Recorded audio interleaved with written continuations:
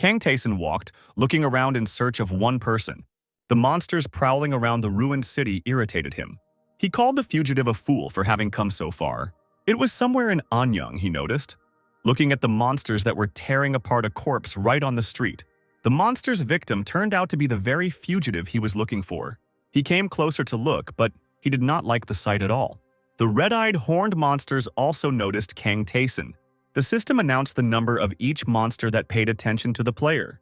Kang Taesong said he would like to turn off this feature. The monsters turned to Kang Taeson and rushed towards him with a loud howl. Kang Taeson turned to face them and did not move. There were 3 creatures, and they attacked at the same time. Kang Taeson quickly took out his weapon, ready to fight. He activated addition and multiplication under the system comments. The sharp sword in the player's hands cut through the monsters, and, having destroyed them, Kang Taeson could leave here. He returned home, hiding behind the high gates. A hand in a black glove loudly pounded on the gate. The gate swung open, and a guy in a protective suit stood on the threshold. It was the hard difficulty player Gum Jun, and he came to greet the returning Kang Taeson. Kang Taeson asked Gum Jun to send someone in his place next time, but he objected that there was no one else who could do it, and then asked what happened to the fugitive. Gum Jun was shocked at how quickly the fugitive died, considering he was a player on a high difficulty level. Kang Taesong clarified that he found 3 A-rank monsters near the corpse. Gum Jun was astonished by this news. A-rank monsters were comparable in strength to players on the high difficulty level. Such creatures nearby needed to be dealt with urgently, and Gum Jun asked Kang Taeson where exactly he had seen them. Kang Taeson said that there was no need to look for monsters because he had already killed them. The friends went to the dining room, but Gum Jun did not stop his questions. Gum Jun couldn't believe that Kang Taeson was playing on a low difficulty level. Kang Taeson reminded that this is easy to verify because he made his way through the labyrinth not alone, but with other players. Gum Jun said that all the low-level players except Kang Taeson either died immediately or later died from their wounds. It was a challenging terrain even for those playing at an average level, and for lower ranks it seemed deadly.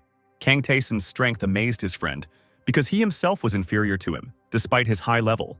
Kang Taesong explained it all simply. The other players were simply too lazy. The friends reached a tent where they could get food. They were not happy with the ever-present potatoes, and Kang Taesong asked why they couldn't replace them with sweet potatoes or corn. Gum Jun explained that potatoes are cheaper, and distribution restrictions also play a role. Kang Taesong reminded that, as a low-level player, he didn't have a fast cultivation skill, and there was some kind of food everywhere he went. Someone's screams could be heard from outside. Someone was furiously accusing everyone of lying, and they were trying to calm him down. Kang Taeson assumed that the man had returned from a cleanup operation and that he would be arrested for disturbing the peace. But Gum Jun noticed that it was someone high level, which meant Kang Taeson would have to intervene. A moment later, Kang Taeson was indeed called to the scene of the brawl. The unknown young man refused to believe that what he saw was planet Earth, because the nightmare should have ended after the last raid. Out of anger, the stranger started a fight with everyone who tried to explain the situation to him, because he believed that they were playing a joke on him. Kang Taeson peeked out from the dining tent to see where Lee Tay Young was. Meanwhile, people continued to try to convince the stranger to listen and try to understand how much the world had changed while he was in the labyrinth. In response, well-wishers received only furious blows. Gum Jun wished his friend good luck as he headed off to deal with the problem. Kang Taeson threatened to kill him if he ate his potatoes before he returned.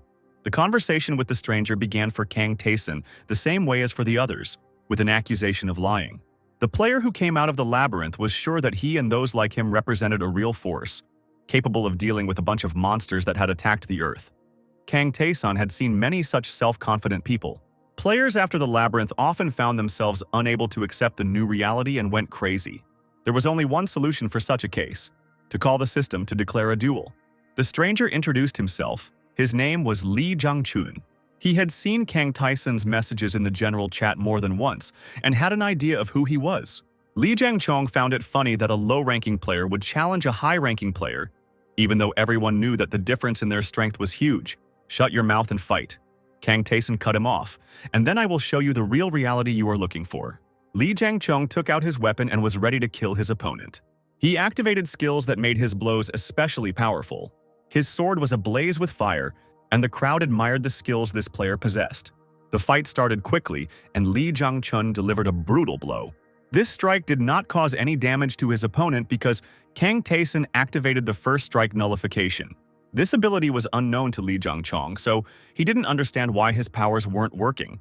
Now it was Kang Tae-sun's turn to strike. Lee Jang Chun activated Fortitude to reduce possible damage by half. Kang Tae-sun's skills allowed him to bypass this defense as well. The injuries Lee Jang Chun received were not that great, and he was confident of his victory. Kang Tae-sun clarified the Date 12 opponent and added the enhancements available to him. These were abilities that made the player very powerful, and he could bypass any defenses. Lee Jang Hong tried to stop him after seeing the system's messages. Kang Tae-sun struck anyway and defeated his opponent. The damage dealt to Lee Jang Hong was 9,604. The duel ended, and Kang Tae-sun reminded them that they were on Earth and they had to admit the obvious. Lee Jang Hong, struggling to rise from the ground, still tried to argue. The realization of the situation brought tears to his eyes and made him regret that he had once gone to clear the labyrinth. The land was once peaceful, but one day the skies opened up, releasing countless monsters. A system has appeared in people's lives that offers each person a choice of 4 levels of game difficulty. After selecting a level, players entered the labyrinth and could only return to Earth after clearing it. The home planet turned out to be teeming with monsters. Kang Tae-sun believed that humanity now had only one choice: to try to save their world together. Gum Jun greeted Kang Tae-sun after the match with approval. The people who gathered nearby took Lee Jang Hong to help him come to his senses. Kang Tae-sun didn't think it was a difficult victory, but Gum Jun was curious about where his friend got his skills from. The Last Judgment and First Strike Reset were unknown to any of the players except Kang Tae-sun. Kang Tae-sun replied that he acquired such skills through hard work. The friend's attention was drawn to another noise, as if one of the other players was returning. It was a girl who was greeted joyfully by everyone around. The girl's name was Lee Tay Young. Kang Tae-sun went to visit Lee Tay Young at her house, which, as always, struck him with its interior, somewhat strange in a collapsing world. For Kang Tae-sun, all this love of luxury was unpleasant, and he said so out loud.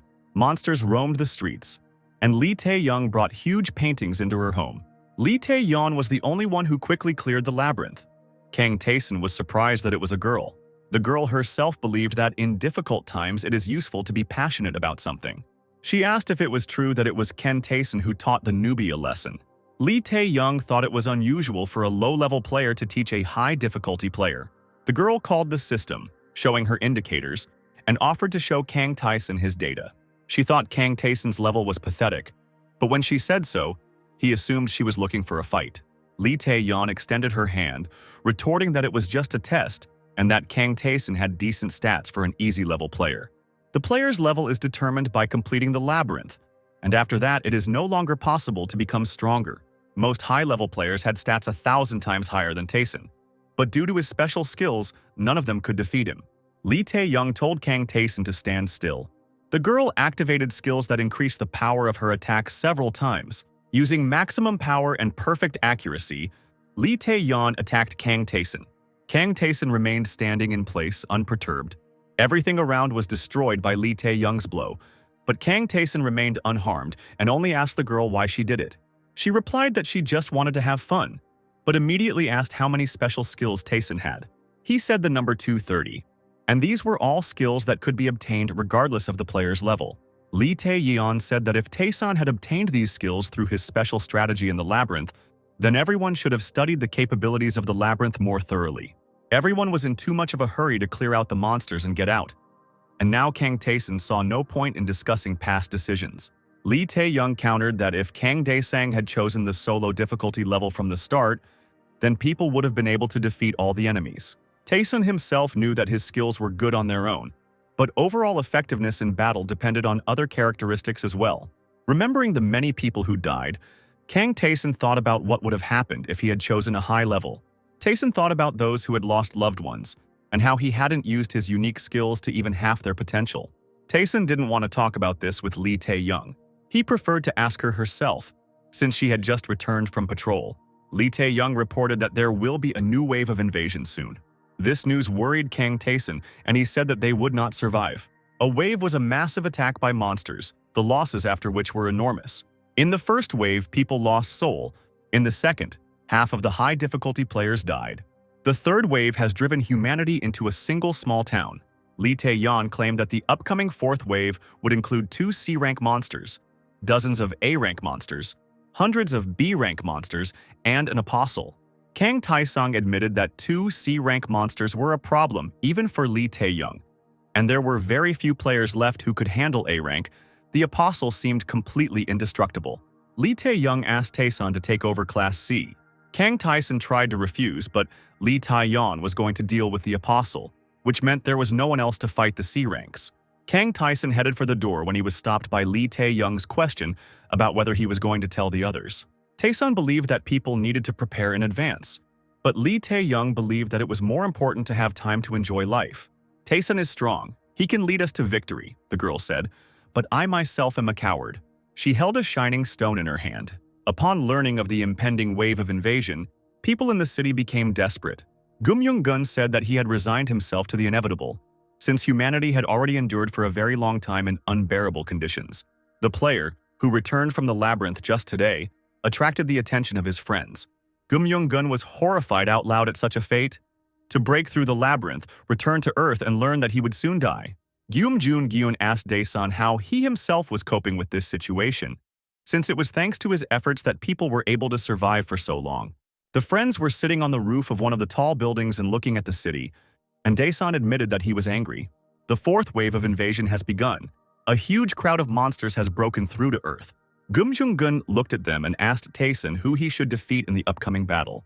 "See you in the next world," he said. "You will wait for me if you go there first." Kang Taesun activated long jump and stepped off the roof. During the flight, he also activated total city surveillance. Noticing the C-rank monsters, he landed right next to them.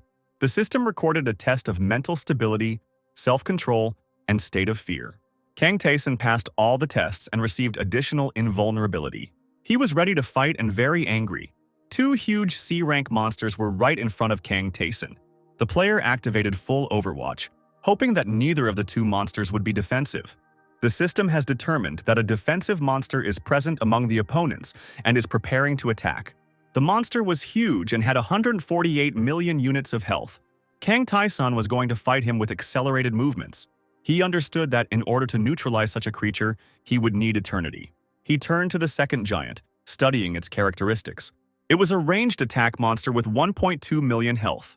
Kang Taesun managed to start the fight with the attacking monster successfully, damaging several of its tentacles. The tentacles were the monster's main weapon. They were so fast that it was almost impossible to dodge them. Kang Taesun was saved from their destructive power by the skill Zero First Strike. The only thing he could do next was try to predict the trajectory of the next blows. Kang Taesun activated the acceleration skill. He didn't have much time to fight. He managed to land several devastating blows before a second monster entered the battle. The defensive type monster was defending the attacking monster. It was not for nothing that they were sent out in pairs. Kang Taesun managed to break through into the field, where he could only be attacked by one of the pair of monsters. The attacking monster remained outside the battle. Kang Taesun remembered Lee Tay Young and regretted that she, with her high stats and legendary equipment, was not by his side. Kang Taesun had to activate all the skills that increased the power of his attacks. But it wasn't enough. If Lee Tay Young were in his place, he thought she would have taken care of the attacker first. But for Kang Taesun himself, a blow from any of these monsters would be fatal. He decided to deal with the one with more health units first. Launching his special skills, Kang Taesun attacked the defensive monster. Even with them, Kang Taesun was inferior to the C-rank creatures many times over. But this only meant that it was necessary to go to the limit and use everything that was available to use unique abilities. The damage that Kang Taesun managed to inflict on the monster was 922366816 points. After such a blow, the monster was defeated, and all that was left was to finish him off. There was still an attacking monster left, and it was necessary to fight it immediately. Kang Taesun used up all his attack resets, and only had enough stamina for one more hit. He had a hard and tedious job ahead of him. Hit, dodge, hit, and so on 25,000 times. Without unique skills, Taesun was left with only normal attacks. Kang Taesun did not think he was capable of winning such a fight. The player entered the fight with fury. The system noted that, while in a state of complete concentration of body and soul, he had earned the skill Height of Concentration. But because Kang Taesun was not in the labyrinth, this skill was sealed. Kang Taesun defeated the monster after a grueling battle. It seemed to him as if this fight had lasted for a whole month. Wounded and tired, Kang Taesun moved towards the base. He saw many people die and was angry at them. because they were high difficulty level players. But he, a player of the most basic level, was the only one left alive. He remembered all his acquaintances from the base. Kang Tae-san walked past the bloody bodies and recognized their faces. Gum Jun died just like the others. The last one Kang Tae-san found was Lee Tay Young, sitting on the side of the road. The strongest in the world, who completed the labyrinth on solo difficulty, she was also dead. Her killer, the Apostle, was next to her. The system has recorded that the Apostle has noticed Tae-san, and this threatens the player with death. Kang Tae-san managed to reflect the intimidation effect. He managed to activate high concentration. He was ready to fight the Apostle. It was a brutal fight in blood and smoke. The monster was too strong for Tae-san. Is this the end? The player thought.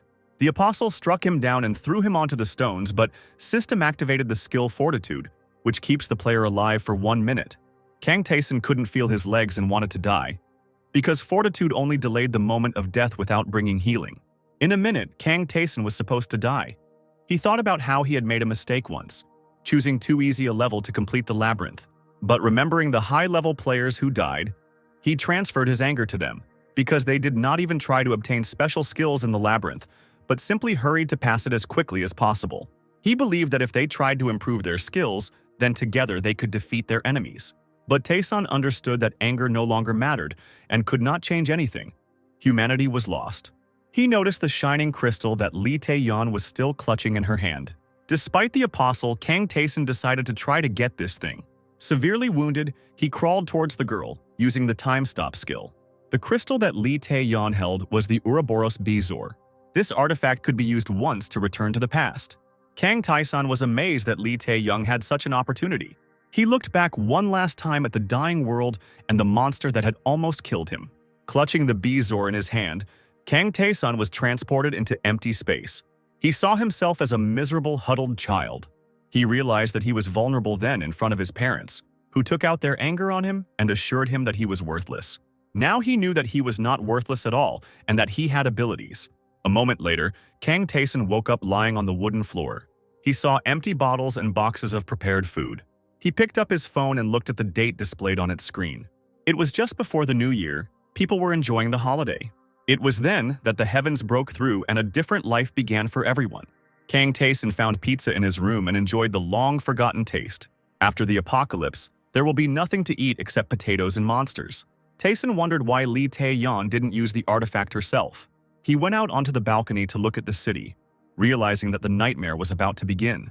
People below admired the fireworks. Someone exchanged gifts. A bright flash lit up the entire sky in an instant. People did not immediately understand what was happening, mistaking the noise and flashes for a new show. Only after some time did some begin to suspect that something bad was happening. Kang Tae-san watched the monster flying from the sky from his balcony. Now he knew it was a B-rank monster. The first notification from the system appeared in front of Tae-san. Panicked people on the streets received the same notifications. All the inventions of mankind, all the technology and weapons were useless against the monsters. The monster that destroyed the combat helicopter was shown live on TV. The system promised a way out of this situation, the grace of a deity. In order to gain power, it was necessary to clear the labyrinth of monsters. The monsters destroyed cities and people by attacking and breathing fire. Even small children could not escape the common fate. Kang Tae-san walked calmly among the frightened crowd. He did not consider the system's promises to be mercy. It seemed to him that the deity watching what was happening was simply enjoying the spectacle.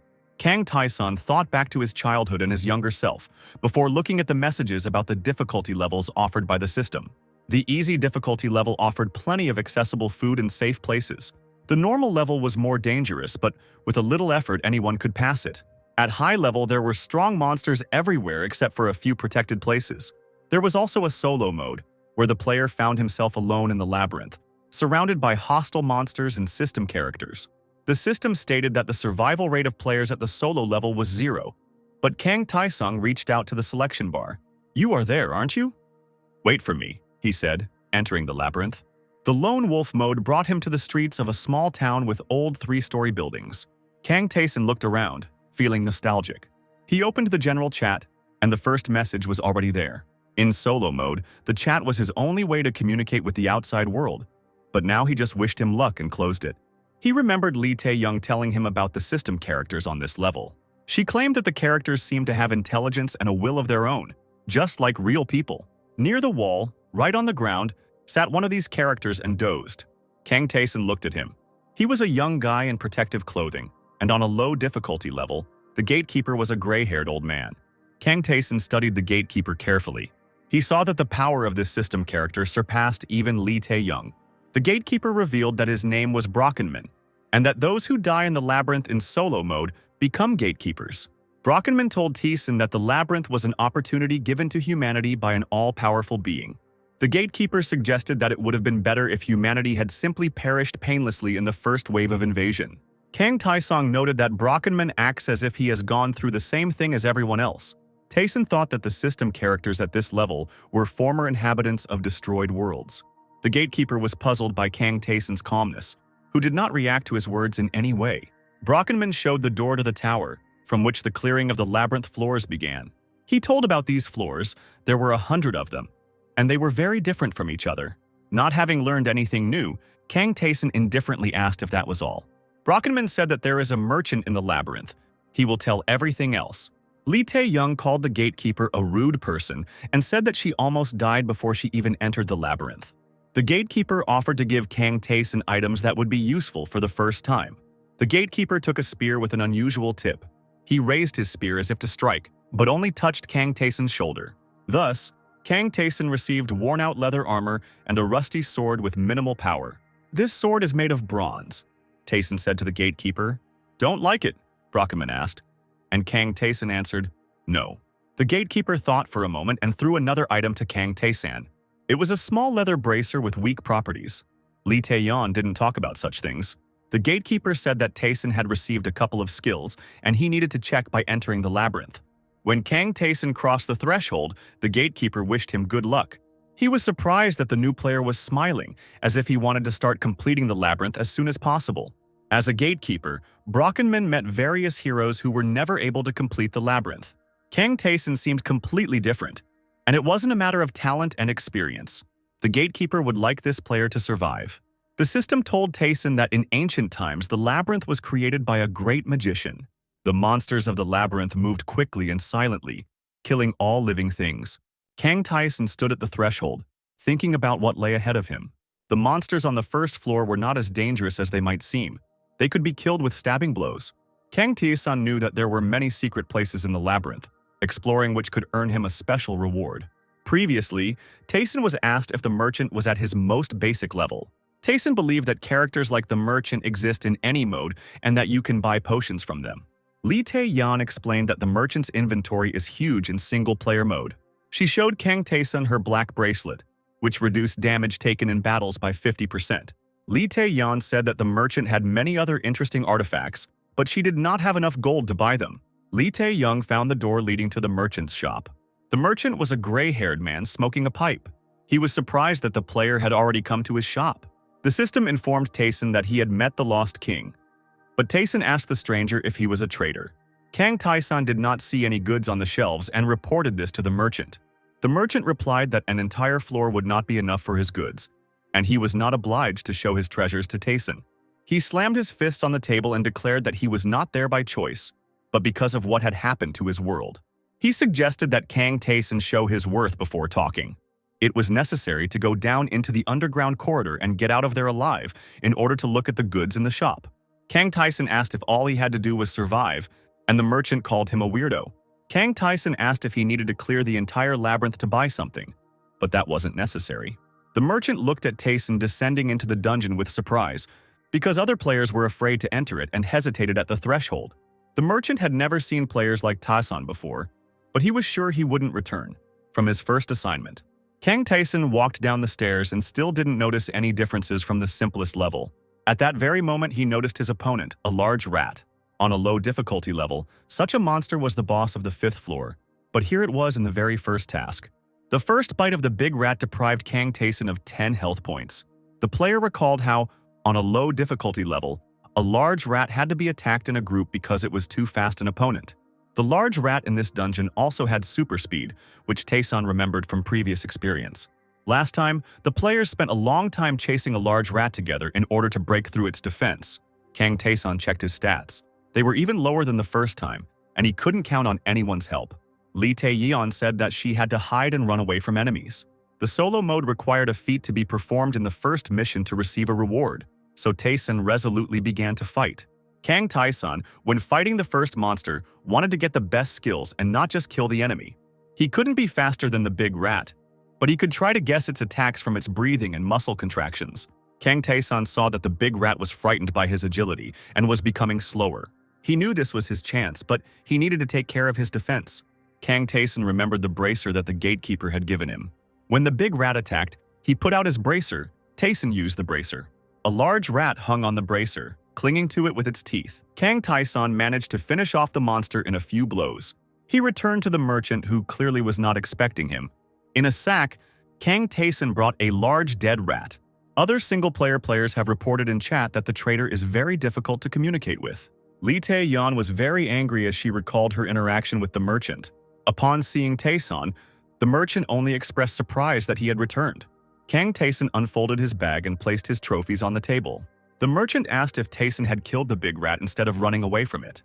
Looking at the meat and skin, the merchant noted that not only had Kang Tae-sun killed her, but he had done so without damaging the skin. He agreed to show Kang Tae-sun his wares. Kang Tae-sun would like to purchase a siege shield. He needed the biggest one they had in the shop. Kang Tae-sun wanted to use it to crush his enemies. The merchant opened a door made of radiance. He got exactly the kind of shield that Kang Tae-sun needed. After looking at the shield's characteristics, Kang Tae-sun noted that equipment of such quality had previously been available to him no earlier than the 7th floor. The merchant named a price, but Tae-sun didn't have that much gold, and he turned around to go down into the dungeon for more trophies. The merchant stopped him and gave him the shield as a gift. Then the merchant took out goods that Kang Tae-sun would have enough money for. These were various potions and artifacts. The merchant said he wanted to do something good for Tae-sun.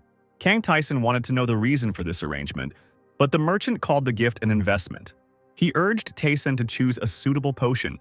These were elixirs of health and speed, very necessary when passing the labyrinth.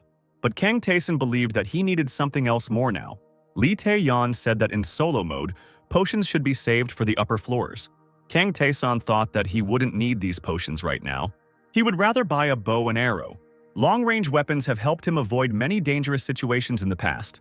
Kang Tae-sun asked how much money the merchant would give him for the big rat and said that he would buy a bow and arrow with it. This act changed something in the merchant's behavior. The merchant reminded Kang Tae-sun that it was impossible to restore health in the labyrinth without additional funds.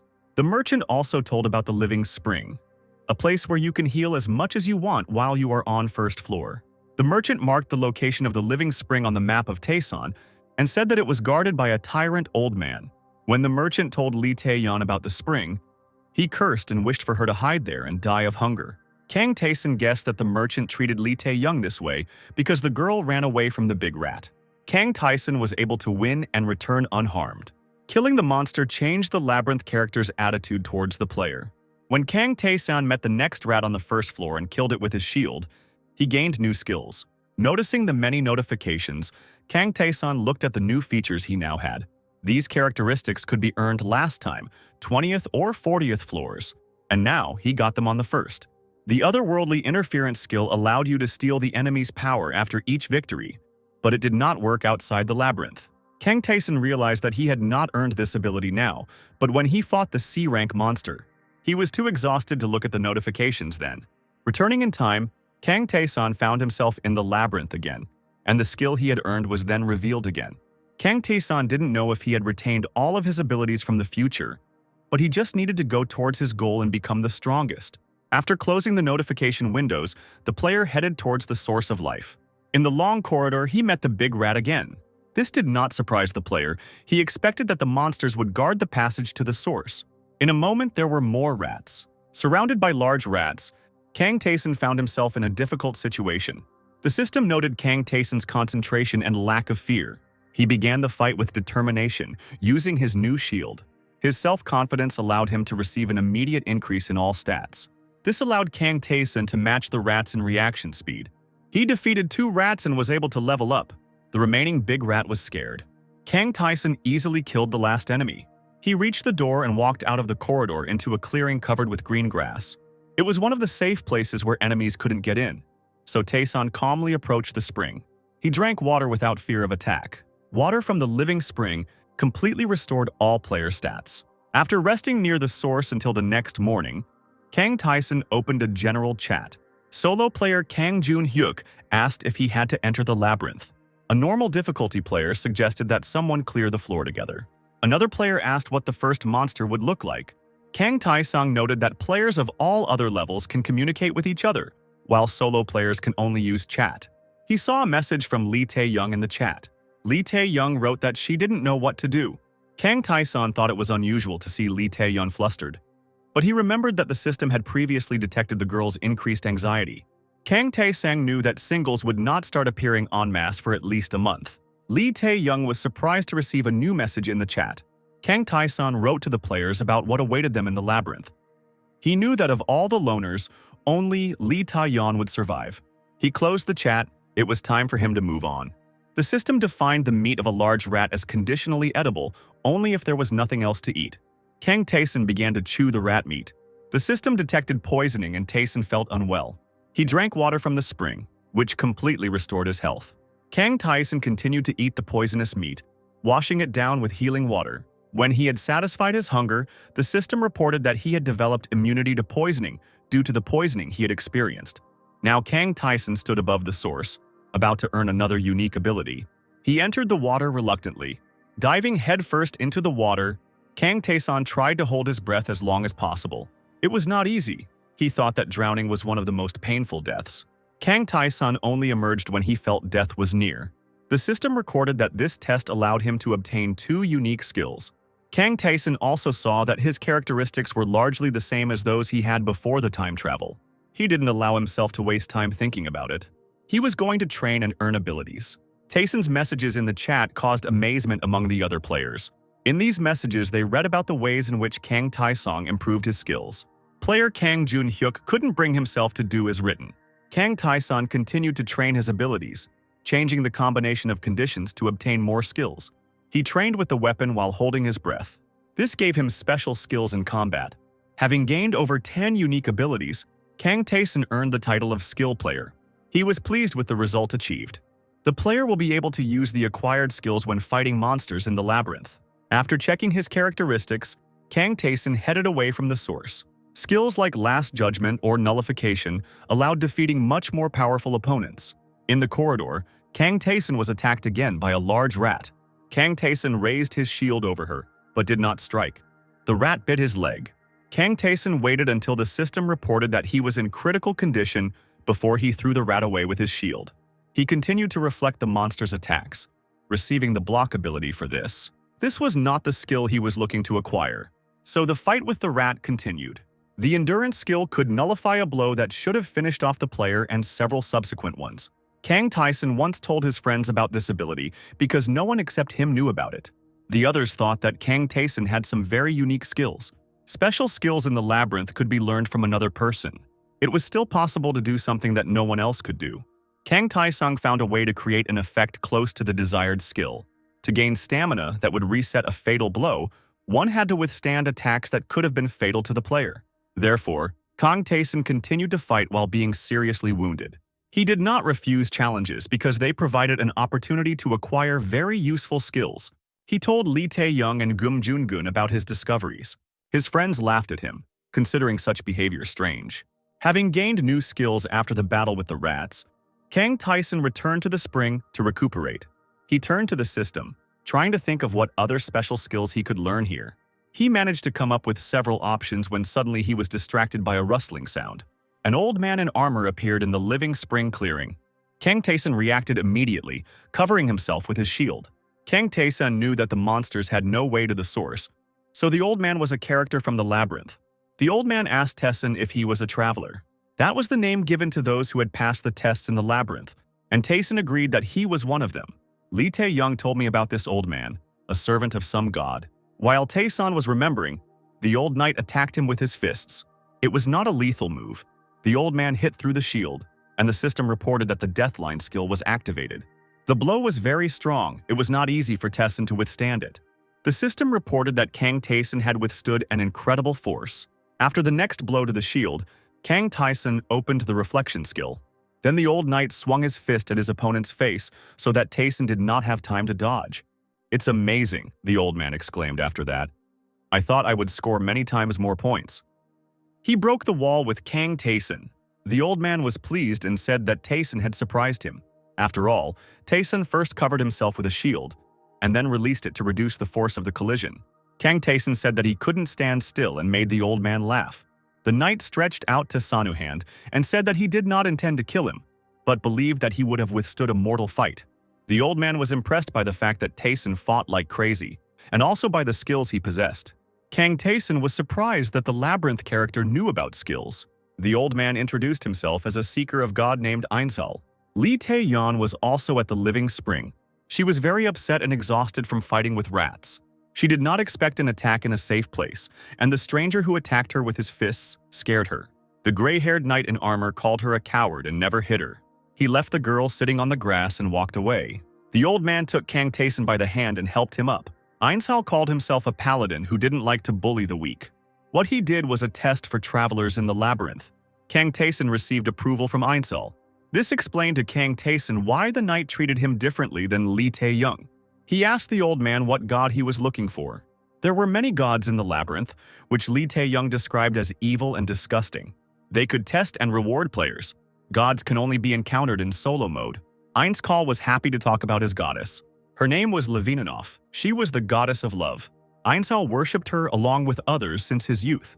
Now his world was destroyed, and Ainshal was the only one left who knew about the goddess. Ainshal entered the labyrinth in search of her, but found no trace of her. Kang Taesun looked at the knight and thought he knew where his Levinanoff was. This goddess was brutally killed. Lee Tay Young found her some time ago and shared her horror in the chat. Ainshal wanted to know one thing from Kang Taesun. He asked if Taesun was in a hurry to get out of the labyrinth. He offered to teach the player the abilities that the goddess Levinanoff gives. Kang Taesun immediately agreed. This surprised the old knight. He expected at least some doubts from the player. Kang Taesun just wanted to know what Ainshal would demand from him in return. Ainshal suggested that this be considered an apology for the surprise attack. Kang Taesun asked if the knight could have not attacked at all. Ainshal said that he only apologizes to those he considers worthy. It was important for the old man not to disgrace the gods with his behavior. He offered Kang Taesun to hit him with his shield. Many of the labyrinth skills are dependent on the player's weapon. Sword players received sword skill. Young Ainshal had a special talent called the Art of Air Weapons. The goddess personally praised this skill. Ainshal was going to teach Kang Taesun this skill. Kang Taesun informed the knight that he saw no particular benefit in combining skills. He thought about how he would prefer other skills. If you have an extra hit, Ainshal said, the damage should be around 4. Ainshal ordered Kang Taesun to attack. Kang Taesun brought his shield down on his head. Ainshal took 4 damage and asked if it was necessary to hit so hard. The old man told me to try again, but to use my fists. Kang Taesun attacked again, this time without a weapon. His fist dealt 2 damage to Ainshal. Kang Taesun realized that the damage changed depending on the type of weapon used. Ainshal explained that if you take a sword plus a 20 and a glove plus 50, then the damage to the enemy will be counted only from the weapon. If you hit with a fist, the damage from the glove will be counted, but the damage dealt cannot be combined. Kang Taesun said that these are obvious things, which is why no one hangs weapons on themselves. Ainshal believed that using only one type of weapon during a fight was foolish. Fighting in the labyrinth required terrible strain on the entire body. Ainshal stated that his body is his weapon, and his weapon is part of his body. Ainshal came up with a way to combine basic skills and damage from all equipment, and called it the Art of Air Weapon Mastery. Kang Taesun was amazed that the damage of the entire attack could be combined. Ainshal said that Kang Taesun understood correctly. Ainshal's special skill affected not only weapons, but every part of the body. When wielding it, one could strike with hands, shoulders, or feet, and the total damage was counted. Players used to receive inventory that they felt was useless. This could be very important as Kang Taesun progresses further into the labyrinth. Kang Taesun called this skill amazing. Ainshal said that ordinary adventurers would never gain such a skill. He was glad that Kang Taesun agreed to study without a shadow of a doubt. Ainshal placed his hand on Kang Taesun's shoulder. He shared his skill with the player. Kang Taesun instantly received a whole stream of knowledge. The creator of the skill was able to grant the player a top-tier skill. Ainshal advised Kang Taesun to train every day and gave him an old ring. Kang Taesun thought that in the past he would have simply thrown away such a trinket, but now he would wear it. Einskall regretted out loud that now Kang Taesan would still not be able to fully use the abilities he had received. So he suggested that Taesan train together. Kang Taesan saw no reason to refuse. Taesan took his shield and stood opposite Einskall. The knight attacked him again, trying to knock him down with his fist. Kang Taesan parried the blow with his shield. Einskall hit the shield with his knee. Kang Taesan blocked all of his attacks, increasing his shield skill. Einskall was stronger, and at the end of the two-day fight, Kang Taesan was thrown onto the grass. Kang Taesan gained unique abilities thanks to his battle with a more powerful opponent. Einskall watched approvingly as Taesan checked his stats. The old knight asked Kang Taesan to promise him two things. Kang Taesan shouldn't pass on the skills he received from Einskall to pathetic and useless players. Otherwise, the old man would kill him. Einskall said he hoped for a meeting with LABYRINTH as if it were a miracle. Kang Taesan thought that if Einskall found his goddess, he would either save her or die with her. If Einskall doesn't find her, then LABYRINTH will definitely die. Kang Taesan was wondering whether to tell the old man about the goddess. When he told him that he knew where she was, Einskall was amazed. The knight even accused Taesan of trying to play a joke on him. He said that he had been looking for the goddess throughout the labyrinth. Kang Taesan was not surprised by the distrust. Taesan had something that described the labyrinth. Einskall cried out that there were no maps in the labyrinth. Einskall asked if this could be a divine call. Kang Taesan encountered an object that showed the location of a deity. This horn was shown to Taesan by Lee Tay Young because she couldn't help but share. The girl considered this object useless because the deities seemed terrifying to her. Kang Taesan considered the horn a useless trinket. He remembered where the gods were and was able to tell Einskall the place where to look for LABYRINTH. The old man was very happy and said that now he was in debt to Taesan. Now Einskall had to make his way to the 78th floor. He wanted to thank Kang Taesan before he left. The old man gave Kang Taesan a bronze ring. Kang Taesan saw that this was a very powerful artifact. Einskall said goodbye and set off on his way. He called out to his goddess as he walked. Kang Taesan thought that if Einskall managed to find the goddess, she would survive. But it could also be that LABYRINTH is already dead. Kang Taesan went to the labyrinth to catch big rats, which was now easy for him. The player tried to gain the powers of the killed creature, but failed, as he was much smarter than it. Before heading to the second floor, Kang Taesan was going to stop by one more place. He knew about the existence of secret rooms in the labyrinth. Those who found them received generous rewards. You could get a potion, a magic staff, or a ring. Only one person could enter the secret room, so players competed for this opportunity. Kang Taesan lost many of these rooms to competitors. In solo mode, he was able to open the room without interference.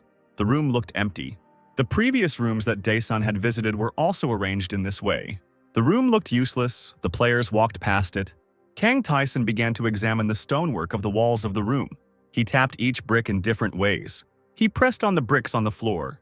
He searched for the secret entrance for a long time, improving his own detection skills. Kang Taesan opened the secret room. There was a chest in the opened room. A large rat was waiting by the wall. Kang Taesan easily caught the rat by the tail. He threw it on the floor so that its weight would press the secret pedal. An arrow that flew out of the trap hit the rat. Kang Taesan managed to get to the disarmed trap. The player had to catch the next arrow with his hand. He walked forward, despite the arrows that were no longer flying one by one. Kang Taesan was clever enough to catch them. He took the arrows for himself. Now he wouldn't have to buy them from the store. He received paralyzing and poisoned arrows. Kang Taesan returned to the first trap and the shots were repeated. Having collected 100 arrows, Taesan headed towards the chest. It was necessary to deflect the arrows and quickly run to the target. Kang Taesan was going to show his best side. He activated the attack in one breath. He caught the arrows flying at him with both hands and added them to his armament. Some had to be blocked using the reflect skill. Thanks to reflection, Kang Taesan had more space to move. He stepped on the last trap. She fired 15 arrows at him instead of the expected 9, which Taesan was almost prepared for. Kang Taesan wasn't sure he could beat them all off, so he decided to take advantage of the situation in a different way. The arrows hit him, causing serious damage. Kang Taesan allowed his condition to become critical. While in severe pain, he gained the pain relief skill. Kang Taesan reached the lever in the wall and disabled the traps. Now he could open the treasure chest he had come to this place for. The chest contained an oddly shaped wooden staff. Although on the easiest difficulty level, there was nothing important to be found in the chests on the first floor. The system designated it as the Flame Staff, capable of generating fireballs. Kang Taesan received such a special item because he played on solo mode. Having received the trophy, he could leave the secret room. A large rat tried to attack him. Kang Tae-sun easily repelled the attack despite only being able to use one arm. Even in his crippled state, he managed to kill a large rat, gaining a few more useful skills. Kang Tae-sun returned to the living spring. With the help of water, he healed all the wounds he received. He checked all the new abilities he had acquired and noted that they would be useful to him on the upper floors. The most valuable acquisition was the Staff of Flame, which could produce fire charges. Kang Tae-sun was convinced that there was nothing more to look for on the first floor. It was necessary to go to the stairs guarded by the most powerful creature, which was called the Floor Boss. Kang Tae-sun approached the door behind which the stairs to the second floor began. A huge rat was waiting for him outside the door. Kang Tae-sun greeted the monster. The rat squealed and bared its teeth. On the easiest difficulty level, such a creature was located on the 10th floor, and defeating it was not easy even for a team of players. The giant rat charged with a terrifying appearance. Lee Tay Young had to resort to trickery to defeat such an opponent. The girl spilled oil in the room and set it on fire. Kang Tae-sun decided to use the flame staff. He inflicted significant damage on the giant rat early in the fight. Then Kang Tae-sun took up his bow and arrow. He used paralyzing arrows first, then poisonous ones. The effect produced by the arrows fired from the secret room seemed curious to Tae-sun. The player managed to paralyze the monster with well-aimed hits and then poison it. The weakened creature continued to attack, but received more damage from Kang Tae-sun's blows. Kang Tae-sun knew that soon after the giant rat's vital signs dropped to a critically low percentage, the Berserker mode would activate. In the past, it was a surprise to players when a monster stopped responding to their shots. Kang Tae-sun held out his shield in front of the frantic rat. Tae-sun's best stat was dexterity, which he used to fight the Berserker. He managed to hit the enemy, but he himself was also wounded. Kang Tae-sun used his unique skill to keep his breathing from getting out of hand. He managed to hit the giant rat with a few well-aimed blows. The monster dealt serious damage to Kang Tae-sun, taking away 24 units of health. This was becoming dangerous. Tae-sun was afraid that he wouldn't survive even a couple of attacks. Kang Tae-sun withstood the next attack with the help of the Reflect ability. Speeding up, Kang Tae-sun successfully launched a counterattack, causing the rat to suffer significant damage. Tae-sun was going to finish the fight faster. He dealt a crushing blow to the monster. The giant rat received 20 damage. The creature collapsed to the floor in agony. The system recorded Kang Tae-sun's victory. The player has examined the rewards and upgrades received as a result of this battle. Kang Tae-sun expected this, but the level up was nice.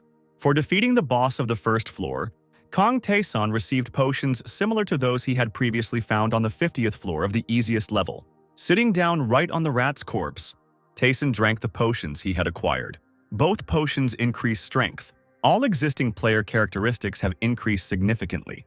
Kang Tae-sun was pleased because he had only passed the first floor. The new skill still needed to be tested. It turned out to be counterattack, an ability no less useful than reflection. Kang Tae-sun checked everything he wanted and lay on the giant rat. He remembered that he had posted his strategy for solo mode in the chat. Kang Tae-sun opened the chat to check for new messages. What he saw in the chat surprised him, because differed from the usual picture.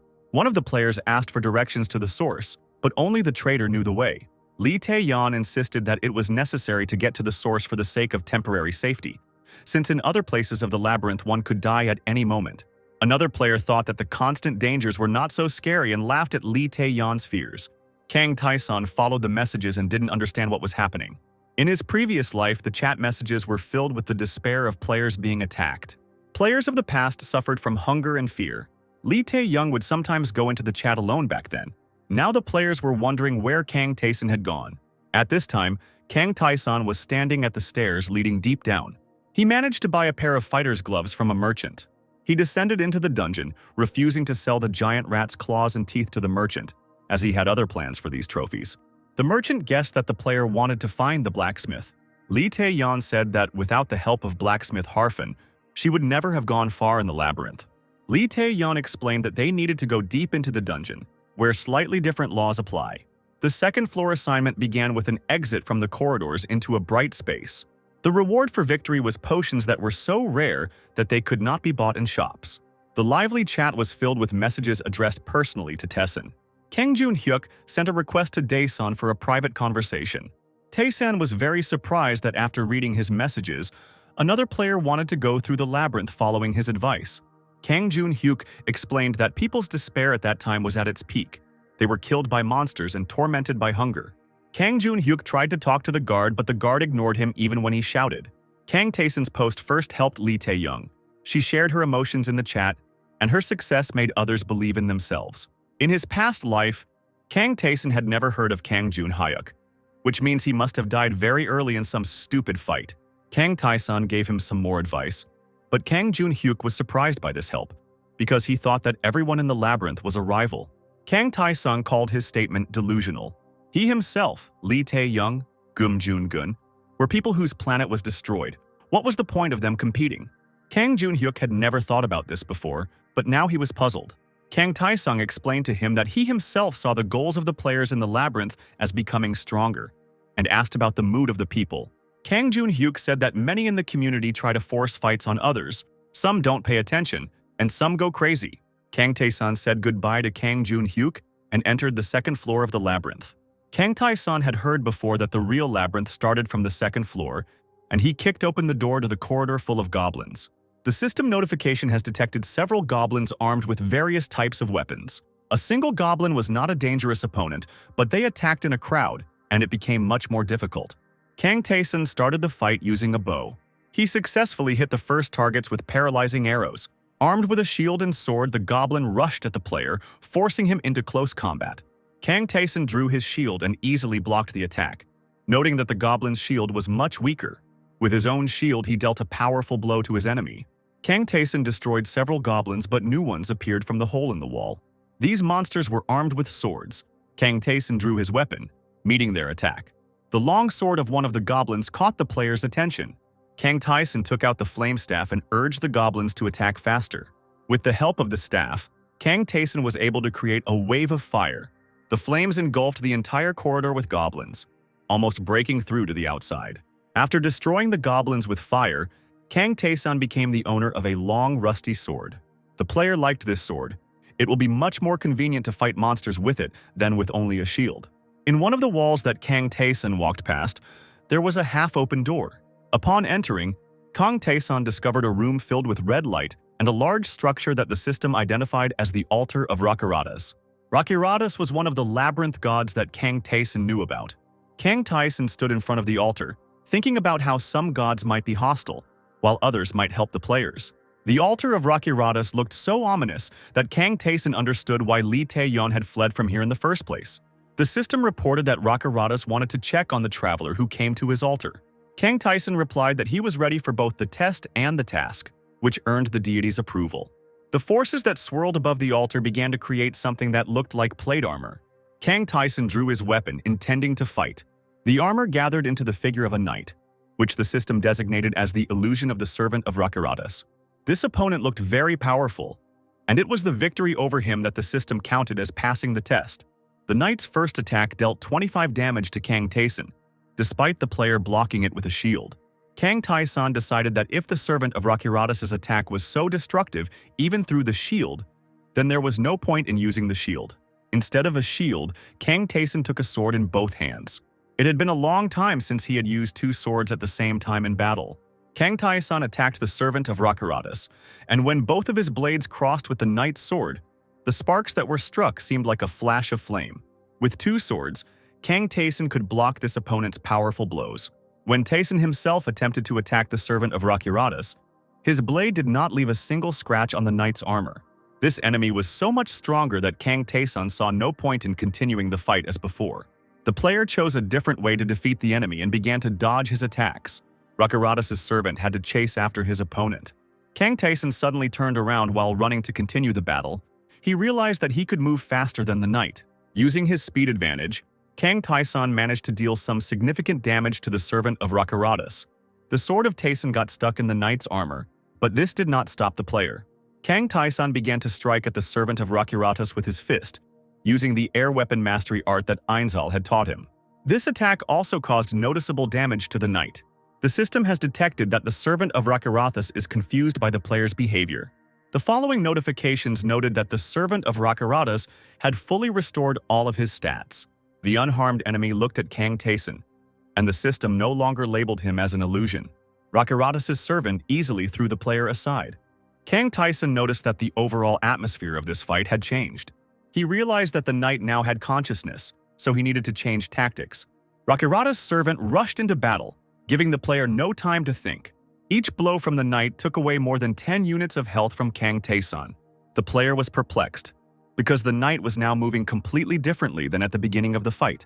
One of Rakaratus' servant's blows sent Kang Tae-san flying into the wall, taking 25 damage. Kang Tae-san saw that his opponent was a perfect swordsman and moved like an experienced knight. Tae-san held a sword in his hand, but he couldn't control it with such ease, which made one wonder about the difference in skills. He stood before the servant of Rakaratus and thought that if in the labyrinth every move of the player was assessed and rewarded, then in this fight he could gain a valuable skill. Kang Tae-san realized that his opponent was far superior to him in swordsmanship. Tae-san was a player, and with only swordsmanship, the enemy would not be able to defeat him. Kang Tae-san used the flame staff for his next attack. Rakaratus' servant had to face fire that he could not cut with his blade. When the wave of flame disappeared, the servant of Rakaratus did not see the enemy in front of him and did not understand where he had gone. Kang Tae-san approached the Rakaratus knight from behind and struck with his sword, taking away 6 units. Now the opponent stood face to face again. Kang Tae-san tried to use the skill division and split the next attack, but Rakaratus' servant dealt him another 15 damage. Then Kang Tae-san activated his special skill, One Breath Attack, and continued the fight, with both opponents receiving damage. This gave Kang Tae-san a new skill, but the player had no time to figure it out during the battle. Kang Tae-san used the flame staff and Rakaratus' servant received severe burns from its effects. Tae-san was worried that all the injuries so far had not resulted in the death of the enemy, while he himself was losing less and less health and mana. There was no way to stop the fight, and there was nowhere to run. The next attack from the servant of Rakaratus was devastating and took 80 health from Tae-san. Kang Tae-san activated Death Blow Nullification, allowing him to completely negate damage from attacks that would take away the last units of health. The player managed to get close to the enemy and cut off his head by striking with 2 blades at the same time. Kang Tae-san fell to one knee, catching his breath, and looked at what was happening to his defeated opponent. The helmet on the knight's severed head was split, and one could see his human face and hear him call the battle that had just ended excellent. Tired from the fight, Kang Tae-san fell on his back to rest and, calling Rakaratus names, declared that the task was unfair. The power of Rakaratus enveloped the player in a glow, granting a huge amount of experience and leveling up. Kang Tae-san decided to check what had been added to his stats, and read that Rakaratus was pleased with the battle that had just taken place. This angered Kang Tae-san because the battle almost cost him his life. As a reward from the deity, Kang Tae-san received the ceremonial sword of Rakaratus, with a crimson curved blade symbolizing the absorbed blood. The system reported that after completing difficult training, Kang Tae-san earned an additional reward. The player also received the passive skill Trace of Struggle. The altar hall around him shook, and Kang Tae-san realized that the situation was not over yet. The orange system notification showed the player an offer from Rakaratus, which was the Apostle contract. Kang Tae-san thought deeply, because the choice could be made with one movement of the hand, and neither the system nor the deity gave any explanation. Kang Tae-san appreciated the kind gesture, but he knew that Rakaratus was not an easy deity. This deity created chaos and confusion, whether it was profitable to sign a contract with him. Kang Tae-san imagined himself as a puppet in the hands of Rakaratus and was afraid that he would forever become his weak-willed slave. He rejected Rakaratus' patronage without hesitation and did not accept the apostle's contract. Kang Tae-san was glad that the god was not angry at his refusal, but Rakaratus' offers were not over yet. Kang Tae-san received an additional task. He needed to kill all the enemies on the 2nd and 3rd floors, and then come to this altar for a reward. Kang Tae-san tried to decline the task, not trusting Rakaratus, but he failed, had to accept the offer, and this choice satisfied the deity. Kang Tae-san returned to the merchant because he needed to buy something to complete the quest. The merchant was surprised that Tae-san needed potions, but the player was afraid that Rakaratus' errand might be difficult. The merchant noticed Kang Tae-san had a ceremonial sword and was surprised that Rakaratus was generous to this player. The merchant said that many had already died because of this mad god. Kang Tae-san wanted to ask the merchant about the apostle's contract. The merchant said that Tae-san was right to refuse the contract, because such decisions cannot be made spontaneously. But the old man did not explain the essence of the agreement with the god. The terms of the merchant's contract did not allow the old man to reveal the secrets of the labyrinth. He could only sell potions. It was the first time Kang Tae-san heard that the merchant was bound by a contract, but he said goodbye to him without explaining anything else. Kang Tae-sun decided that it was high time to check what was going on in the chat. Lee Tay Young and Kang Jun-hyuk were happy to see Dazong. Kang Jun-hyuk said that the old knight at the Living Spring was not at all like Dae-sang had warned. He simply spat in Kang Jun-hyuk's face and left. Kang Jun-hyuk had failed to repel Einshal's attack and was now claiming that it was impossible to do so. Lee Tay Young admitted that she too was unable to even move when the old man attacked her. Kang Jun-hyuk tried to hold Einshal back by clinging to him, but the knight did not respond to his pleas. Kang Tae-sun was able to conclude that the characters in the labyrinth only help those who respond to the challenge. Lee Tay Young revealed that she continues to hunt big rats to increase her level. Kang Jun-hyuk said that only a few people had begun to go through the first floor of the labyrinth, while the rest still needed to get used to this world. Kang Tae-sun decided to explain a little about the further test to Lee Tay Young and Kang Jun-hyuk, since they listened carefully to his advice. The players were excited about the fight with the giant rat that Tae-sun described, and they wanted to know how to deal with it. Kang Tae-sun advised his friends to look for the answer themselves. He believed that it would not be difficult for them. Lee Tay Young and Kang Jun-hyuk were going to tell what they knew to the other players. Kang Tae-sun closed the chat and went to carry out Rakaratus' mission. The goblins watched the player from a hole in the wall. Kang Tae-sun headed towards them, armed with the ceremonial sword and shield. Tae-sun was going to try out his new skills on the goblins. He activated the struggle trace and entered the battle. The scarlet ceremonial sword of Rakaratus in his hands dealt fatal blows to the enemy. Kang Tae-sun noted that the new abilities allow him to avoid unnecessary worries during battle, and also heal and increase other characteristics. Now Tae-sun had few limitations and could fight indefinitely. Kang Tae-sun destroyed all the goblins and noticed something unusual in the corridor. It was a door with an image of two swords, something Tae-sun had never seen before in the labyrinth. Entering the new room, Kang Tae-sun saw an ivy-covered gravestone in the rays of light. Kang Tae-sun came closer. The system notification said that he had discovered a warrior's grave. Kang Tae-sun placed his hand on the gravestone. A flash of light emanating from the stone made Tae-sun take a couple of steps back. A small cloaked ghost appeared from the flash and greeted the traveler. Kang Tae-sun didn't have time to understand anything, and the ghost disappeared back into the gravestone. When Tae-sun touched the stone again, the ghost returned but disappeared again. Kang Tae-sun was angered by this fuss. As soon as the ghost appeared again, Tae-sun grabbed it and told it to stop joking and assign a task to the player. "How dare you ask for a task?" The ghost was indignant, not knowing who was in front of him. Kang Tae-sun called the other man the ghost of the fallen warrior, but he angrily stated that it was too easy to learn everything from the system's messages. Tae-sun asked if the system worked before the labyrinth appeared. The ghost's aura was different from the aura of the labyrinth characters that Kang Tae-sun had met before. The player asked the ghost if he would give him a task or if he himself was an object. The phantom thought it was rude, but he admitted that he was there to give out assignments, but was not obligated to do so for random weaklings.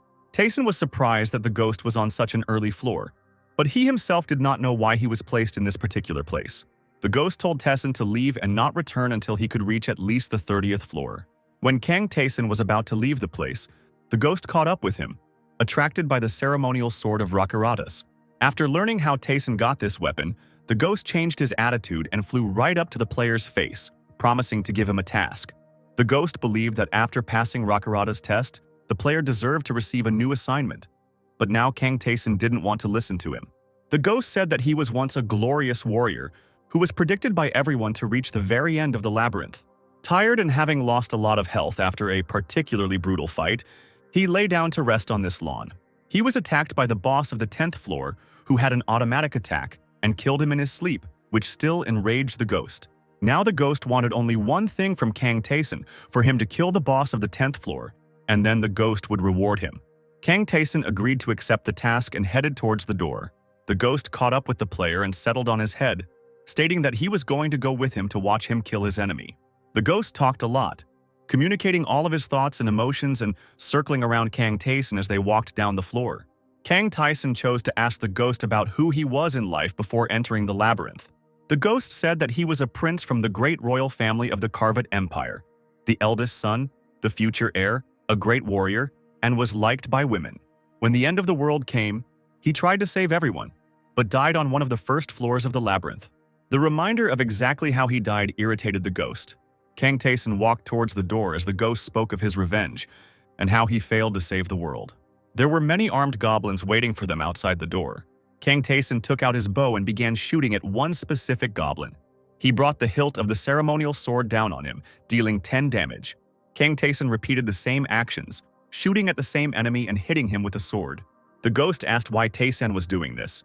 Did he really hate this goblin especially? Kang Tae-sun continued silently, and the ghost himself guessed that the player was trying to gain a skill in this way. The ghost insisted that it was impossible to gain skill this way, but Kang Tae-sun was confident in what he was doing.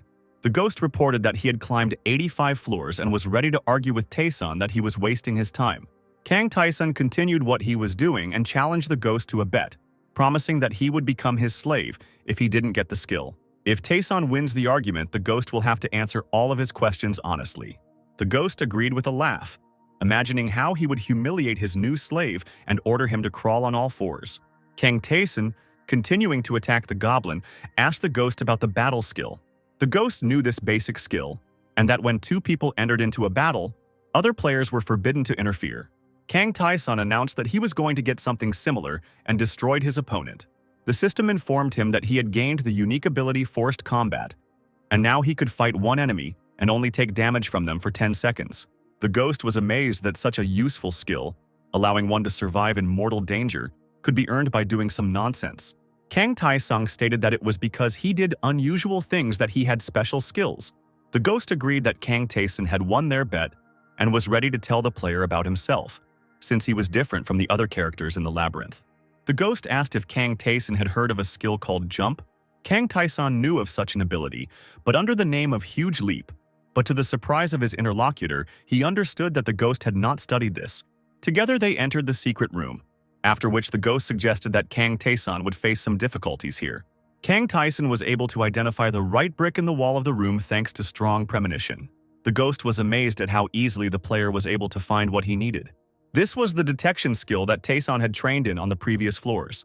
Now one could see rows of arrows aimed at him on the ceiling. The ghost thought that the randomly set traps would be difficult to pass, and it would be better for both of them to return back. Kang Tae-sun did not listen to him, calculating his next steps. Tae-sun moved very quickly, considering all the traps, arrows, and moving walls, while the ghost only shouted after him. Kang Tae-sun deflected some of the arrows with Rakaratus' ceremonial sword. The player did not stop even in front of a large trap containing sharp stakes. Kang Tae-sun managed to jump over this secret room trap as well. Using special power, Kang Tae-sun was able to smash the moving walls with his hand. He knew that this wall was not part of the labyrinth, but was built by goblins, so it was not very strong. By breaking it, you could disable all the traps. Kang Tae-sun received a timely reward for these actions, a ring of mana. The ghost asked Tae-sun who he was anyway. Kang Tae-sun asked him if he would understand if he repeated it twice, but the ghost didn't know what to answer at all. 10 days had already passed since Tae-sun entered the labyrinth, and it was worth entering the chat to check how the other players were doing. Players asked Kang Jun-hyuk how he dealt with the giant rat, and he relayed Kang Tae-sun's advice to them. Kang Jun-hyuk told others about Kang Tae-sun, who managed to go much further in the labyrinth than everyone else. Kang Tae-sun found the community page in the system and greeted all the players at once. Kang Jun-hyuk was surprised because it was Kang Tae-sun's first time using the shared page, usually preferring private conversations. Kang Jun-hyuk said that about half of the people who reached the living spring managed to deal with the rat. Kang Tae-sun asked how things were going for Kang Jun-hyuk and Lee Tay Young. Both admitted that they failed to follow Tae-sun's example, but Lee Tay Young was going to use a different method to defeat the giant rat. Kang Jun-hyuk asked why Kang Dae-sung decided to share his experience with other players. Lee Tay Young said that if someone had told her about the skills at the very beginning of the labyrinth, she would have understood little about it. But then the players were able to appreciate these tips and shared them with each other. Kang Tae-sun decided to tell everyone about the way to earn the easiest skill, pain relief. He said that you had to take a sword in your hand and thrust it into your own hand as deep as possible to reach the bone. The players were amazed and couldn't believe that Tae-sun wasn't joking when he suggested that they impale themselves on their own blades. Kang Tae-sun didn't see a problem with this, because being close to the living source meant one could quickly heal from any injury. Kang Tae-sun explained that while wounded, you can fight a large rat and unlock a skill that will later allow you to fight while ignoring any wounds. Other players did not believe in the effectiveness of this method. For them, it looked like a suicide attempt. Kang Tae-sun explained how to train your breath holding by staying underwater long enough to almost die and surfacing at the last second before death. This advice was even more disliked by the players and seemed even more like suicide. The skill endurance Kang Tae-sun suggested to be obtained by fighting a large rat in a state where the player had only 1 health left. The players did not take all of Tae-sun's ideas very well. They asked if it was necessary to go so far in these trainings. They did not understand how they could do such absurd things. Kang Tae-sun said that he was not going to force anyone. They would have to make the choice themselves. He understood that all these people had recently lived in a world where there was no need to risk their lives. Lee Tay Young asked Tae-sun if he didn't know another way to gain all these skills, but he really didn't know any. Kang Jun-hyuk and Lee Tay Young thought about what they heard and decided to try to do all these crazy things. Other players called them crazy, since Kang Tae-sun's stories could be lies. But Lee Tay Young and Kang Jun-hyuk did not think that Kang Tae-sun would deceive them, because everyone had already tried some of his attack methods and everyone had succeeded. Kang Jun-hyuk was going to start with the training that seemed the least dangerous of all and obtain the breath-holding skill. The players couldn't believe he was going to do this. Kang Tae-sung told everyone to work hard and promised to tell them about the rest of the skills when the players were ready. When Kang Tae-sun left the chat, the ghost watching him stated that all of these tips were completely useless and that players would still die in the labyrinth. The ghost hurried Kang Tae-sun. He didn't want to waste any more time because they were standing in front of the door behind which the enemy was hiding. Kang Tae-sun opened the door and told Ghost that he wasn't going to ask him about the boss. He wanted other information. Tae-sun opened the door and was excited about the upcoming fight. The system has noted the appearance of the Goblin Commander and Goblin Protector. The Goblin Guard was armed with a sword and was already approaching the player. The Goblin Commander wore a cloak and held a staff in his hands. The Goblin Defender struck Tae-sun with his sword at the shield he held out. A purple haze of power swirled around the Goblin Commander. The ghost circled in the air above Kang Tae-sun and advised him to attack the commander first, as his actions were clearly suspicious. Kang Tae-sun saw that the Goblin Commander was casting some kind of spell. Tae-sun fell into the ring of these unknown spells. He found himself in a completely different place, surrounded by mangled bodies. Dead hands reached out to him. He heard accusations that these people died because he chose the easy way out, that he was the only one saved. Then Kang Tae-sun saw Lee Tay Young, dead and bloody, just like she was before using the Time Bezoar. Lee Tay Young opened her eyes and tearfully asked Tae-sun why he left her to die alone. Lee Tay Young sat on a mountain of dead, mutilated bodies and cried, covering her face with her palms. The dead hands of the deceased reached out to Kang Tae-sun, clasped him, burying him under them. Kang Tae-sun opened his eyes and said that such techniques wouldn't work on him. The ghost watched as Tae-sun sat, befuddled by the Goblin Commander's purple magic, and thought that the player was wrong not to listen to his warnings. The Goblin Commander continued to cast his spell. Kang Tae-sun was in a purple transparent sphere, his head bowed and his eyes closed. Suddenly, the player pulled out the Scarlet Ceremonial Sword, and the system reported that thanks to his iron will, Tae-sun had passed the test. The ghost stared at Kang Tae-sun in surprise. The Goblin Commander retreated from his prey. The goblin went berserk and did something else with his staff. Kang Tae-sun waved it off, repeating that it wouldn't work on him. The Goblin Commander activated the curse. Kang Tae-sun stated that he never loses when it comes to mental attacks.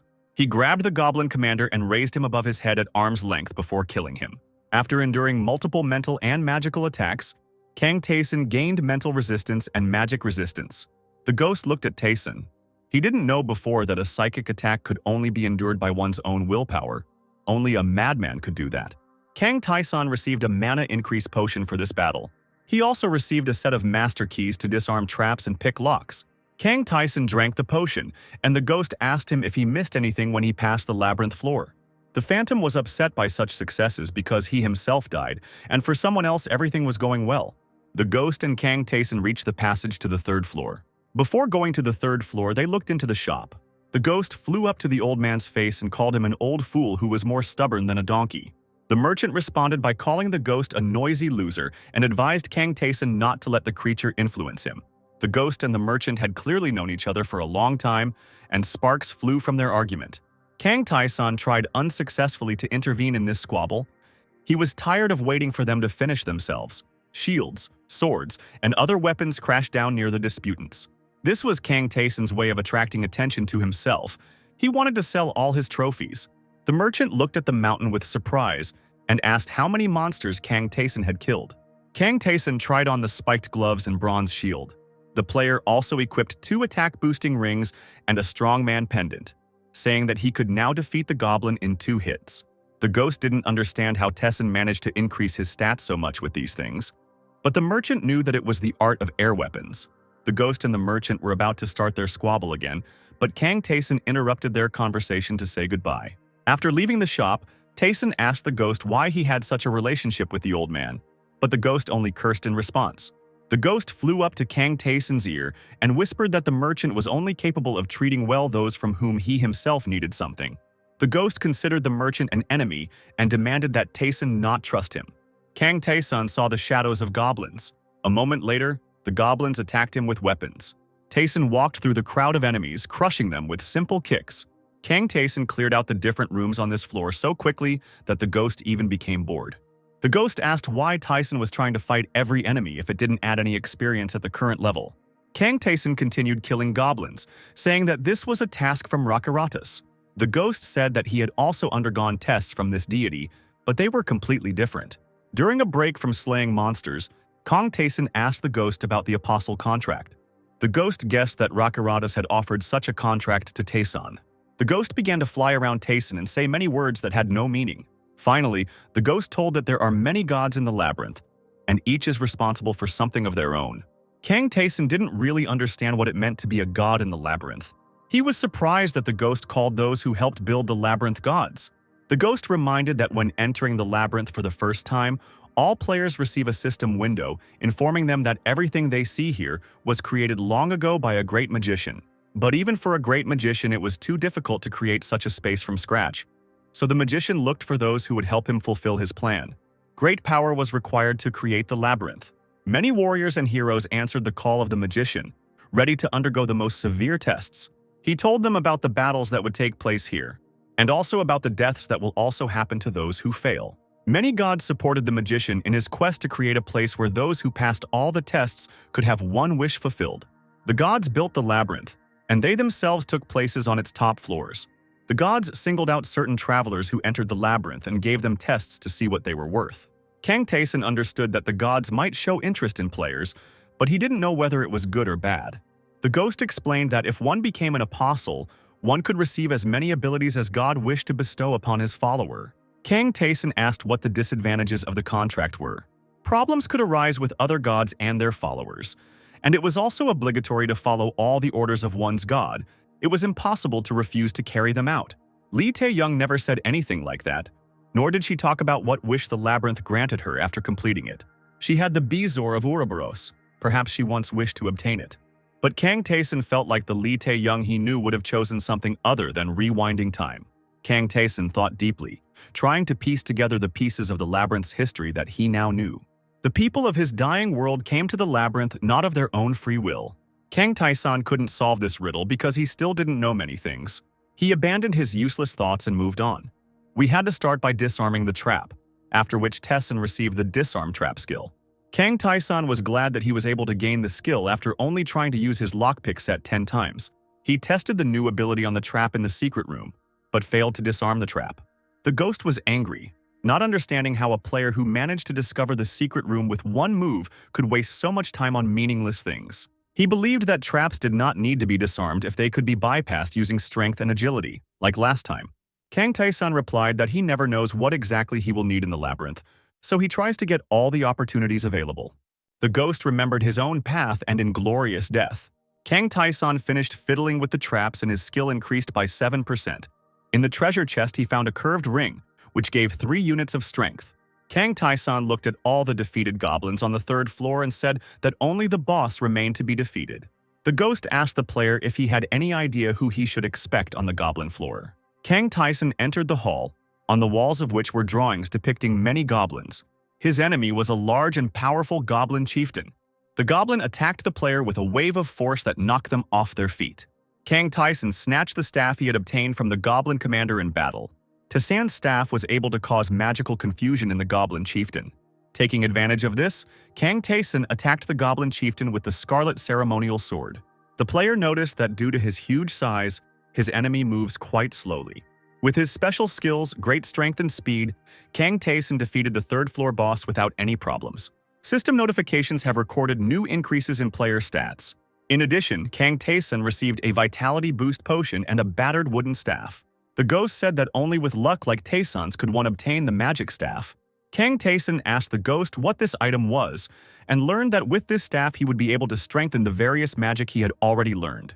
This was the first time Kang Taeson heard that magic could be studied. The ghost was sure that Taeson knew about this before, because he had encountered monsters that used magic more than once. Kang Taeson thought that magic in the labyrinth was limited to the specific properties of magic items, and without items, even Lee Tay Young couldn't cast magic. The ghost explained that spells could be invented or magic could be learned from someone who had it. The first option did not suit Taeson, but he could find a character from whom he could learn to cast spells. He hadn't met such characters before because they were only in solo mode, and Lee Tay Young hadn't met them because those characters were hiding somewhere. The ghost interrupted his thoughts, suggesting that he hurry to the 4th floor. Kang Taeson checked all the properties he had obtained, but he didn't find any secret rewards, which meant that there was something else on this floor that he hadn't discovered. The ghost said that the secret room was found, the boss was killed. What else could be on the floor? Kang Taeson knew that it would take too much time to re-examine the entire floor, and for the first time, he considered giving up and not collecting every single reward on the floor. Looking closely at the images of goblins on the wall, he noticed that they were all looking at one point. Kang Taeson used his trap detection skill on this spot. After this, a passage formed in the wall. Kang Taeson explained to the puzzled ghost that this part of the wall was made of the same material as the trapdoor in the secret room, so he decided to check it out. In the depths of the opened hall with columns, another goblin sat on a throne. The system labeled the goblin as the former lord, Hagaha, and the ghost admitted that he had never encountered monsters with names before. The lords were the kings of their race, and they surpassed them all in their power. Hagaha took the sword in his hands and said that he bore no malice towards Taeson, who was nothing more than a toy, forcibly placed in the labyrinth, while he himself was supposed to play the role of a monster here. The Goblin Lord waved his hand and broke the pillars in the hall next to where Kang Taeson stood. The player activated Reflection, allowing him to remain unharmed. Kang Taeson rushed forward and, having reached the throne, crossed his scarlet sword with Hagaha's sword. He got a very strong opponent, while on the easy difficulty level, the indicators that Taeson had were enough for easy victories up to the 50th floor. Kang Taeson found it difficult to fight Hagaha, so he decided to use his advantage in agility. The Goblin Lord launched a powerful blow with the hilt of his greatsword, but Kang Taeson activated Reflect to avoid it. This did not help, and the power of Hagaha destroyed the player's defense. Now all of Taeson's actions would be delayed for 10 seconds. In this situation, Kang Taeson couldn't move on his own, so he turned on parry to be able to block attacks automatically. It was a difficult 10 minutes for Taeson when the fight was happening on its own, and he could not do anything of his own free will. Kang Taeson flew back a few steps from the throne, losing his advantageous position. Hagaha struck with a wave of power near Taeson, and he needed to activate Reflect to dodge it. It didn't help, and Kang Taeson took 46 units of damage. The ghost shouted that he couldn't handle someone like Taeson, and that he should retreat and return later when he became stronger. Kang Taeson was determined to continue this fight even though there was a lord in front of him. Kang Taeson knew how the labyrinth worked. If he left the floor and came back later, the reward would be greatly reduced. Everything Kang Taeson did, he did not for the sake of survival, but to become stronger. He stood in front of Hagaha. The system noted his determination and unusually high fighting spirit in the battle against an enemy that seemed impossible to defeat. This state allowed the player to improve his characteristics. In addition, he received vision, which allowed him to identify the enemy's weak point. Kang Taeson knew that there couldn't be any absolutely invincible monsters on the 3rd floor, and his gaze immediately noted Hagaha's motionless legs and the fact that the Goblin Lord had never stood up from his throne. Hagaha stated that he liked to fight a warrior who did not retreat, so he would fight him for real too. The Goblin Lord asked the player how he planned to approach the throne this time. Kang Taeson activated the breath hold. He struck a blow that destroyed the columns in the hall. Hagaha sat on the throne, and the fragments of the columns fell around him and right onto the throne. The Goblin Lord deflected the rocks with his greatsword. He approved of the decision his enemy had made, but noticed that debris was also falling on the player. Kang Taeson took the psychic attack staff and activated Confusion. A spell enveloped the goblin sitting on the throne. The Goblin Lord saw arrows and fire flying from all directions, but he did not understand whether they were really aimed at him. Hagaha managed to overcome the psychic influence and exclaimed that it was impossible to harm someone like him. Kang Taeson walked around the back of the throne and pierced the Goblin Lord with the scarlet ceremonial sword straight through the back of the throne. The forced combat skill protected Kang Taeson from all dangers except the one opponent he was fighting. Kang Taeson pushed the throne with the Goblin Lord. Hagzaha was impressed by his opponent's use of skills and thanked the gods that his last battle was with such an enemy. The ghost watched as the columns collapsed and the throne was thrown aside. Taeson used his abilities to win.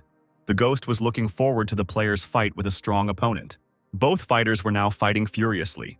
Their battle was accompanied by bright flashes that filled half the hall. The Goblin Lord enjoyed the fight, but he did not allow the player to get close enough to him to deal the finishing blow.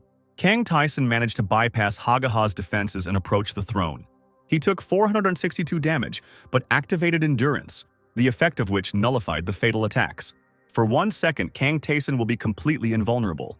This time was enough for the player to reach the enemy and strike him with a sword. Kang Taesong knocked over the Goblin Lord along with his throne and dealt him a mortal wound. "Impressive, warrior," said Hagaha before he died. Kang Taeson stood over his fallen enemy, feeling relieved that this fight was finally over. He looked at how much his level had increased and discovered that by using the qualities of the soul, he had obtained the skill trigger Powerful Strike.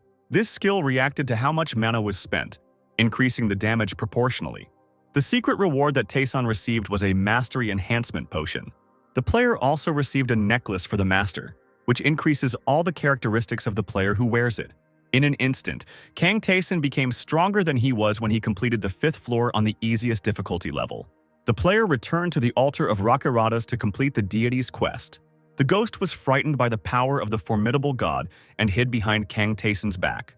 Rakaratus expressed his approval and again offered Taeson the apostle's contract, but the player refused because, when sending him on a mission, the god could not have not known what a powerful enemy he would have to face, and did not warn him. As a reward for the completed task, Rakaratus presented Kang Taeson with the Unbreakable Shield. It was the first time that Kang Taeson and the ghost saw such an award. After checking what the system said about this shield, Kang Taesong discovered that while the Unbreakable Shield was active, the player's personal health would not be consumed. Rakaratus said goodbye. The fog over the altar cleared, and the ghost admitted that he never thought he would be able to experience such fear after his own death. The ghost and Kang Taeson went to the 4th floor. Lee Tay Young said that this was the floor of the orcs. They were very strong and smart warriors. But before passing through the floor, Kang Taeson was going to go to one more place. It was the altar of Baltazar, a tall and beautiful structure, illuminated by rays of light. Kang Taeson placed his hand on the altar to feel the influence of the deity. Baltazar wanted to test the traveler who visited his altar and offered to undergo a test. Kang Taeson immediately agreed, and a beam of light from the altar struck him. And the system explained that this was how Baltazar learned from the experiences of previous battles. The ghost said that as the god of victory, Baltazar had the ability to read memories. Like Rakaratus, this god offered Kang Taeson a test. The ghost advised to accept this offer, because with the current strength, it would be easy for Kang Taeson to pass it, especially since Rakaratus was the only one among the gods who violated the terms of the treaties. Kang Taeson agreed to the test, winning the deity's approval. The system noted that in order to appoint him, Baltazar first obtained the consent of the residents of the 4th and 5th floors. The floor where Kang Taeson and the ghost were located shook and began to change. Entire parts of the floor moved and changed places. When it was all over, the ghost said that it was the first time he had witnessed anything like this. Kang Taeson hurried out of the hall with the altar of Baltazar.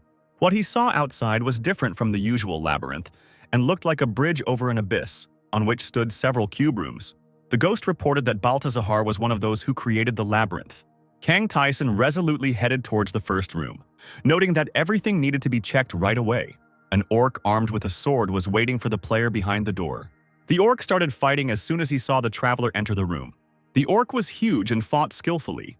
He immediately managed to hit Kang Taeson, but this blow did not cause any harm to the player. Only his unbreakable shield was damaged. Kang Taeson himself attacked the enemy with the Scarlet Ceremonial Blade. The ghost, watching the fight, realized that the essence of Baltazar's test was a one-on-one battle to victory. The ghost also noticed that the god had strengthened the fighters deployed against the player. The system noted that the orc was satisfied with the glorious battle. Kang Taeson managed to hit him with a powerful blow, and the system counted this victory. The player was surprised that it wasn't that difficult, but the ghost believed that all the strong opponents would come later, because there was no point in starting with difficulties right away. There were still 9 rooms ahead, and Taeson was wondering how easily he could handle them. After passing through a few more rooms, Kang Tae-sun noticed that with each victory his skill was growing. And with it, the unbreakable shield was increasing. A fierce battle broke out in the 6th room. Kang Tae-sun used reflection to automatically counterattack the enemy. Kang Tae-sun was much stronger than the orcs, but for some reason he couldn't crush them with one blow. He assumed that this was due to the difference in skill.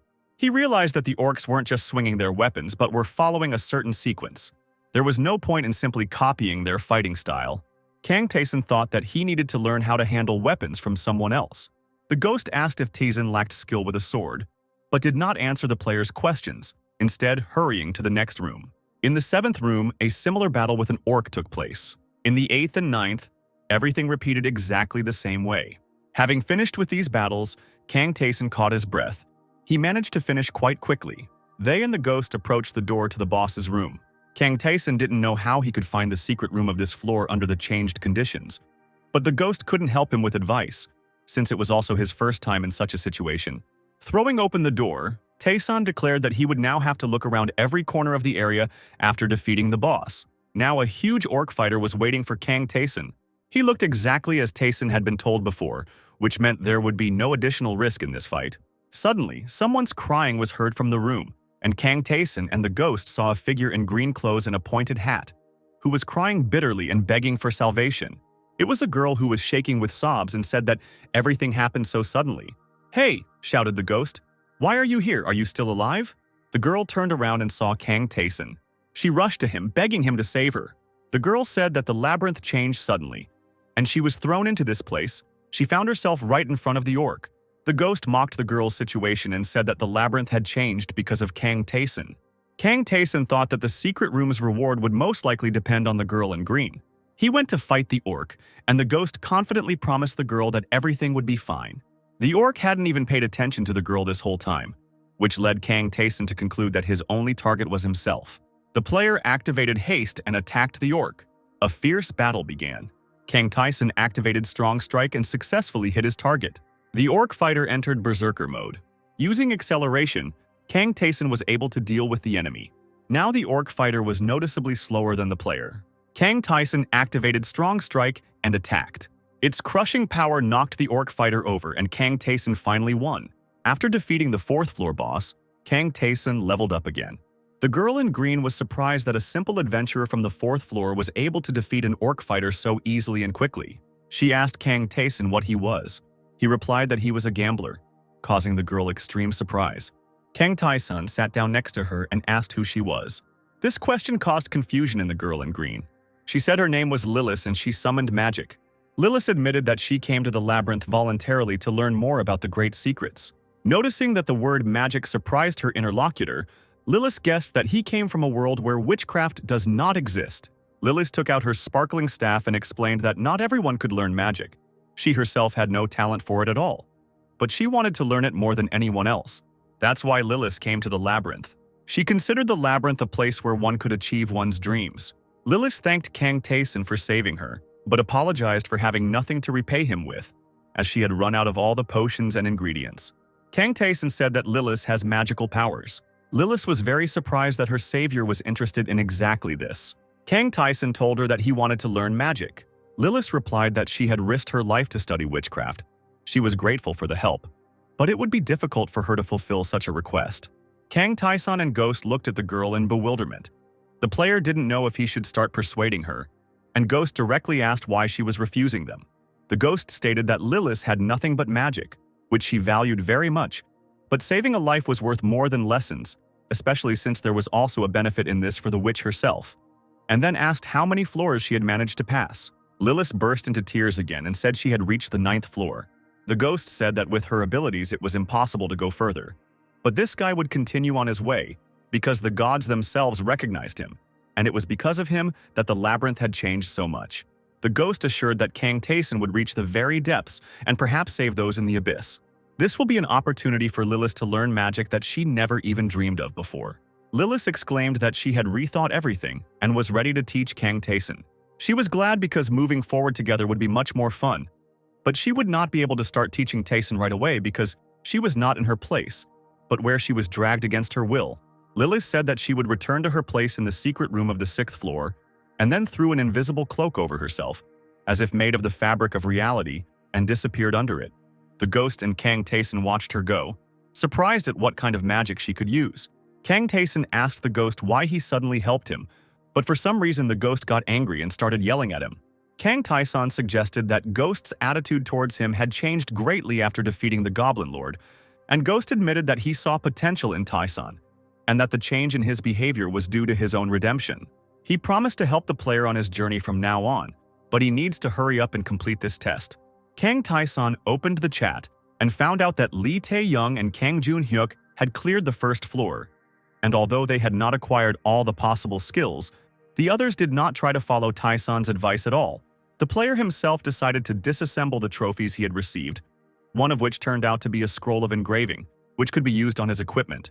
It was a reward for saving Lilith, and Kang Tae-san used the engraving on the ceremonial sword of Rakaratus, making it even more powerful. The player really liked how well the properties of the scroll complemented the capabilities of the Scarlet Sword. Having sorted out the rewards, the ghost and Kang Tae-san began to descend further into the labyrinth, stopping by the merchant's shop along the way. The merchant reported hearing chaotic noise on the floors and asked if this was another test for Tae-san. The old man wanted to know what the player was going to buy, but Kang Tae-san first wanted to sell what he had accumulated. The player's attention was drawn to a jar of shining powder that stood on a shelf in the shop. Kang Tae-san knew what it was, because it was blessing dust, which was made from pollen collected from the wings of fairies. The merchant said that the pollen was believed to bestow blessings, but no one knew for sure if this was true. There were those who tried to bathe in it, but they slipped. Others dipped weapons in it, but they only began to shine. Kang Tae-san asked Ghost if he knew anything about such a product, but Ghost had never bought it either.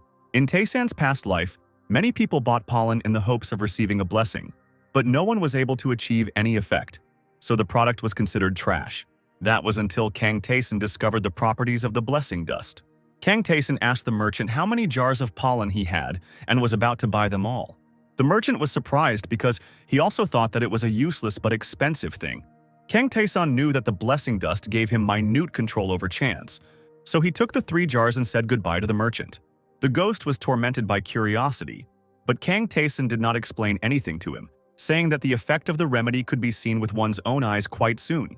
The system reported that Baltazar was waiting for Tae-san to give him his reward, and the ghost said that the gods were willing to reduce their area of influence in order to grant Tae-san their favor. The ghost was amazed that Kang Tae-san didn't know how important the zones of influence were to the gods. The gods never allow their spheres of influence to diminish for the sake of those who worship them, and grant people only minimal rewards, passing them off as something worthwhile. The ghost claimed that the gods' attention to Kang Tae-san demonstrated how highly they valued him. Kang Tae-san replied that he was only doing tasks because it brought him rewards, and entered the first room of the 5th floor. A huge orc fighter was waiting for him just outside the door. The fight had to start immediately. Kang Tae-san activated Strong Strike and consecutive attacks. The Scarlet Ceremonial Sword crossed with the orc's sword, sparks flying. After a few moments of fighting, the orc fighter was defeated. Kang Tae-san explained to the ghost that such a quick victory over such a strong opponent was possible thanks to the engraving scroll. The player concluded that if such a powerful monster was waiting for him in the first room, then the boss in the last room must be insanely strong, and the stronger the enemy, the higher the rewards. Kang Tae-san went through the next rooms, killing enemies, but it became increasingly difficult to do so. The player was supported by the thought that by clearing this floor of monsters, he would not only receive a reward from God, but would also be able to begin studying magic. He asked the ghost how he knew Lilith. The ghost replied that when he was a traveler passing through the labyrinth, he also found a girl in green clothes on the 4th floor. She was sitting in front of a huge orc. He took pity on the girl and saved her from the orc fighter. The ghost said that time in the labyrinth flows differently than outside, but about 100 years could have passed since then. During this time, Lilith was unable to get further than the 10th floor. Kang Tae-san thought that there were many more characters in the labyrinth than he expected to meet. In another version of the labyrinth, the door to the room full of goblins creaked open. Someone threw a pebble into the resulting gap, which skittered across the floor tiles. Lee Tay Young hid behind the door with her sword and distracted the goblin's attention from herself. The girl pounced on the enemy, taking advantage of his confusion. So, one by one, she managed to defeat all the goblins in the room. At this time, Kang Jun-hyuk reached the altar of Rakaratus. Kang Tae-sang advised Kang Jun-hyuk not to get involved with this deity, and he listened to the advice. Lee Tay Young and Kang Jun Hyuk have come to trust Kang Daesun because thanks to his advice and the skills he helped them gain, they were able to survive in the labyrinth. Low-difficulty player Choi Jun Hyuk dismissed the stories of these players, believing that they were exaggerating. Lee Tay Young didn't understand why this man didn't believe her words.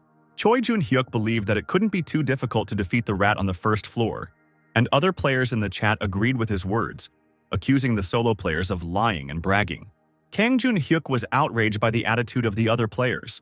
He was angry at Choi Jun Hyuk, but he said that those who chose the solo mode were to blame for their own difficulties and had no right to whine.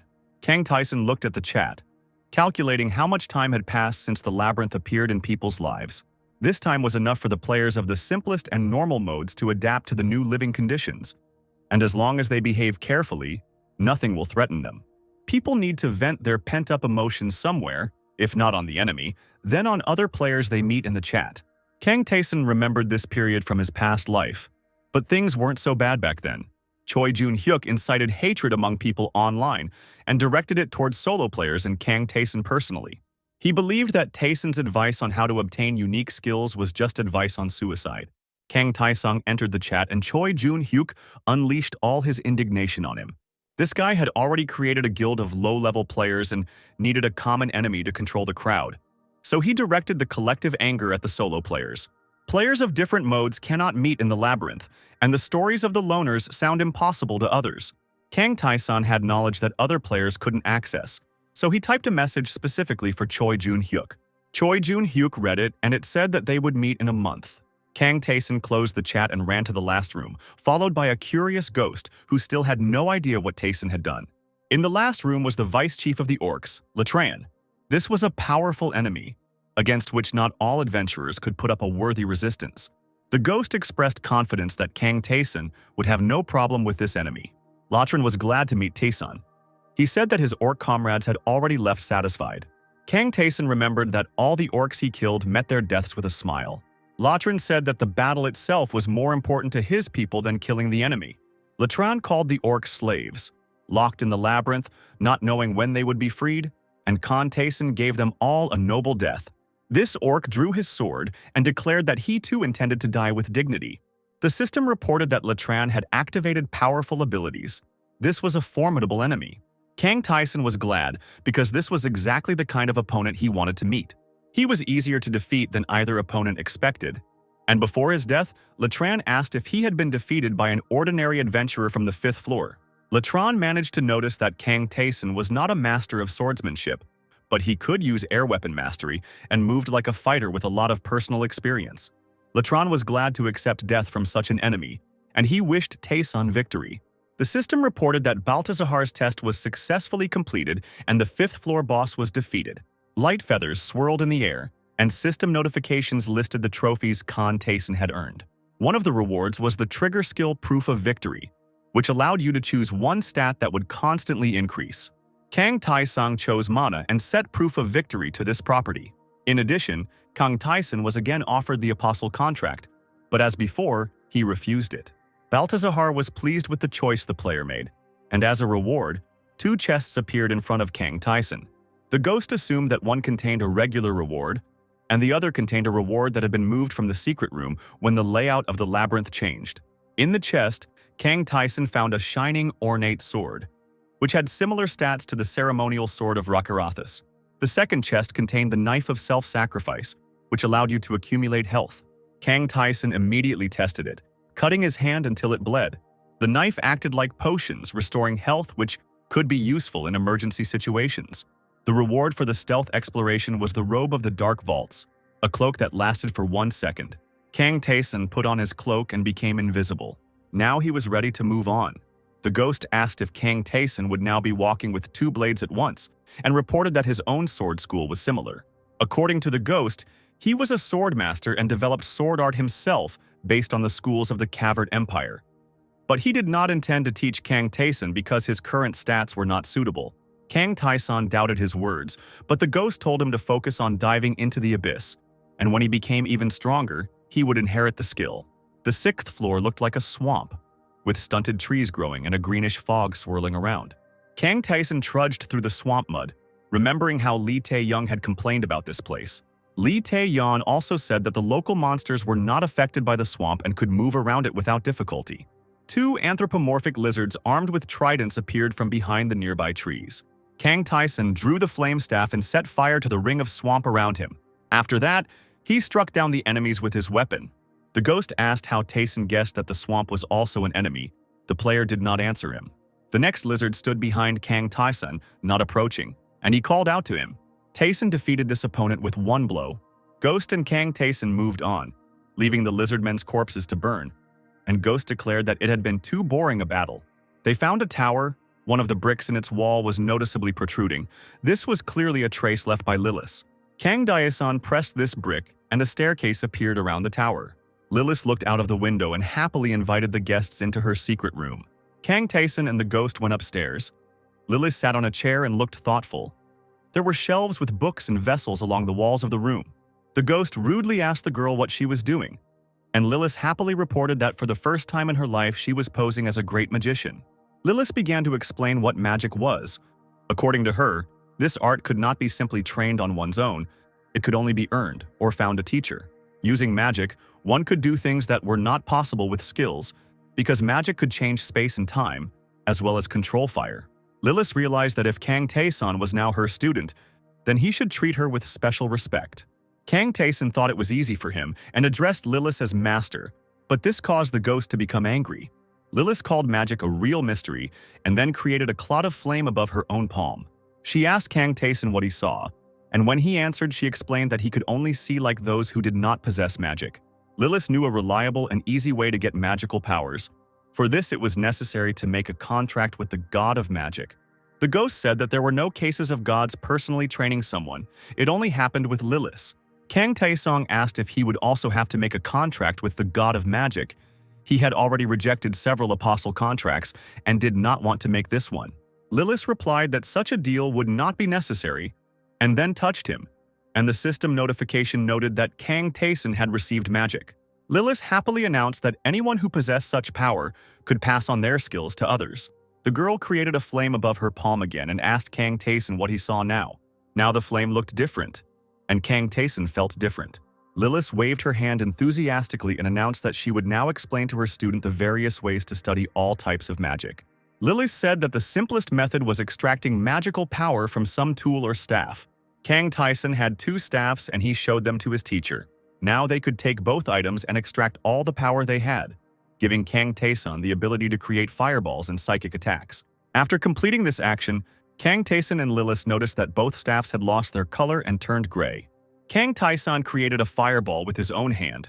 The second method involved learning from another magician or worshipping a god of magic, but only those who had made a contract with him could approach the god.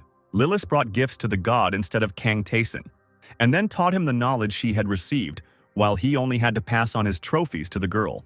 Lilith was happy because now she would start learning new spells, and Kang Tyson asked what she could teach him right now. Lilith admitted that she received all her spells from God, and therefore had to ask permission before sharing them with her student. In order to obtain such permission, it was also necessary to bring gifts to the deity. Kang Tyson clarified that in order to learn a spell that Lilith didn't know, he would clearly need to obtain 2 offerings for the god as payment for both of them. Lilith said that weapons or armor could be suitable as a gift to a god, but they should be valuable, unique items. Kang Tyson took out and showed Lilith all his trophies. Lilith carefully examined the presented mountain of items and said that all of this would not be enough for even one spell, because these were ordinary items. The gift to the god required valuables, so Kang Tyson removed the master's necklace from his neck. Lilith was amazed because she knew that this thing belonged to the Goblin Lord, and therefore was suitable for learning a basic level spell.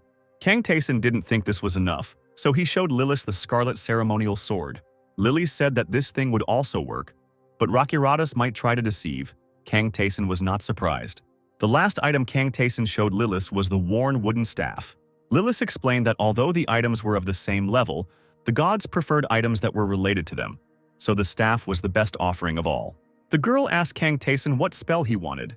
She couldn't ask for an invisibility spell because it was a high-level magic. There were spells such as Fireball, Frozen Arrow, Enemy Search, and Concealing Curtain. The last spell allowed one to be invisible and not attract attention.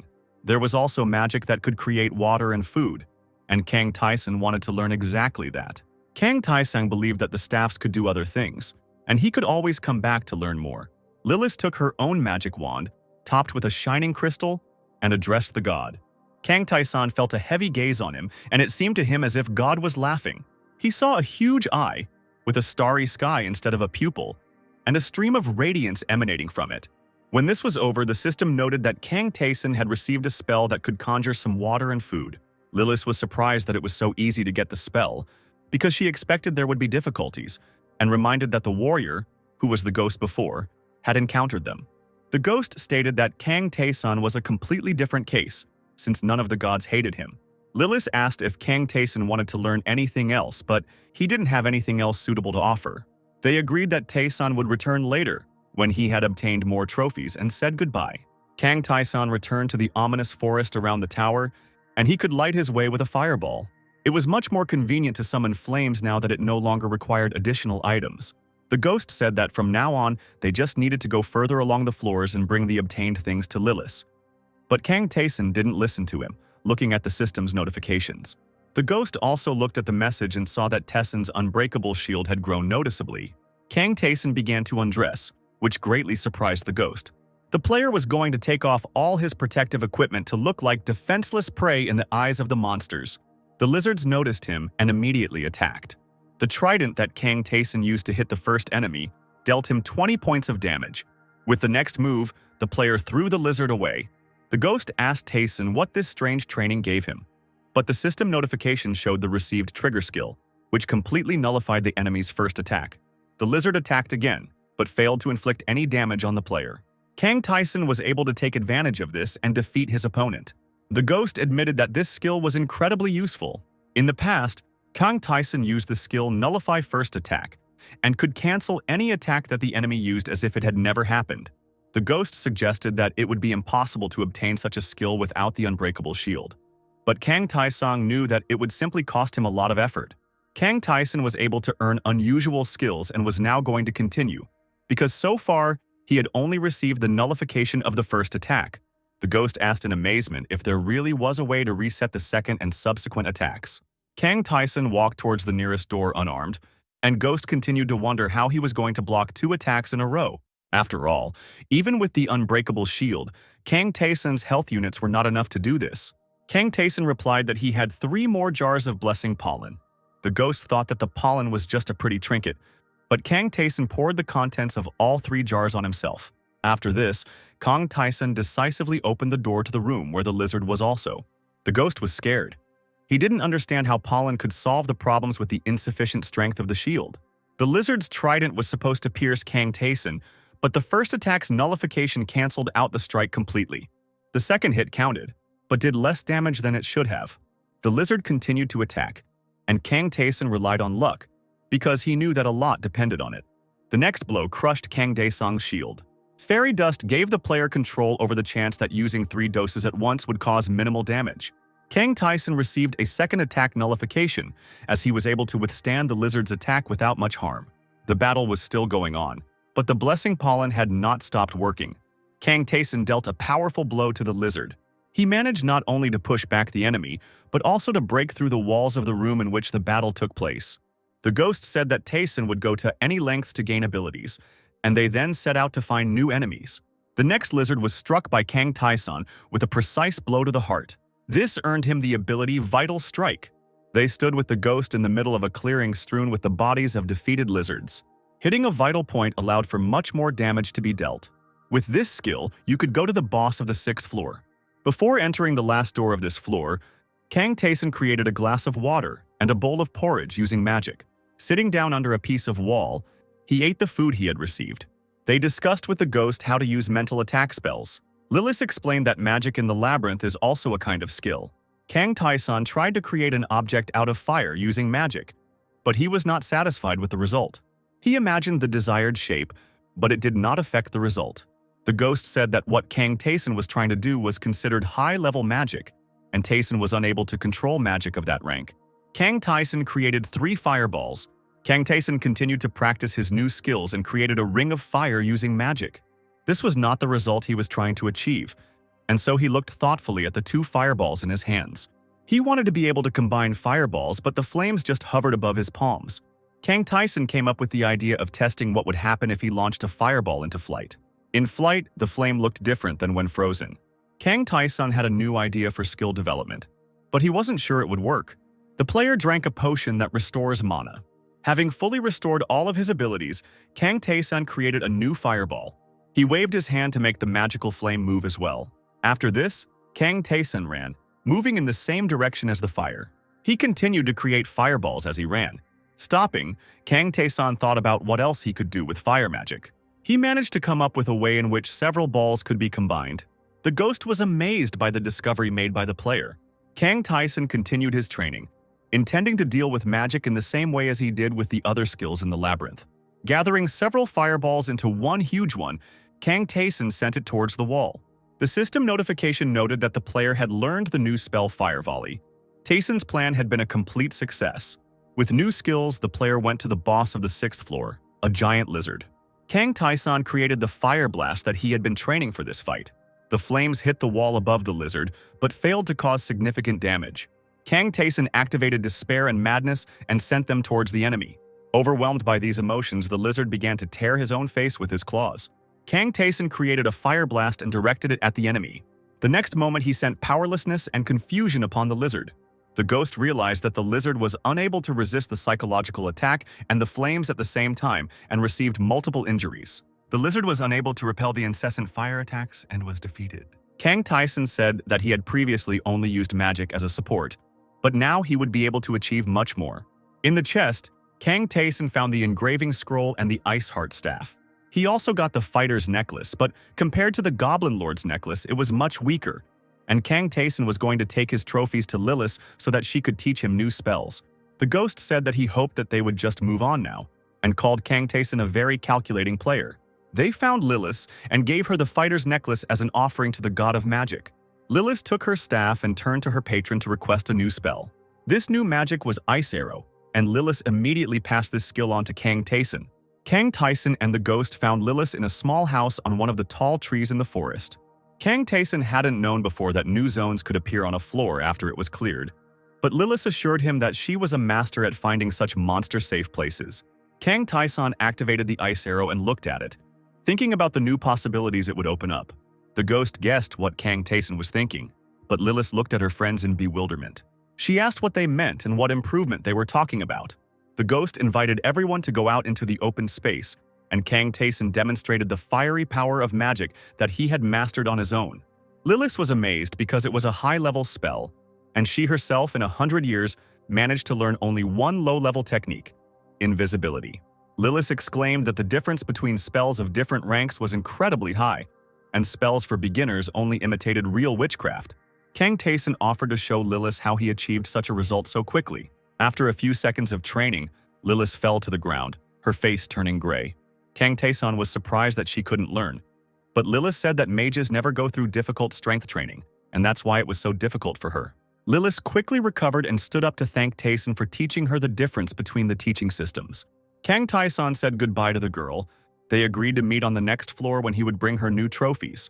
The player descended deeper into the labyrinth, checking the changes in his characteristics. Kang Tae-san thought that most of the stats were superior to those he had in his previous life. The exit to the 7th floor was like the exit from a cave. When they approached it, the ghost said that their journey together was coming to an end. Kang Tae-san asked the ghost if he would teach him his craft. The ghost smiled and said that what he wanted to teach Tae-san was the sword arts of his empire. He spoke of the great empire of Karvut, a rich and developed country where power and strength were revered. In this place, the weak were considered useless, and it was considered right that they should become fair game for the strong. The imperial family that Ghost was a part of was no different from the rest, and Ghost fought fiercely with his relatives for the throne. Everyone in the labyrinth wondered how the Ghost could live in a world full of such people. The boy that Ghost once was wore a bloody crown and loved his world. He dreamed of returning, but he no longer had a chance to save the world he loved. After all, he was no longer the prince of the empire. He had become a small ghost who wanted to leave a tiny memory of his world. Together with Kang Tae-san, they came to an empty and partly destroyed room, which they considered suitable for training. The ghost said that the peculiarity of his art is a power from which there is no defense. The Empire's warriors used a special method of attacking the place where the enemy pointed his sword. Kang Tai-sang countered that there was a type of move that couldn't be blocked, but Ghost explained that he had to use much more force. Kang Tai-san saw the ghost in the form of the prince, who touched him and said that the Sword of Cutting Thunder was the only reminder of his world. The system reported that thanks to the Thunder/Swordmaster, Kang Tai-san had learned a high-ranking skill. Kang Tai-san looked at the ghost thoughtfully, and the ghost told him to go try out the new skill. The player noticed that his Thunder Sword mastery was at 0, and the ghost explained that he only had permission to transfer the skill itself. Kang Tai-san was ready to train on his own, and Ghost was going to give him advice. The ghost explained to Tessun how differently one should move if one followed the rules of his fighting school. He had to use the flexibility of his entire body, but Kang Tai-san didn't even understand what the ghost meant. The ghost exclaimed that it was not easy to explain swordsmanship in words. According to the Phantom, it was not that Tai-san lacked talent, but that he lacked experience, and the Phantom could not show him the techniques by example. The player had to acquire the skill on his own, and the ghost couldn't help with that. Kang Tai-san remembered that when he defeated Haga Ha, he received a mastery enhancement potion as a reward. Now that he had drunk it, the Thunder/Sword mastery and his stats had increased. Kang Tai-san seemed to see a ghost in human form, who was showing him the techniques of wielding weapons. Now the player could try to repeat the movements he had seen. The ghost looked at him with extreme excitement. It seemed to him as if it were he himself who was running with a naked blade towards the bright sun. Kang Tai-san moved completely differently. He stopped and noted that the potion had worked. The happy ghost agreed with surprise and then thanked Kang Tai-san. They went to the shop, and the merchant, upon learning what Tai-san was going to buy, called the goods he had chosen trash. The player bought a rusty sword and said goodbye to the merchant. Kang Tai-san went to train on simple monsters in the art of swordsmanship. Ghost thought that the purchase would be worth it. Soon, Kang Tai-san noticed that he could anticipate all the enemy's ways of responding. The player held a blade in each hand and fought a lizard armed with a trident. When he defeated the enemy, his lightning sword mastery increased. The ghost watched the fight and expressed his approval, although he could not resist making comments. Kang Tai-san knew that the battle with the lizard could have lasted much longer, but thanks to the new art, he dealt with it very quickly. To continue his training, Kang Tai-san would engage in combat with one opponent after another, with the ghost following behind him, explaining what could be improved in the technique. After all the training, Kang Tai-san made a fire near a piece of the wall and went to bed, wrapped in a cloak. The ghost looked at him and thought that he had an unusual companion, because he spent 12 hours in battles and another 6 spent on training. Kang Tai-san himself said that he didn't find it tiring to live like this, but that it was fun, and definitely better than the future. The ghost wanted to know what Kang Tai-san's life was like before and thought he was crazy. The player began his new training session by throwing several stones into the air. He swung his sword and the stones fell to the ground, already cut in half. It was 4 days after Tai-san learned the Thunder/Sword art. Kang Tai-san felt like he had become a more skilled swordsman, but he still felt like something was missing. The ghost suggested the player to close his eyes. He knew that one of the lizards was approaching them from behind the wall. Following this advice, Kang Tai-san experienced the world around him differently. He emptied his mind and now relied only on the premonition that the Thunder/Sword art gave him. He managed to strike the lizard by listening to this feeling. Kang Tai-san opened his eyes and continued fighting, but it felt like ghostly wolves were following his every move. These wolves followed him and seemed to strengthen his attacks. He felt them as he dealt the decisive blow. Kang Tai-san defeated the lizard warrior, and lightning sword mastery increased by 3%. Kang Tai-san was surprised by what happened. The ghost said that it was the first sword of the lightning sword art called Wolf Fang. He explained that there were many more swords that could be learned, but they required opponents stronger than could be found even on the 10th floor. At this time, Lee Tay Young was crying by the fire she had made under the destroyed wall. She ate the meat of the monster she had killed, and the food made her sick. But there was no other food available. The girl dreamed of returning to Earth, and at that moment, a notification window lit up in front of her. The system announced the start of a special mission to return to Earth. It was necessary to survive and return. Lee Tay Young entered the chat where all the players were excited about the news they had received. People were happy that they could finally leave this terrible labyrinth. Kang Jun-hyuk wasn't sure that everything would be happy and simple. The players did not understand his doubts because the news of returning home could not be anything but happy. Kang Jun-hyuk recalled that the reason they all ended up in the labyrinth was because monsters had invaded Earth. The players had forgotten about this and were now worried. But it seemed to them that now, having become stronger, they would be able to cope with many things. Kang Tai-san continued to train in the labyrinth while simultaneously browsing the chat. The ghost asked him what was so interesting going on there. and Kang Tae-sun explained that soon all the players would exit the labyrinth. Kang Tae-sun practiced ice arrow magic. He told the ghost that he would find out everything when the time came, and that Tae-sun himself needed to try to conquer the labyrinth even faster. In the chest of the secret room on the 7th floor, Kang Tae-sun found the Rune of Dexterity, and his agility increased by 10 points. Defeating the boss of the 7th floor, the Elite Lizard, was not difficult. As a reward, Tae-sun received the Tattered Earrings, which increased mana by 10 units. The second trophy was Pure Leather Armor. Kang Tae-sun met Lilith again and was able to learn a new spell, Basic Detection. Lilith asked when Kang Tae-sun was going to learn something new, but he admitted that he would only do so after he had mastered everything she had. Kang Tae-sun glanced at the chat more and more often, and Ghost noticed that this was already called addiction. Tae-sun replied that he hadn't seen the player who wrote a lot of slander in the chat for a long time, and now he was probably going crazy because he didn't expect such a future. At this time, Jong Yun-hyuk was tormented by various thoughts, and one of the players of his guild asked what they should all do when the players of other modes came to take revenge on them. Kang Tae-sun looked forward to the start of next week. They entered the 8th floor with the ghost, which looked like a green valley, in the sky of which huge birds, markans, soared. With a furious cry, the bird flew towards Kang Tae-sun. Bright flashes struck the ground and a nearby wall fragment. Kang Tae-sun rushed towards the markanda. He managed to defeat her in flight. The monsters in this place act according to their instincts, Tae-sun told the ghost, so catching them is easy. The ghost replied that the swordsman's skill was created primarily against other people, but Kang Tae-sun used it against animals. Kang Tae-sun decided to use this floor to try combining ice and fire magic. He was able to create ice cubes and encase his opponents in them. Walking along a narrow passage over the abyss, Kang Tae-sun saw a huge bowl filled with shining water.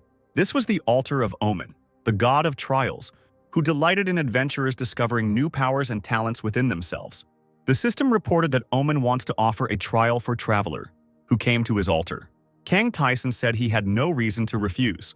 A column of water rose from the altar bowl. Kang Tae-sun and Ghost watched the scene, and Ghost guessed that Omen was creating a wall of water. And so it happened. A high wall of glowing water rose up around. Black smoke began to rise from the bowl. Following the smoke, black water spilled onto the floor, completely different from what was in the bowl. The black water turned into a tall figure with a sword. Kang Tae-sun decided that he should first observe this enemy while the water warrior attacked him. This enemy moved slowly and was easy for Tae-sun to defeat. Immediately, black fog began to swirl over the bowl again, and black water splashed out. Another monster from the water was ready for battle. This opponent was faster than the previous one, but he was still too slow for Kang Tae-sun, and the player easily defeated him. Kang Tae-sun guessed what Omen's test was. The ghost agreed that there were now opponents for the adventurers from the 1st and 2nd floors, and by the end of the test, Kang Tae-sun would know his own level. A new warrior attacked the player. Kang Tae-sun was happy about the test because he himself was curious about how great his powers were. Kang Tae-sun passed the 3rd test with ease and received an increase in intelligence. After the 4th test, the player's agility increased by 2 points.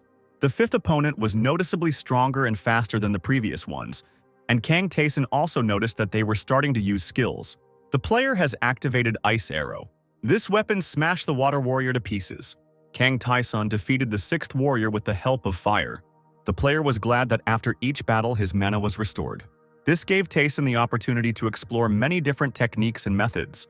When the water shadows of the current floor of Kang Tae-sun were about to appear, the player used the confusion spell. The 8th battle was also easy for him, and he was looking forward to further developments. For some time, no one else appeared from the altar. The ghost suddenly laughed and shouted that he understood what was happening and that it was very ridiculous. Omen's test level was no higher than the floor the player was on, so in order to continue, the god had to pay a price.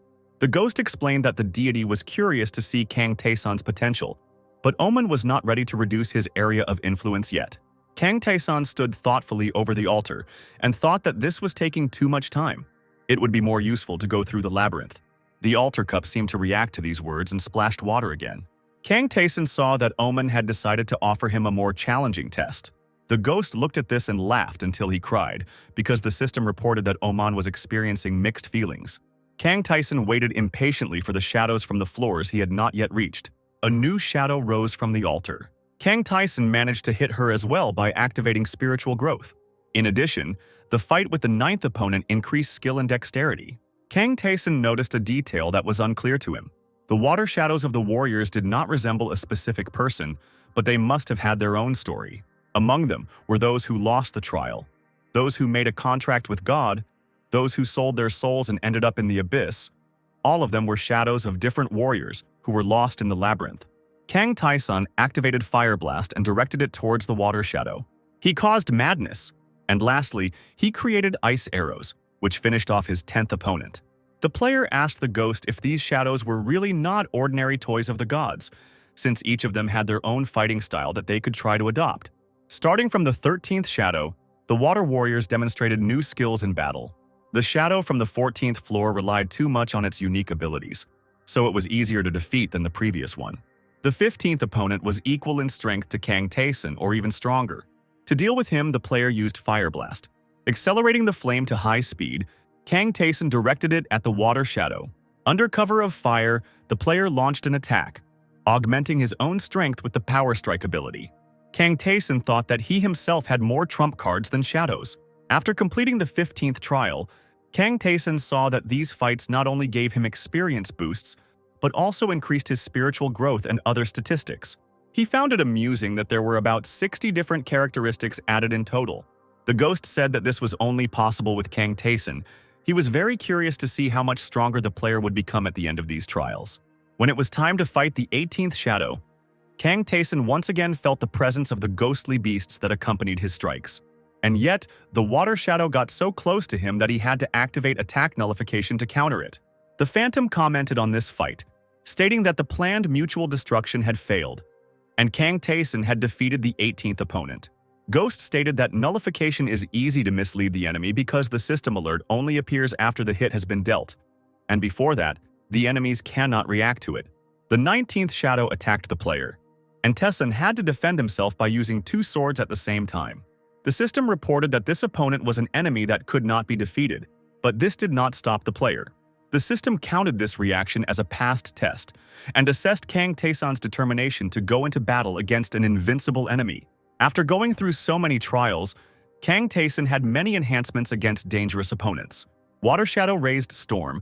This skill could make one spin and strike at 270 degrees.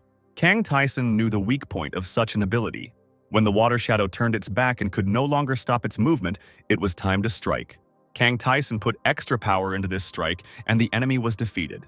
The player understood that he managed to deal with this opponent thanks to his additional abilities, but such a situation might not happen again. The water shadow of the 20th floor stood in front of Kang Tae-sun. The system reported that this shadow will activate absolute victory. Kang Tae-sun was full of confidence not to retreat, so he passed this test as well. He missed the blows of the 20th shadow by using reflection. Even this ability did not help to completely avoid injuries. Kang Tae-sun activated Madness. Water Shadow used his counterattack ability, which trapped him in an impenetrable sphere. Tae-sun's attack was shattered by this defense, and he himself was thrown away from the enemy. Kang Tae-sun knew of such an ability, but he himself learned it rather late. He figured that the shadow didn't have much health left either, so he attacked it again. With the next blow, the shadow took away 210 units of health from the player. Kang Tae-sun used the Dark Vault Robe to make himself less visible to the enemy. The Water Warrior froze, not understanding where his opponent had suddenly disappeared to. Kang Tae-sun approached the shadow closely and struck. The Ghost Wolves accompanied this attack, and the enemy was defeated. Kang Tae-sun also fell to the floor to catch his breath, and didn't even look at the system's pop-up notifications. When he opened his eyes, he saw only what was happening with the Altar of Omen. Another water shadow rose from the spilled water. This shadow reached out to the player who was still on the floor. Kang Tae-sun looked at his new opponent, and strong emotions were reflected on his face. He raised his hands and said he wanted to end it there. The water shadow disappeared, and the system reported that Omen's test was complete, but God was silent about the results. After checking the player's stats, Kang Tae-sun and Ghost saw that the trial had given him incredible growth. Ghost was amazed that an adventurer from the 8th floor had defeated a shadow from the 20th. Looking at the altar, the Ghost noticed that he could see how much Omen's powers had diminished. As a reward, Kang Tae-sun received the Ring of Witness and an ability that increased all of the player's stats when fighting an enemy of equal level. Omen also offered Tae-sun the Apostle contract. The altar splashed water in farewell, and the wall around the duel site disappeared. Kang Tae-sun noted that his current strength level was equal to the 20th floor, but now he needed to return to clearing the 8th. After defeating the boss of the 8th floor, Kang Taeson found the ankle protector in the chest of the secret room. The boss of the 8th floor, Markonda Rutia, lay before him, killed by an ice block. Kang Taeson sat down right on this ice. Ghost admitted that the skills he had gained in Omen's trial had made Taeson even stronger. The reward of the 8th floor was the Marnaya rune, which granted attributes based on the probability of using runic weapons. In addition, Kang Taeson received a skill that, every time he attacked an enemy, sucked out some of the enemy's stamina, which was useful during protracted battles. Having collected everything he could from the 8th floor, Kang Taeson decided to speed up the descent, since there were 4 days left before returning to Earth. On the 9th floor, the enemies were goblins in thick armor and masks that covered their faces. Kang Taeson easily took on several opponents at once. The player was surprised that the goblins turned out to be stronger than the lizards. The ghost said that they obviously trained somehow, probably their leader taught them this.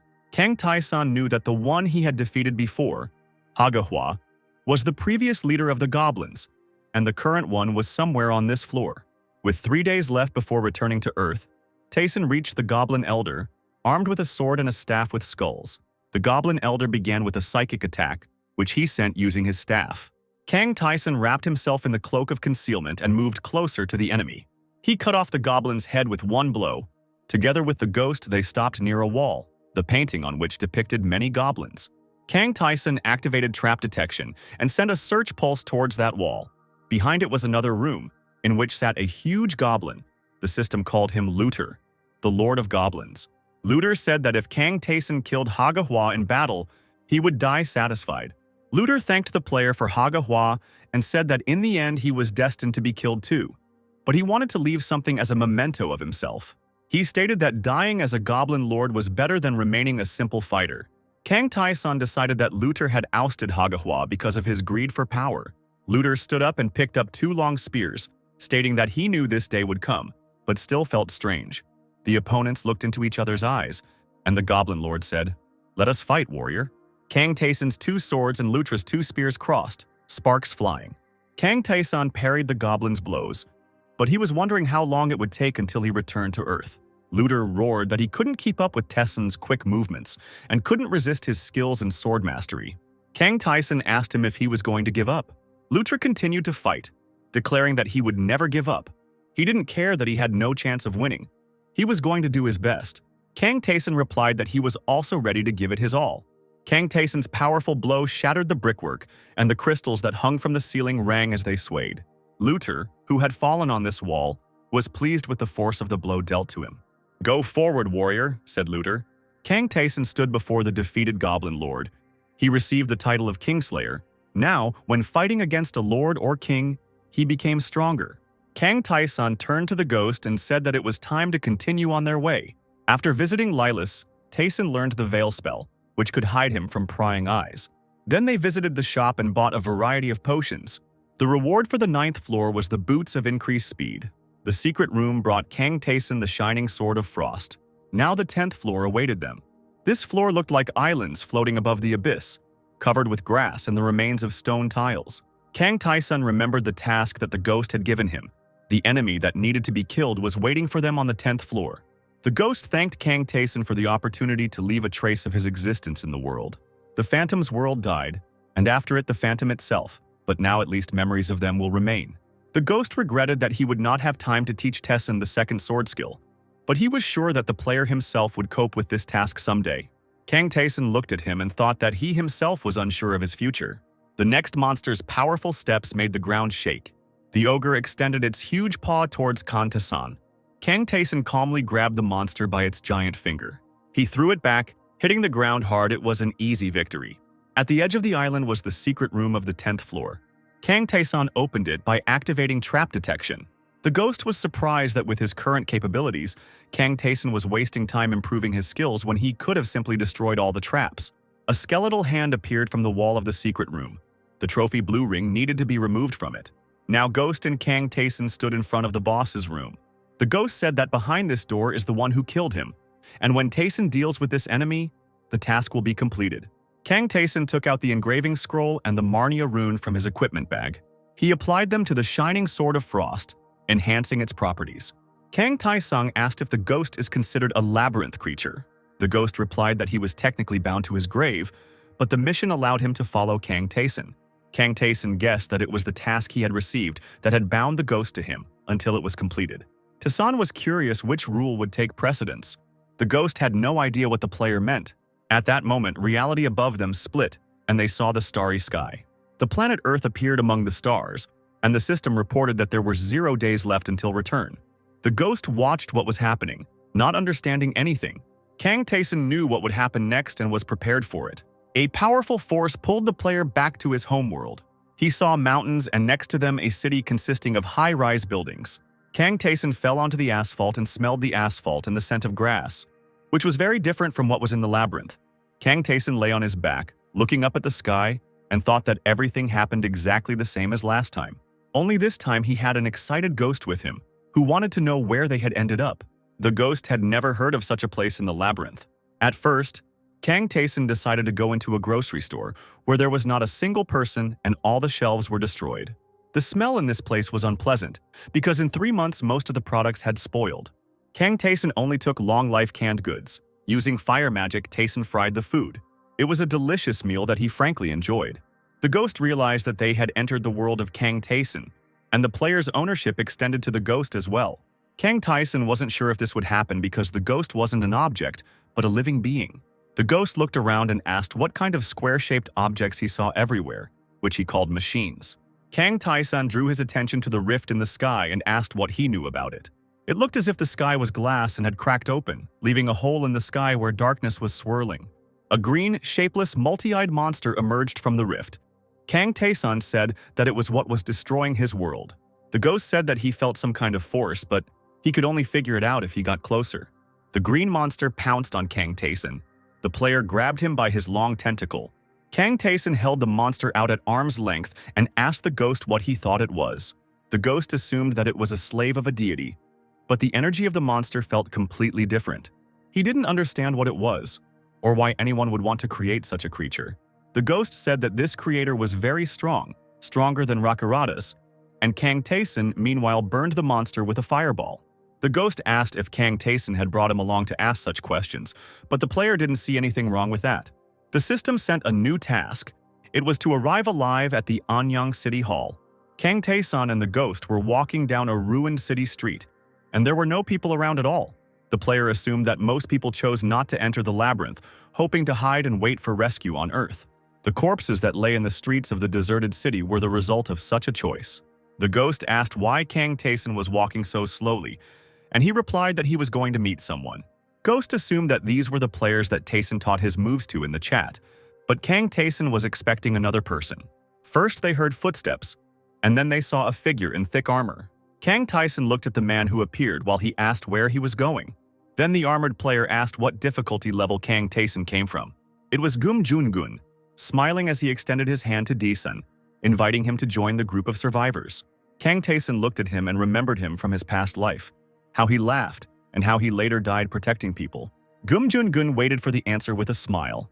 Kang Taeson said that he would go with him, but at that time he was thinking about their past friendship. Gum Jun brought his new acquaintance to a group of people gathered on the street. These people made a fire and tried to warm themselves. They were very happy about Gum Jun's return and the fact that nothing had happened in his absence. Gum Jun introduced Kang Taeson to the others, but was mistaken in assuming that he had completed the labyrinth on the normal difficulty level. Kang Taeson saw that there were about 100 people gathered, and they were all from the normal and easy levels. Daesun didn't remember any of them except Gum Jun. Gum announced that everyone was now gathered, and they could head to the city hall. People were worried that they might run into a monster, but Gum Jun promised to protect them all. People believed him, and were happy that they met a player with a high level of difficulty. Gum Jun took up his shield and sword and was ready to lead the people. The ghost, invisible to the people, flew over their heads in indignation. He did not understand how the adventurers from the labyrinth could be so weak. Only Jun seemed worthy to the ghost, but even he didn't look capable of descending to the lower floors of the labyrinth. The ghost didn't understand why Kang Taeson wanted to meet this guy, and why he joined such weak people. One of the crowd pointed in horror at something in the dark alley, calling out to Gum Jun. A green monster emerged from the hole in the wall with a growl. The people hid, and only Gum Jun went to fight the creature. Kang Taeson understood that this monster was weak, and these people could also try to deal with it. But only players with a higher difficulty level were able to truly fight these creatures. Gum Jun defeated the monster, which caused admiration among the people around him. Only Kang Tae-sun looked at what was happening without delight. Gum Jun dealt with all the monsters that appeared on their further path. The rest of the group hid for their own safety. Sometimes during the battle, another monster would appear. Then everyone ran away in horror. The creature almost caught up with one man, and he cried and asked for help. Suddenly, the monster disappeared. Its victim turned around in surprise. All that was left of the monster was a bloodstain on the ceiling. But the people around did not understand what had happened. Gum Jun returned and asked where the second monster had gone, but everyone thought it had simply disappeared. Gum Jun didn't believe it and didn't understand who else could defeat the monster, because he was the only high-level player here. Kang Tae-sun caught his attention because he didn't show fear and remained calm the whole time. Gum Jun commanded the people to move forward. They still had a long way to go. While Gum Jun stepped forward and fought with various creatures, Kang Tae-sun secretly killed the monsters that appeared later. The ghost hovered over the crowd in rage, asking out loud why these weak people did not join forces and try to fight. The way they ran away from danger made the former heir to the Karvat Empire furious, and he did not skimp on curses. People followed Gum Jun and showed no desire to do anything. The Phantom saw it as a personal insult that such worthless people had ended up in the labyrinth. Gum Jun consoled the tired and crying, assuring them that they only had to endure a little longer. Kang Tae-sun asked the ghost not to be angry at these people because they once chose the easy labyrinth. The ghost didn't even suspect the existence of the easy labyrinth. He thought that it was the only one. But Kang Tae-sun explained to him how the modes of passage differ. The ghost always knew that the labyrinth was not divided in any way. Only the gods could sometimes put up barriers, but this was only done temporarily. Friends suggested that some creature did not know how to design the labyrinth, but simply carelessly copied it several times. Kang Tae-sun thought that it was very difficult to do something like this. Only a god or even someone of a higher level could do it. He thought about the fact that all the monsters that appeared were F-class, and in order to kill all the people, creatures of a higher level were needed. It all seemed as if someone was watching how humans would cope. Tae-sun had heard that the gods liked it when mortals put in great effort. The ghost cursed and whined that he hated looking at the weak. He wanted to go straight to his destination. He felt like Kang Tae-sun enjoyed helping others, but he didn't understand why he had to hide it. Dae-san countered that he only helps those he sees potential in, and now he can befriend Gum Jun along the way. He didn't care about other people, but he knew that they were extremely important to Gum Jun. Kang Tae-sun remembered that in his previous life, Gum Jun had led people like that too. But when he got to the city hall, he was in despair because he had not managed to save any of them. The sun was setting behind the horizon, and many monsters filled the streets. People stopped to rest and have a snack. They dreamed of 24-hour stores, but were afraid to go anywhere for fear of encountering a monster. Kang Tae-sun caught their attention because he had real ham, not the meat of killed monsters like everyone else. A strong guy approached Tae-sun and offered to share his food with him. The people around him called him the leader of the Athens Guild named Lee Chang-suk. Lee Chang-suk stated that if Tae-sun did not want to die when he returned to the labyrinth, he should give him all the supplies. Tae-sun asked the man if he was sure they would be able to return there. Lee Chang-suk was indignant that someone dared to look down on him, because the Athenian Guild was known to many. Dae-sung remembered that they would all die during the second return, but Lee Chang-suk didn't know this and attacked him. Gum Jun prevented the fight from starting by shouting at the disputants. Lee Chang-suk was not going to give up. He asked who Gum Jun thought he was. He said that he would not obey a high-level player just because he decided to accompany the group. Gum Jun grabbed Lee Chang-suk and covered his mouth with his gloved hand. "I know what you think of me," Gum Jun said, "and that's your right, but don't cross the line." Gum Jun hit his opponent. When Lee Chang-suk was lying on the ground, Gum Jun said that he would chase him away if he continued to act like that. People were a little scared by what happened. They had never seen Gum Jun act like this before. That night, everyone went to bed, only Gum Jun sat alone by the fire. Kang Tae-sun came up and asked why the one who was the most tired during the journey was on guard duty. But Gum Jun objected that the people were too afraid. Gum Jun believed that he had no choice. There were still many dangerous situations ahead of them, so he had to force people to obey. Gum Jun fought the monsters to protect the others. He believed that thanks to Tae-sun they had a chance to survive. Kang Tae-sun asked him if he really needed to go that far, since if he were alone, he would have reached the city walls long ago. Gum Jun looked at his interlocutor in amazement. And he added that a player at a difficult level cannot help but understand that everyone who is destined to survive will survive, but the rest will die. Kang Tae-san didn't understand why Gum Jun-gun was so obsessed with people who were going to die anyway. Gum Jun-gun got angry and yelled at D-san, but looking into his face, the guy felt something strange. It seemed to him that Kang Tae-san had seen countless deaths. He was clearly not at the normal difficulty level of the labyrinth. Gum Jun-gun grabbed his sword. "Who are you?" he shouted in the face of the man in the cloak who stood in front of him. Kang Tae-san turned around, throwing over his shoulder that it was the first time he saw Gum Jun-gun like this, and that he would tell him his name when they reached the city. The astonished Gum Jun-geun could only watch after him. In the morning, Gum Jun-gun entered the shelter where the people were sleeping and called out loudly to them. They could reach their destination in just 2 hours, so they had to hurry. Gum Jun-gun walked ahead again, armed with a sword. The first monster appeared from the alley, and Kang Tae-san thought that the creatures would only attack those who were going to the city hall. Anyone who tried to get there without an escort was either already there or died. Following the first monster, 2 more appeared. People started running away. Some boy hesitated, and the monster almost caught up with him. Gum Jun-gun rushed to his aid and covered him with his shield. He knew he couldn't handle 3 enemies at once, but he just needed to stall for time, because the mayor's office was already very close. Gum Jun-gun activated breath, hold attack, and turned to face the monsters. A pouch of tranquility powder appears in front of the player. Upon contact with an enemy, the pouch will explode and create a curtain. A bright beam cut the bag in half. The curtain separated Gum Jun-gun from the 3 monsters. The player called out to the people who were holding on to him. He didn't understand why they hadn't left yet. From the other side of the crowd, 2 more monsters appeared. Now the huddled group was surrounded, with only 1 high-level player protecting them. Gum Jun-gun was confused. He didn't understand why they wanted to destroy them so badly. The player no longer had useful trophies. He could not win against the 3 creatures. And after his death, all the other people would die too. With horror, Gum Jun-gun thought about running away alone. He would have had enough strength and speed for this, but people looked in his direction in tears and with hope. Gum Jun-gun thought that they all believed in him and followed him all this time. Would they really have to abandon him? He couldn't choose what to do, because if he wanted to protect someone, he had to do it to the end. People saw his confusion and asked what happened. Gum Jun-gun was not ready to die for these people. He dreamed that he had more strength.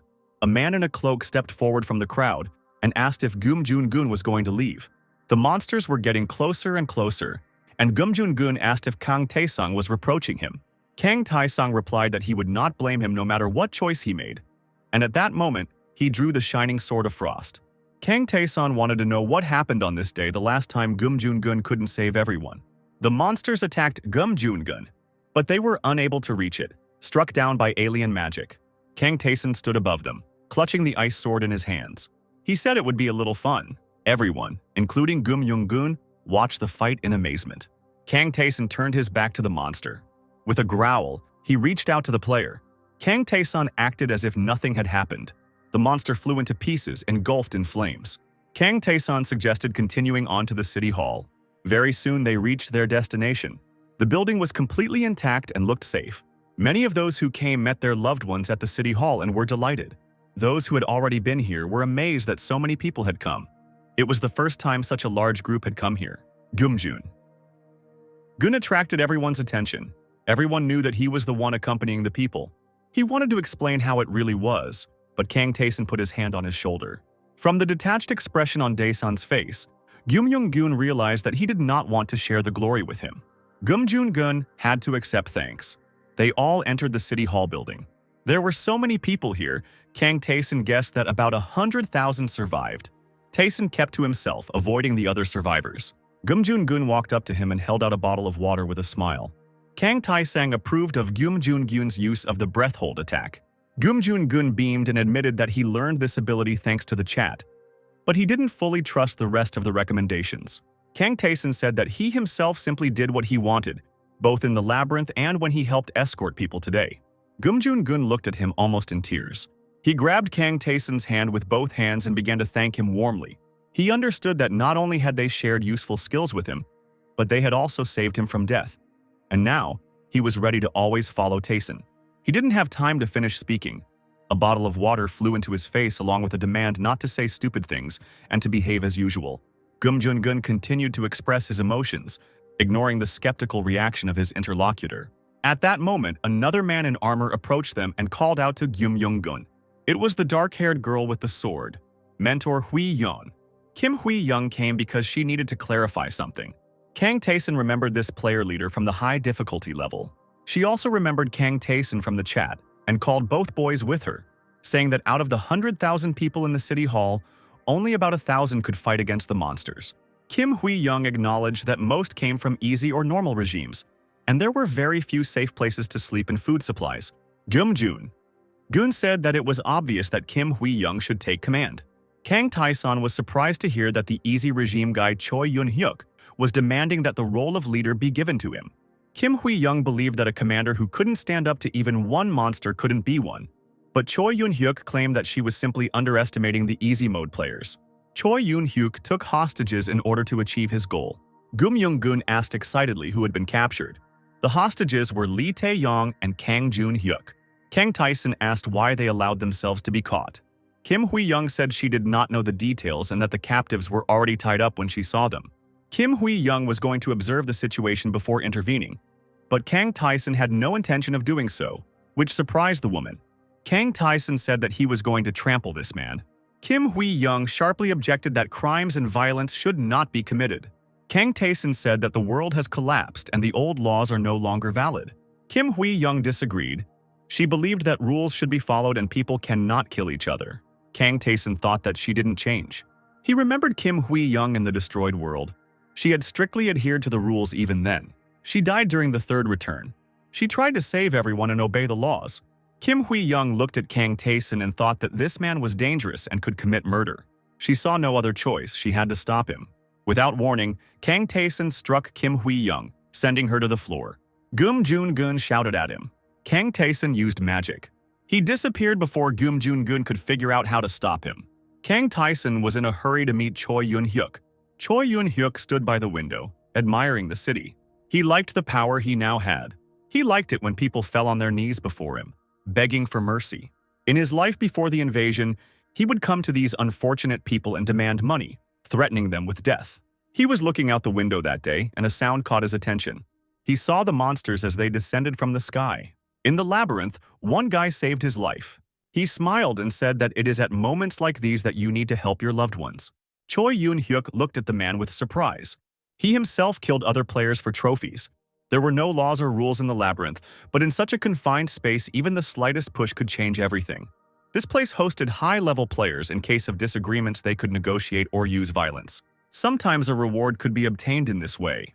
Choi Yun-hyuk liked it when people obeyed him. Lee Tay Young and Kang Jun-hyuk were sitting in the same room, chained together. Lee Tay Young stated that if it weren't for the trick, Choi Yun-hyuk would have died much earlier, but he laughed in response to these words. He believed that luck was on his side, since he was summoned straight to a safe zone near the city hall. He attacked another player, glad that those he feared in the labyrinth turned out to be weak in reality.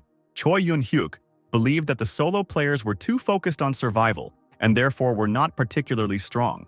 When the two showed up, Choi Yun-hyuk was busy torturing another player.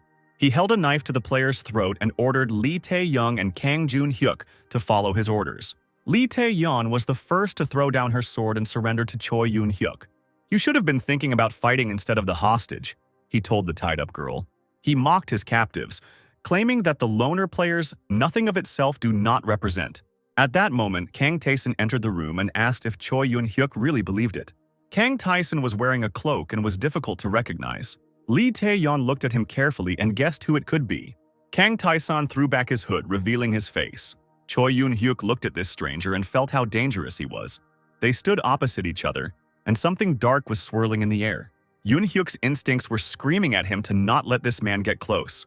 Choi Yun-hyuk grabbed the phone and shouted that if the stranger came closer, he would order the prisoners to be killed in other places as well. "Stop!" came a voice from the door, and everyone in the room turned around. Kim Hui Young and Gum Jun stood on the threshold, ready to intervene. Choi Yun-hyuk said that he needed power and security, and then the captives would remain safe. Kim Hui Young replied that no one would give power to a player of the lowest level. Choi Yun-hyuk admitted that high-level players were strong, but he was the leader in his regime.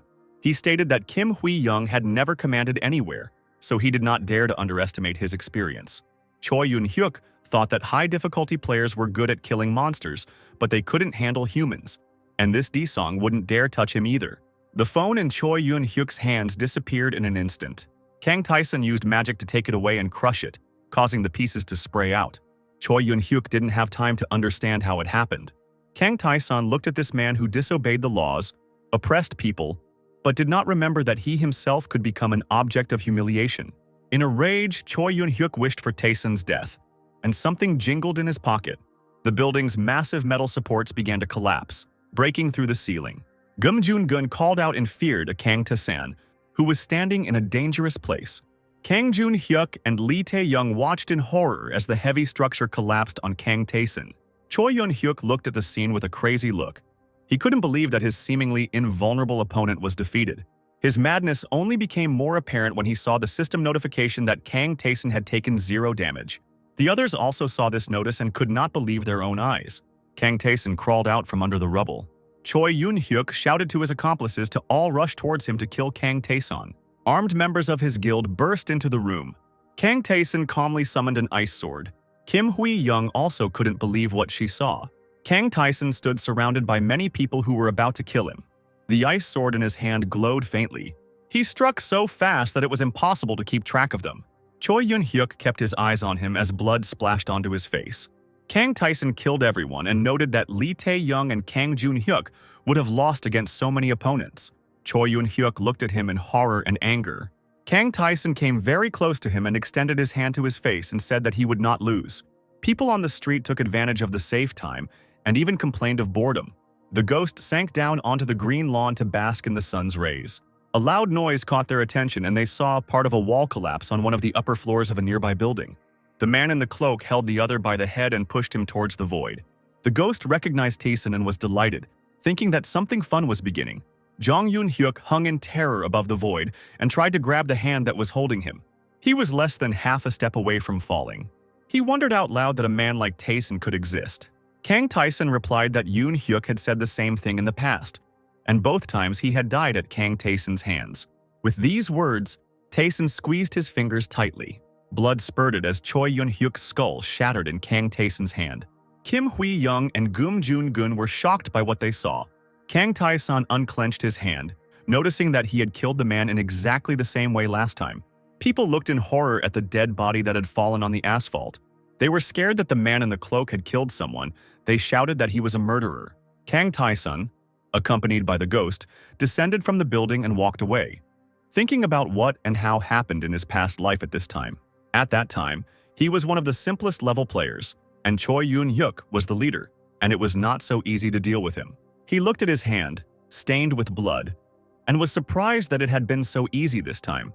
He was standing against the wall, cleaning his hand, when Gum Jun approached him. Gum Jun was worried about him because Hui-young and the others told him about what happened. In one of the city hall offices, people came to express their outrage at what had happened. They believed that no one should allow themselves to kill people and take justice into their own hands. Kim Hui-young sat in front of them, covering her face with her hand. They demanded that she punish the criminal. She stood up abruptly, interrupting their screams. "How do you propose to punish someone who even I can't handle?" Kim Hui-young asked. The older man said that she didn't know how to do it because she used to be a university student. He believed that the world couldn't leave someone as reckless as Tae-sun unchecked just because he had power. Kim Hui-young had a hard time with this man, even though she invited him because he was a congressman and a member of the Civic Party. She had no idea that such people would be useless in the new world and would not even try to pass the labyrinth. Kim Hui-young couldn't imagine how to punish someone like Kang Tae-sun, who was not worth fighting with. Kim Hui-young thought that everyone around her only cared about their own authority. She looked at these noisy people and imagined that from the outside she might appear just as power-hungry. The system window that appeared distracted her from such thoughts. People nearby also received a message about the approach of the first wave of monsters, from which the City Hall building had to be protected. The excited people threw open the door to the office. They shouted about the attack of monsters and wanted to know what to do now. Those who were on easy mode did not want to take part in the battle. Kim Hui-young shouted at them. She turned to the table where those who had just given her advice were sitting. But the office was empty and only overturned chairs lay on the floor. Kim Hui-young was angry that these advisors of hers could only engage in useless talk. Kang Tae-sun also received the message, but he was confident that Kim Hui-young was able to handle the problem herself. Lee Tay Young and Kang Jun-hyuk called out to him. Kang Jun-hyuk thanked Kang Tae-sun for saving him, and then saw the ghost and asked what it was. The ghost didn't expect that people would be able to see him.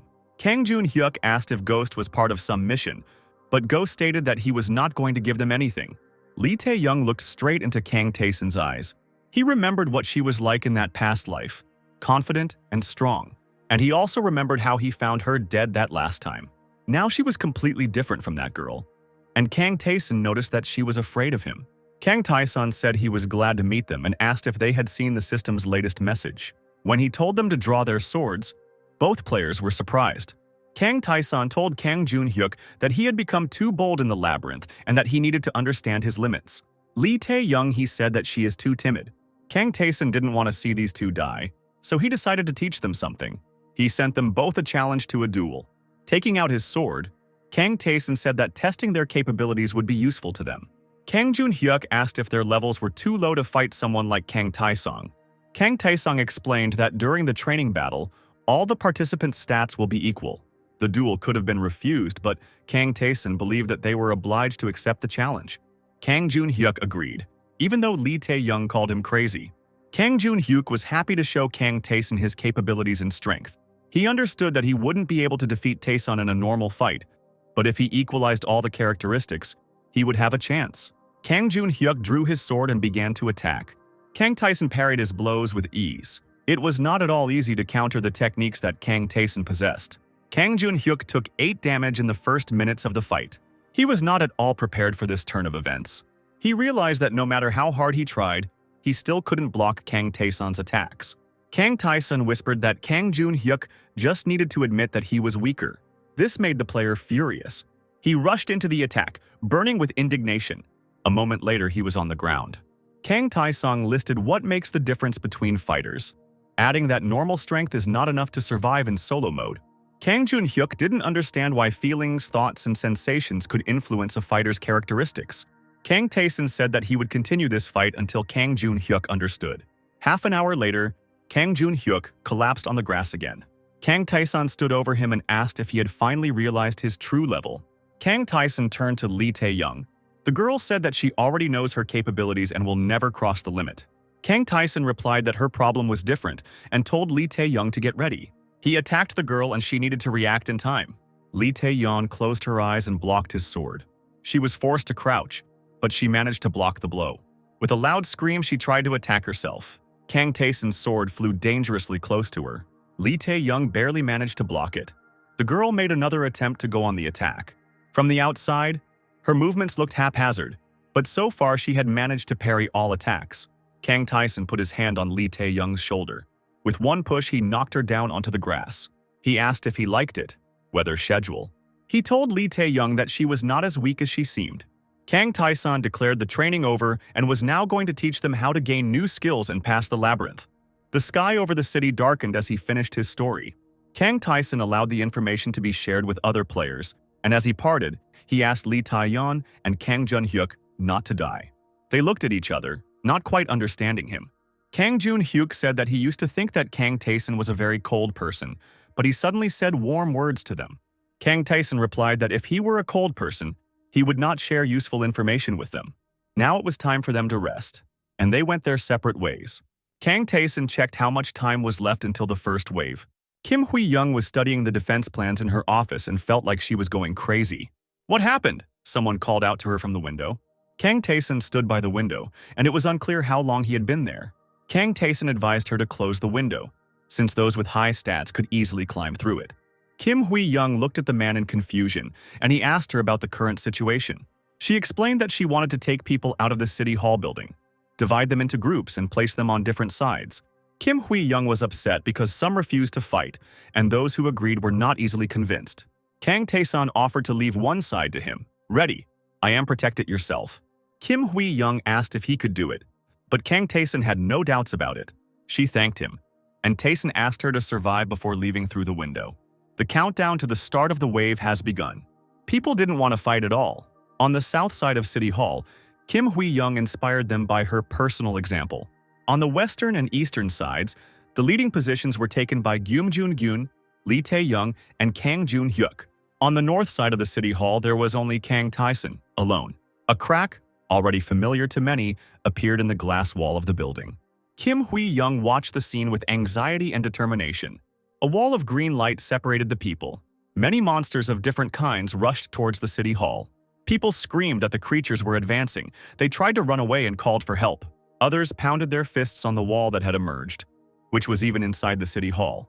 Kim Hui-young commanded, urging people not to be afraid and to return to their positions. She resolutely chopped down the monsters with her sword. The monsters attacked people who were unable to defend themselves.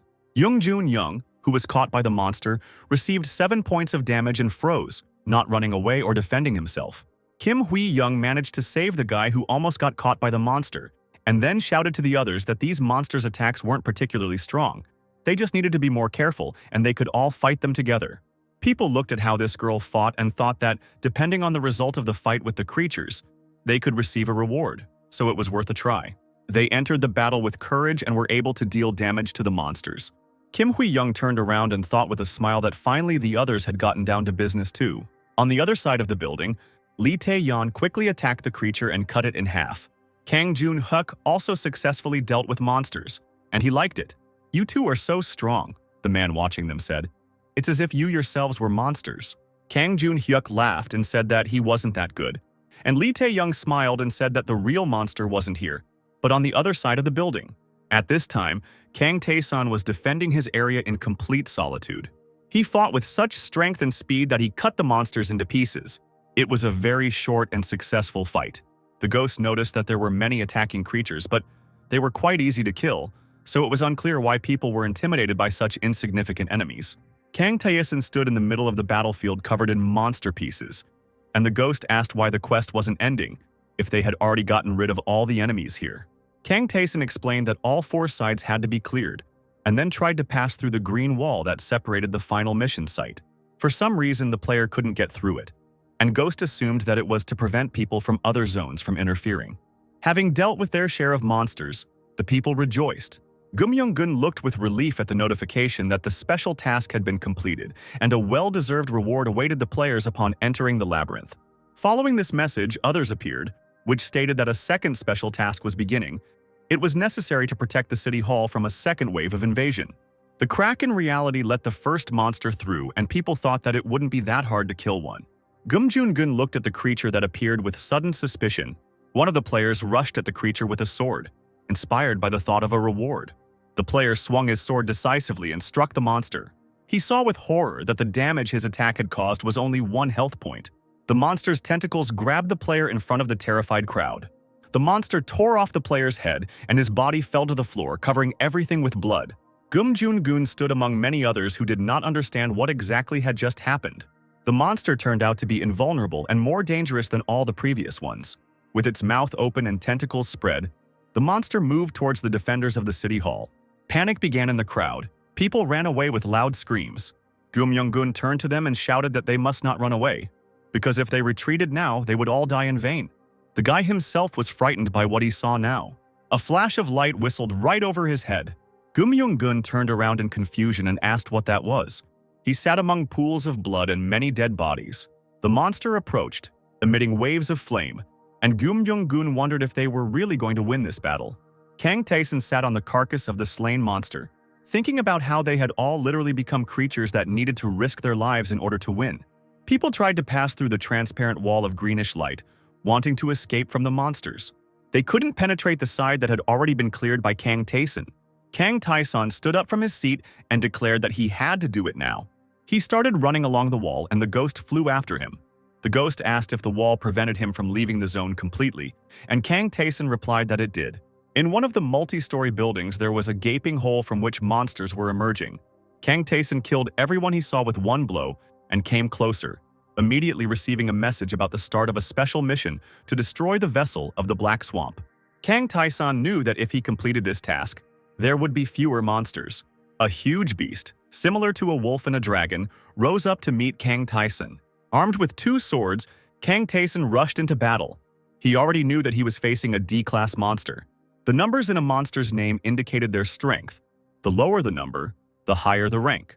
The monsters that launched a full-scale attack during this wave of invasion were F and E class. The beast that Kang Tae-san was about to fight was a D-class monster with a 6-digit number. Once upon a time, humans were on the brink of extinction due to attacks by D-class monsters. Kang Tae-san in his previous life had a hard time getting rid of this after his third return. This time, Tae-san rushed at the enemy, and in his hand was the ceremonial sword of Rakaratus. Ghostly beasts accompanied his attack. The player was sure that now everything would be different. With 2 strikes, Kang Tae-san dealt 64 and 72 units of damage to the monster. The monster's eyes glowed with a scarlet light as it continued to attack Tae-san. The player thought it was useless and activated complete nullification of the first 2 attacks. Grabbing the monster's paw, Kang Tae-san resorted to ice magic. The monster's paw became covered with an icy crust, but this did not stop him. Kang Tae-san thought that he had a strong and persistent opponent, but the player had infinite stamina and could continue the fight using 2 swords at the same time. Kang Tae-san struck the fireball straight into the gaping mouth. The monster retreated briefly, engulfed in flames. Kang Tae-san looked at his opponent closely and realized that his goal was actually achievable. An hour later, the player drank the potion from his supply. The monster was defeated and Kang Tae-san stepped on its carcass. He activated Ice Arrow. This blow was aimed straight at the rift in reality, and the gates between the worlds slammed shut. Kang Tae-san successfully completed the special mission. The reward was due to him upon returning to the labyrinth. Kang Tae-san thought that if there were no more reality rifts, then his work was finished. And at that moment, a message appeared saying that the special mission was completed. The ghost asked why the system sent the same notification twice. Kang Tae-san explained that the other side had also completed their mission. At this time, Kim Hui-young, her armor splattered with blood, leaned heavily on her own sword. Finally, it's all over, the girl thought. She sat on the carcass of a fallen enemy and looked around, assessing the consequences of the massacre. Kim Hui-young thought about the people who tried to avoid participating in the battle. But after seeing hundreds of dead fugitives, they realized that there was no other way to save themselves except to finish off the monsters. The monster easily destroyed those who sought salvation at the transparent wall, and most of them died in vain. They had no opportunity to do anything. Kim Hui-young cried and blamed herself for what happened because she wasn't good enough. The people around noticed the changes with curiosity and how the wall was disappearing, which meant that it was really over. Kim Hui-young thought that she had to help Kang Tae-san because no matter how strong the player was, the monsters that came this time couldn't be defeated by oneself. The girl started running towards the north side and called on the others to come with her. People were exhausted, many died or were seriously injured. Kim Hui-young said that she could not lose someone who would be a great strength and help to people in such a situation. The girl stumbled, but Kang Tae-san managed to catch her in time. He reported that the northern side was cleared, and he did it even better than before. Kim Hui-young looked at the many dead people here on this side. She noticed that Kang Tae-san was completely fine, but they had to risk their own lives here. Tae-san replied that they would have to risk their lives to fight in the labyrinth as well. People looked at the messages that congratulated them on their victory, and those who survived were to receive rewards based on their own contribution and the results they showed during the battle.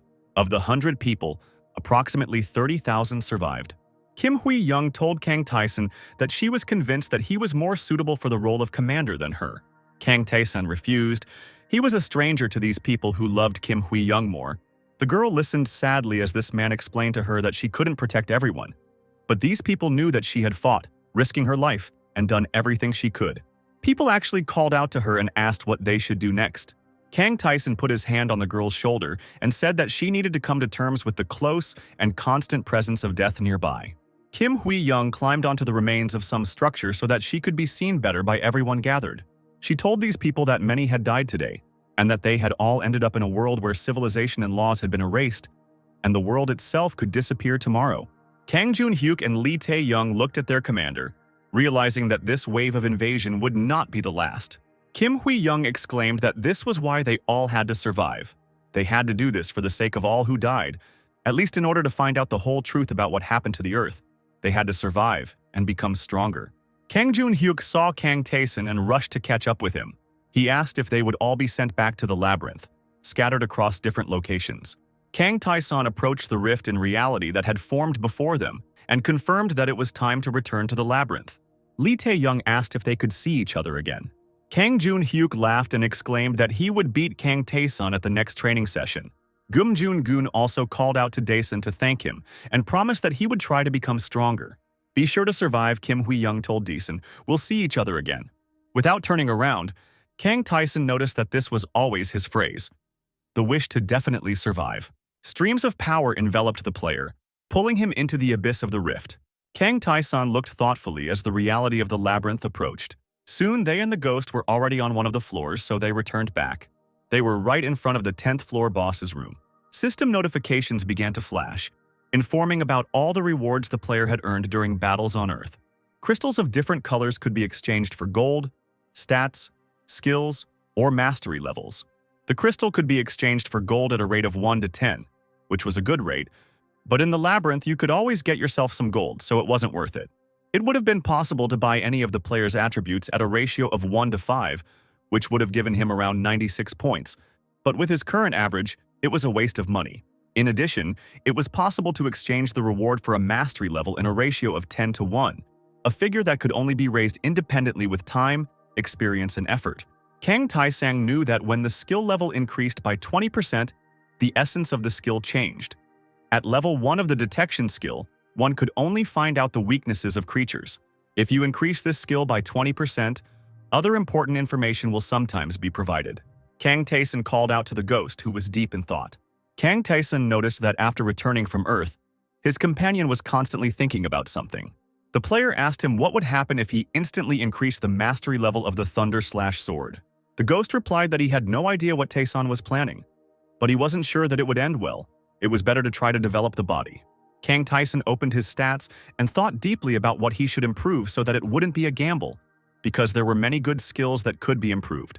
It was unexpectedly difficult for the player to make such a choice. Kang Taisang asked if he should find confirmation first. The 9th floor's safe zone looked like a tower, the top floor of which was ablaze, as if it had been destroyed by the fire blast. Lilith, who was in the tower, was coughing from the smoke. Kang Taisen entered and informed the sorceress that she had used the wrong combination. Lilith was amazed when the player told her that he could now instantly increase his skill level. She couldn't believe that Kang Taisen could interfere with the labyrinth's internal systems, since she herself was incapable of doing such a thing. Lilith explained that skill levels are regulated by the labyrinth, a place where untalented people can become stronger, but they are still limited by the rules. The girl assured that even the gods could not change the rules, and then asked to what extent Taisen could increase his skill. Lilith didn't expect to hear that the player could do it up to 50%. Kang Taisen sat near the table, on which there were many flasks and vessels for potions, and saw the excitement of his interlocutor. Lily said that Taisen shouldn't tell anyone else about his powers. She guaranteed that people would try to kill him as soon as they found out. The player was surprised that everything was so serious. Lilith felt like Kang Taisen was making fun of her, while she was ready to cut off her finger to improve her skills by even 1%. Lilith explained that the higher the level of mastery in magic, the greater its usefulness. Kang Taisen's magic was only at a 2% level, meaning that he was unable to use even entry-level spells properly. Lily said that there are several levels of magic in the labyrinth: basic, beginner, intermediate, advanced, superior, and all can be used. Normally, a mage could learn spells depending on his skill level, but Kang Taisen was able to master intermediate-level magic right away, which was a unique case. Lilith explained at what skill level which spells can be used. The girl hoped that her explanations would help Kang Taisen make the right decision. The player thought deeply about everything he had heard. When he and the ghost returned to the corridors of the labyrinth, he already knew what he would do. One of the crystals Kang Taisen used to increase his detection skill, and now he could easily find hidden rooms and obtain important information about his opponent. Kang Taisen decided that the faster he increased detection, the more useful it would be. After this, the player increased the level of magic skills, receiving magic acceleration and magic explosion. Now he was able to use magic properly, control fire, ice, and wind. Activating magic acceleration, Kang Taisen launched the blazing ball, noticing that it had become larger. This flame has noticeably increased in both speed and power. Encouraged by the result, Kang Taisen decided to test other skills and activated Ice Arrow. The player magically directed huge blocks of ice in any direction. Adding a magic explosion to this would cause the ice to shatter into sharp pieces. Large chunks of ice were embedded into the floor, with Kang Taisen standing between them. He thought he had made the right decision, and it was turning out pretty well. The boss of the 10th floor was a huge ogre fighter. Kang Taisen created a blazing ball right from the doorway and immediately launched it at the enemy. A bolt of flame hit the ogre in the face. Kang Taisen activated confusion and added magic acceleration to it. The ogre fighter clutched his head, overcome by magic. This technique drove him crazy and prevented him from continuing the fight. Kang Tae-san added magic explosion and directed his power towards his opponent's head. The ogre fighter rolled his eyes and began foaming at the mouth. Kang Tae-san saw how his abilities with psychic magic worked and added a few more techniques. The ogre fighter fell to the floor, seeing ice spears and gouts of flame aimed at him from all sides. Kang Tae-san summoned a magic explosion, and the ogre's figure was swallowed by a wall of flames. The ogre fighter took devastating damage and was defeated. Kang Tae-san said that with this magic he could easily climb up to the 20th floor, and the ghost confirmed that magic in the labyrinth is the basis of everything. Kang Tae-san asked if the ghost had finished thinking about his difficult problems, if he had finally decided to speak up. The ghost said that all this time he was wondering why something like this appeared. Kang Tae-san asked the ghost who it was. He wanted to know who destroyed his world. Some mortals transcend themselves through trials, which may be strength or faith, but once they reach a certain level in their field, they become more than human. The ghost spoke, and Tae-san imagined a wild-looking warrior with a huge axe. The warrior's eyes were red and wild. The ghost explained that a Superman could become great, get rid of mortality, gain extraordinary strength, but his power would still be limited. The ghost knew that monsters had invaded the cities of Earth, and there were a lot of them. But when superhumans interfere with the affairs of mortals, they experience a great loss of power. It is considered madness, and they usually do not do so. There are other beings capable of this, who can interfere without losing their strength. These beings from the past, their names have long been lost. The ghost called these creatures the Old Gods. Their lifespan was not predetermined initially, so when they entered the mortal world, they did not lose their powers at all. The ghost never saw them personally, but learned about them from legends, found some information in the labyrinth. It took him a moment to think about all of this, including the fact that there had once been a war between superhumans. Kang Tae-san asked why such creatures would attack the Earth, but the ghost did not know the answer, only suggested that these creatures also had some limits to their strength. Kang Tae-san thought that even if these powers had limits, the apostle sent to Earth was unable to defeat even Lee Tay Young. The player decided that he had learned enough, and he and the ghost continued their journey. They came to the place where the Phantom's enemy was hiding, the one who had once killed him in his sleep. Now, Kang Tae-san had to defeat this enemy and the task would be completed. They came to a room where an ogre sage in simple clothes was sitting at a table and reading a book. Noticing the appearance of the guests, he greeted the warrior. The ogre sage told the ghost that he had been waiting for this day to come, but it had happened sooner than he had expected, and now he suggested they talk one last time. Kang Tae-san watched this scene, and the ogre sage remarked that he would hardly be able to defeat this adventurer, but before he died, he wanted to satisfy his curiosity. The ogre said that the ghost had acted very arrogant and reckless in the past. He drew a short blade and said that the seekers of the gods had rejected the ghost, and the lost king had despised him. The ogre sage met the ghost when he was still a man, and the ogre was the only creature who listened to the arrogant youth. The ghost was cheerful and carefree, and the ogre sage believed that he himself was to blame for what happened. The ogre pointed his blade at the ghost and said that he was an adventurer back then, while he himself was only doing what he had to do as a monster of the labyrinth. The ghost trembled and demanded that Kang Tae-san simply kill his enemy, but the player wanted to hear the story to the end. The ogre sage was surprised because he thought that Tae-san was just a puppet under the warrior's control. He didn't expect him to be different. Kang Tae-san came closer and asked where the ogre sage got his weapon. The ogre sage pulled his short sword aside. This weapon was very valuable and could not possibly end up in the hands of an ordinary monster on the 10th floor, and the ghost looked at it with a strange look. The ogre sage chuckled and said that he could see that it was the adventurer who had changed the warrior.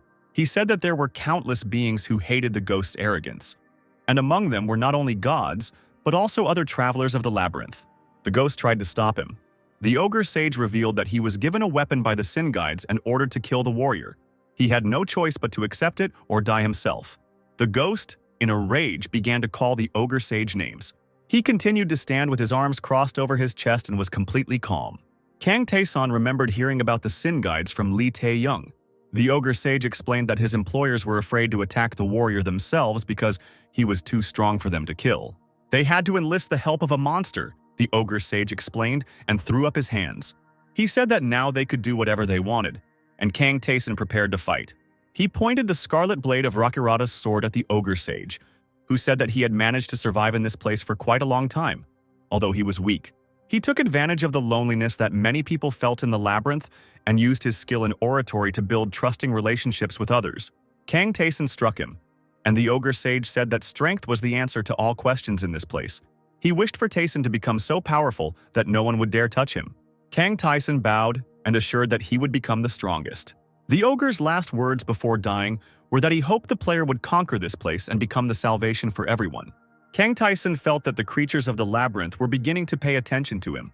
There was both kindness and hostility in their looks. For defeating the giant sage, Kang Taeson received the Edge of Disaster, that same short blade.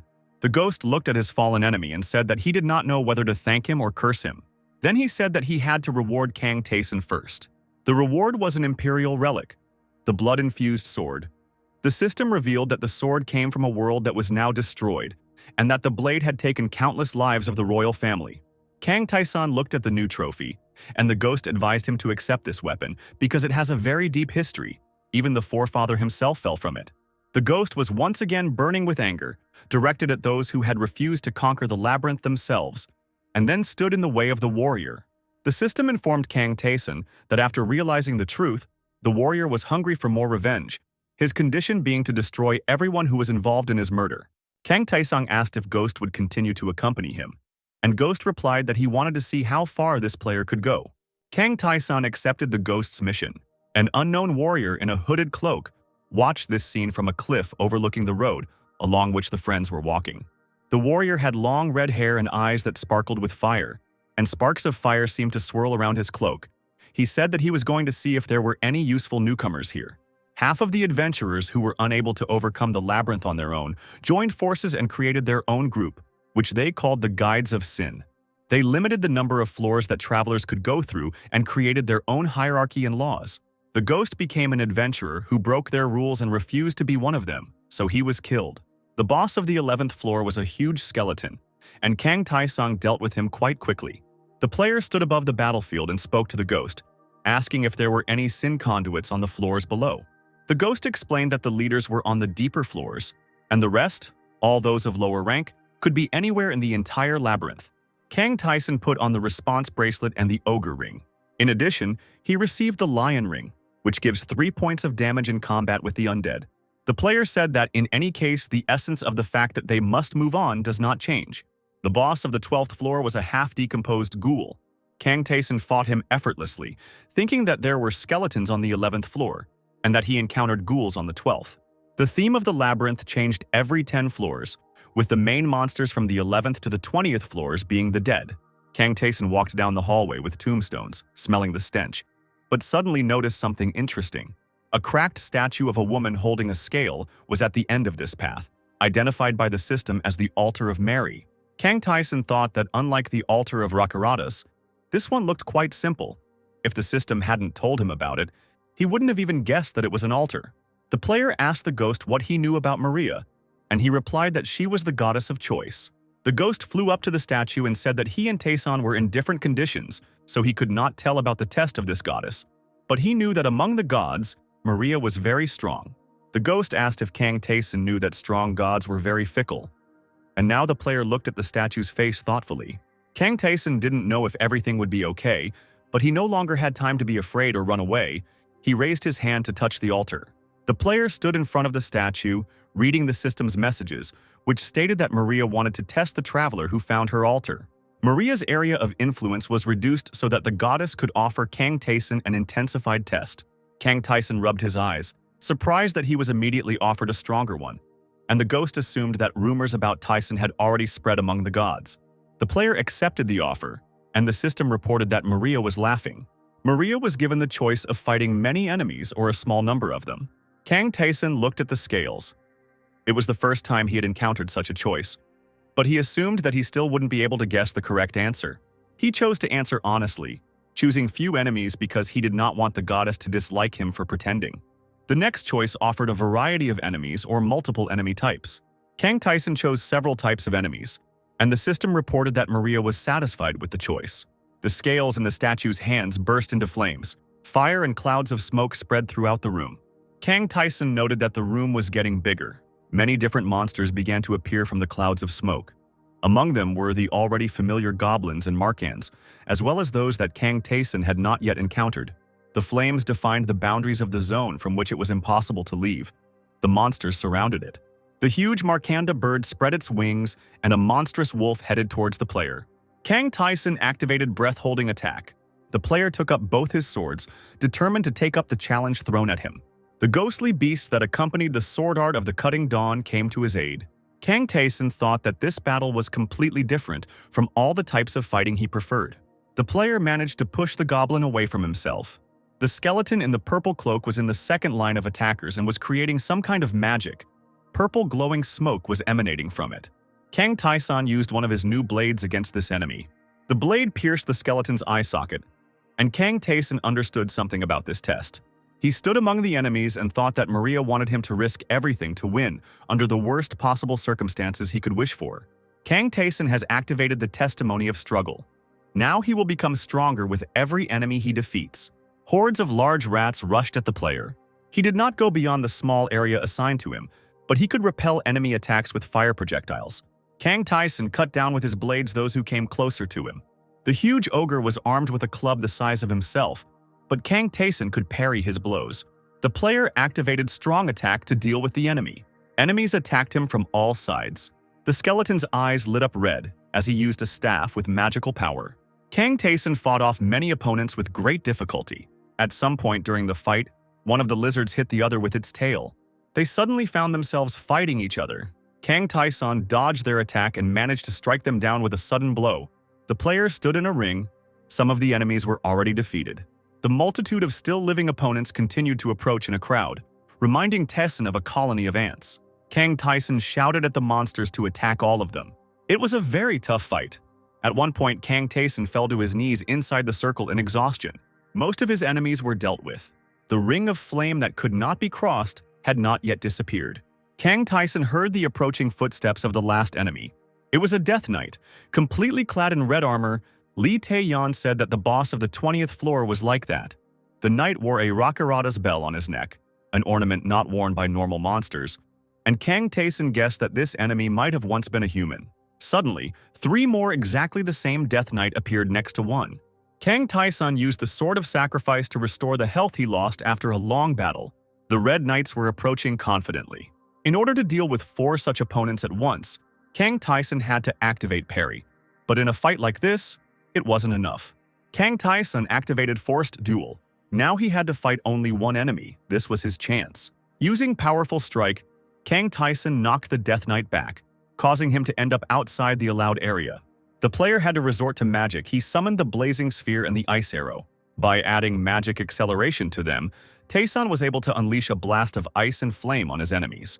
The player saw that combining swordsmanship and magic could work, but using only one would be ineffective. The Death Knight raised his sword for a crushing blow. He plunged his sword into Kang Tae-sun's chest. The player grabbed the opponent's hand and activated Forced Duel again. Now he could try again to defeat only one Red Knight at first. Kang Tae-sun began the battle by holding his breath. With a powerful blow, he drove the blade into the knight's armor. It was a hard-won victory. Kang Tae-sun only had 1/10 of his health left, so he couldn't resort to this method anymore. The player thought that in a 3-on-1 fight he could no longer afford to take hits.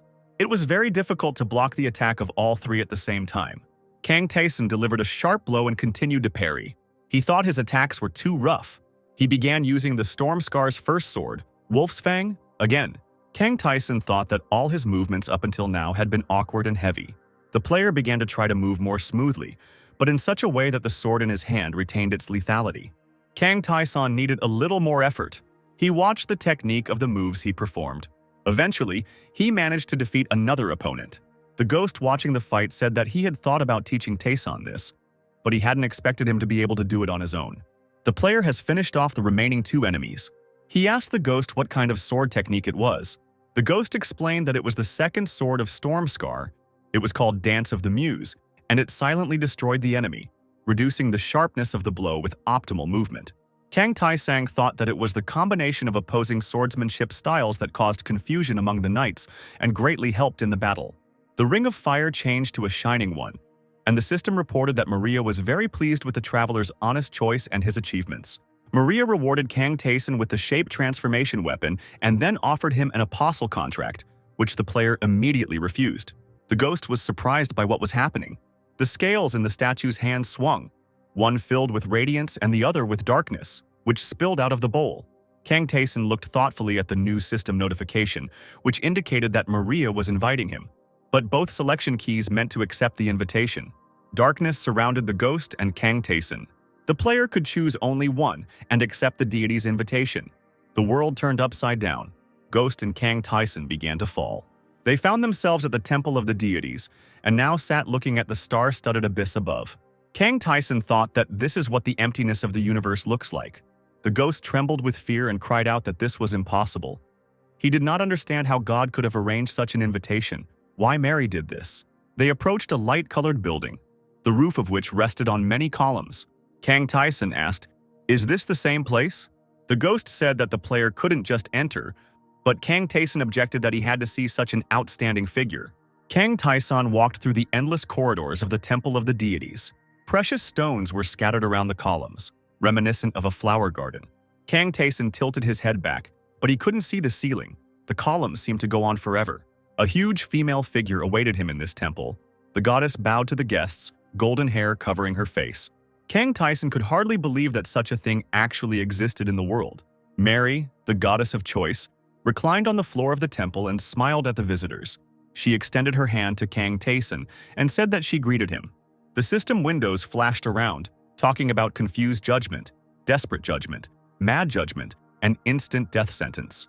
The ghost made a strange coughing sound. Kang Taeson asked why the goddess was doing this to the guest she had invited. Maria smiled and pulled her hand away. The ghost exhaled and thanked her for taking pity. Maria said that a lot of water had flowed under the bridge since that unfortunate meeting. The ghost didn't answer but looked very confused. Mary said that she was a goddess who forced another choice on mortals who had done terrible things. Kang Taeson felt the enormous power emanating from the goddess. This power was on a completely different level compared to everything he had known before. Could there really be tens or hundreds of such creatures? The ghost asked Maria for permission to ask one question. He wanted to know if it was possible to invite mortals into the temple of a god. Mary replied that mortals may indeed not be able to bear the presence of a god, but the deities solved this problem from their side. Maria's finger touched the floor tiles next to the ghost, and the goddess said that she had not summoned him at the time for a very simple reason. Maria said that the ghost was not worthy of this. Kang Taeson asked if the goddess meant that he himself was worthy. Maria said she wanted to see Kang Taeson in person. She said that few people agreed to undergo her tests, and even fewer travelers were able to complete them, and no one had ever withstood the intense test before Kang Taeson. The player looked at Maria and asked what she would do if he deceived her in court. Maria said that in that case, she wouldn't like him. The goddess had shining blue eyes, but darkness flowed from them. Maria said that the ghost did exactly that in the past. Kang Taeson looked at the ghost, but he only laughed nervously. Mary touched Kang Taeson and asked if he really did not want to become her apostle.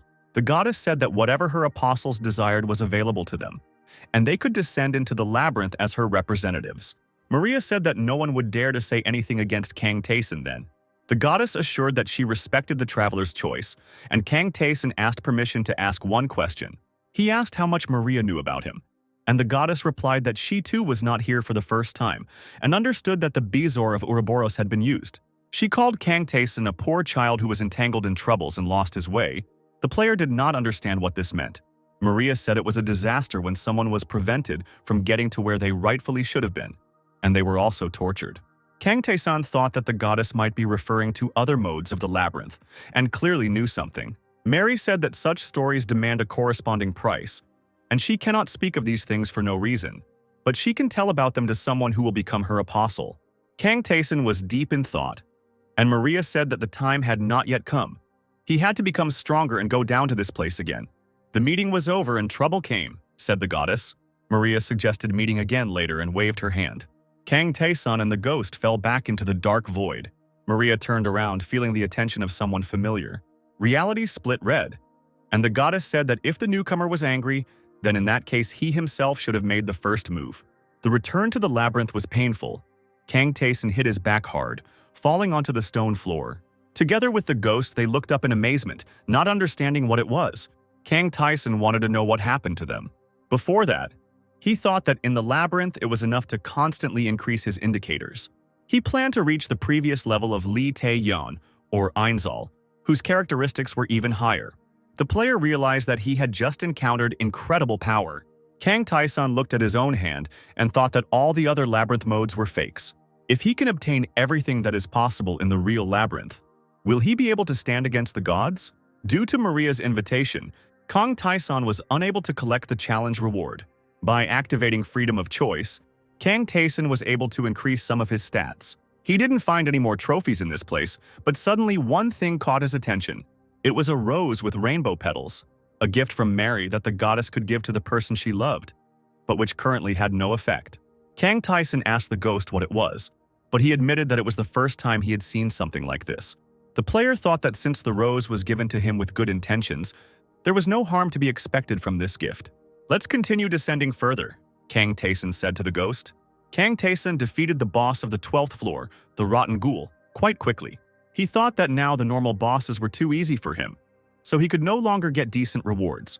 Now there was no choice but to collect what was available. The 13th floor looked like an abandoned cemetery, where crosses and graves were lost in the fog. Hordes of zombies attacked Kang Tae-san with growls. They were too easy to deal with, too. The player was unaware that the man standing on the cliff was watching him. It was a red-haired warrior in a cloak with a hood. During the next fight, Kang Tae-san felt that there was someone nearby who was not a monster. Kang Tae-san saw a flash on the cliff.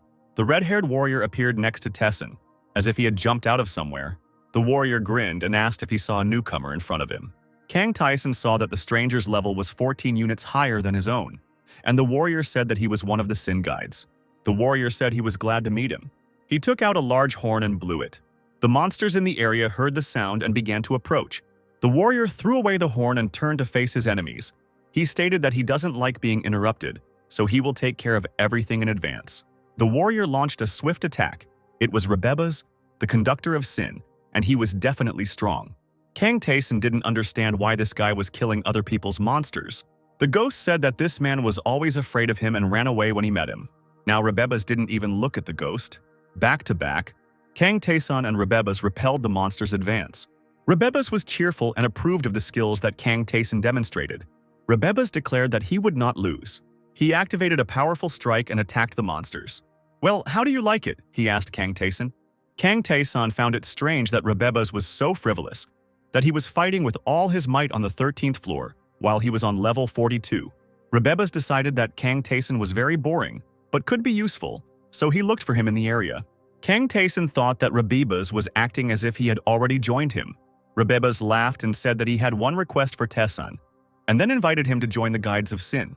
The ghost said that Kang Tae-san can do whatever he wants. It should be his own choice. Rebeba's explained that in the labyrinth one can become infinitely stronger. It is a blessing. But to think about destroying this place, despite having already received so many favors, is something only ignorant fools can do. Rebeba said that he did not give up, but let himself go free, because the labyrinth was not meant to be cleared at all. The warrior said that the cursed gods of this place try to kill travelers during trials, as if they were their toys. Even in hidden places there are traps that are impossible to pass. And the ghost died from this. The ghost was indignant and said that he died because of the conductors of sin, and now Rebeba's was talking about it so easily. Rebeba's said that the group of sin guides was created so that people would not die in vain and would become stronger safely. They create the law and manage the order in the labyrinth. The warrior noted that if Kang Tae-san decided to join them, he would have to abandon the ghost's mission, because the guides would not be able to accept someone who had broken the law and attack them. Kang Tae-sang said that he heard that sin conduits needed permission to even become stronger, and asked if that was true. He had to listen to the fact that this was a minimum safety measure, because the deeper you go, the more dangerous it becomes. Kang Tae-san drew his sword and said that even the magicians and superhumans who created this place gave it freedom, and a group of travelers creates laws. He pointed his sword at Rebeba's and declared that it was all just talk, and that there was no chance for him to accept the challenge. Kang Tae-san said outright that he didn't like the sin guides. Rebeba's replied that he had no idea what his interlocutor meant. The warrior's face darkened and he asked if Kang Tae-san would refuse his offer. Kang Tae-san said that he understood everything correctly. Rebeba's replied that he was very sorry. Kang Tae-san knew that the sin guides were looking for new members, and that those travelers who refused were killed before they became too strong. Rebeba's fiery power was very great. The warrior looked at Kang Tae-sun, not quite understanding what was happening. Kang Tae-sun effortlessly stopped Rebebus's strike. The player suggested that the enemy try to punish him for breaking the law, but he was not sure that the warrior would succeed. Kang Tae-sun responded with a blow for a blow, and Rebebus flew back to the wall, not really understanding what had happened. Rebebus was sure that a simple adventurer from the 13th floor would not be able to defeat him. They crossed swords furiously. Kang Tae-sun thought that his opponent had cleared the 20th floor. He was definitely not a weakling. He had raised his skill level through many hunts. Rebebus couldn't understand why he was being pushed aside so easily by the adventurer from the 13th floor. He wondered who Kang Tae-sun really was. From one of the blows, Rebebus received 12 units of damage. Kang Tae-sun noted that his opponent had a high defense stat, but his movements weren't particularly good. The ghost hovering over the fight said that Rebebus was a commoner and had never been trained in martial arts. He had nothing to offer in this labyrinth, and he could do nothing here. The enraged Rebebus shouted at the ghost and launched a new attack. The flame struck near Kang Tae-sun, but he activated Reflect. Rebebus took 6 damage from his own attack. Kang Tae-sun's own attack was more successful. Rebebus took another 6 points of damage and couldn't believe it. He wasn't sure if he had managed to hit Kang Tae-sun. He assumed that Einshall, who had no regard for the Sin Guides, had given the skill to this traveler. "Who are you?" shouted Rebebus. A pillar of flame pierced the stone floor. Kang Tae-sun asked his opponent to think about his answer on his own and continued to attack. He asked Rebebus if he himself was not a traveler. Rebebus thought that this fight could not continue like this, and he would have to use his secret weapon here. Rebebus was the owner of the Gauntlet of Explosion, an artifact that could only be used once a month. The warrior wanted to defeat Kang Tae-sun with just one blow using the explosion glove enhanced with a special skill. Kang Tae-sun activated nullification and received no damage. Rebebus could not believe his own eyes. He sat on the floor, and his enemy stood over him with a sword, and Rebebus wanted to know who he had really been fighting all this time. This adventurer looked like he had special powers. He seemed like a monster to Rebebus. At the end of the fight, the bloody warrior fell, leaning against the wall. The ghost said that this traveler was not so weak before, but he had not fought enemies that could compete with him, and his abilities had regressed. Rebebus asked whether Kang Tae-sun would let him live if he answered his questions, but Kang Tae-sun said no, which meant Rebebus had no reason to answer. The ghost from above asked if Rebebus knew what offerings they could make here to the superhumans. Rebebus's eyes widened in horror. He fell to his knees and began to beg for mercy. Now he was ready to answer all questions, just so long as they wouldn't give him to these creatures. Kang Tae-sun did not understand why Rebebus was so afraid. He asked the warrior out loud how many people were in his group. Rebebus replied that he did not know exactly. He was only allowed to go down to the 20th floor, but the further he went down, the more people there were. Most of the adventurers agreed to join, so perhaps there were hundreds of Sin Guides, and only a few like Kang Tae-sun and the ghost. Kang Tae-sun asked if the number of floors one could go down to was limited. Then now that he had broken the law, would the guides from the lower floors come up for his head? Rebebus said that the labyrinth was divided into 10 floors. The 20th floor was on the 2nd tier, the 30th on the 3rd, and so on. Each level had its own absolute rules. The deeper the travelers descend, the more reluctant they are to return, because they feel that this will affect their dignity. No one will come up from the lower floors unless there is a need. Kang Tae-sun noted that talk about dignity was nonsense, and Ghost added that it had always been like that since a long time ago. Everything revolved around a few strong people. Rebebus admitted that he knew nothing about the leaders from the lower floors, but there were a lot of people on the 2nd level. No matter how strong Kang Tae-sun was, he couldn't handle them all. The warrior was puzzled to hear that Kang Tae-sun didn't care about any of them. This adventurer's confidence matched his skill level. Once upon a time, Rebebus was like this man. He bravely fought monsters. The labyrinth's difficulty level gradually changed. Rebebus wondered if he had refused the offer of the Guides of Sin back then. Would he have been able to die more nobly? Kang Tae-sun looked at him and said goodbye. He defeated Rebebus with one blow. The system has recorded an increase in morale. Kang Tae-sun saw all of his stats increase noticeably. Increasing spirit power also increased strong attack mastery. Kang Tae-sun was surprised by the incredible increase in stats. It's time to get into the chat and ask your buddies how far they've gotten. Kang Jun-hyuk and Lee Tay Young were visibly happy to see D-sun and said that they had already passed the 3rd floor and were now entering the 4th. Lee Tay Young said that thanks to the glasses they received after returning to Earth, they did not encounter any serious problems. Kang Jun-hyuk said that those who are currently on easy mode are having a hard time because quite a lot of people died upon returning to Earth. Kang Tae-sun replied that nothing could be done about it and that everyone should get used to the fact that death is lurking nearby. Gum Jun entered the chat and said that most of the people on hard mode survived the mission to return to Earth. Meeting Kang Tae-sun was a great incentive for them then. Everyone tried to become even stronger, and Gum Jun guessed that Kang Tae-sun would notice many changes the next time they met.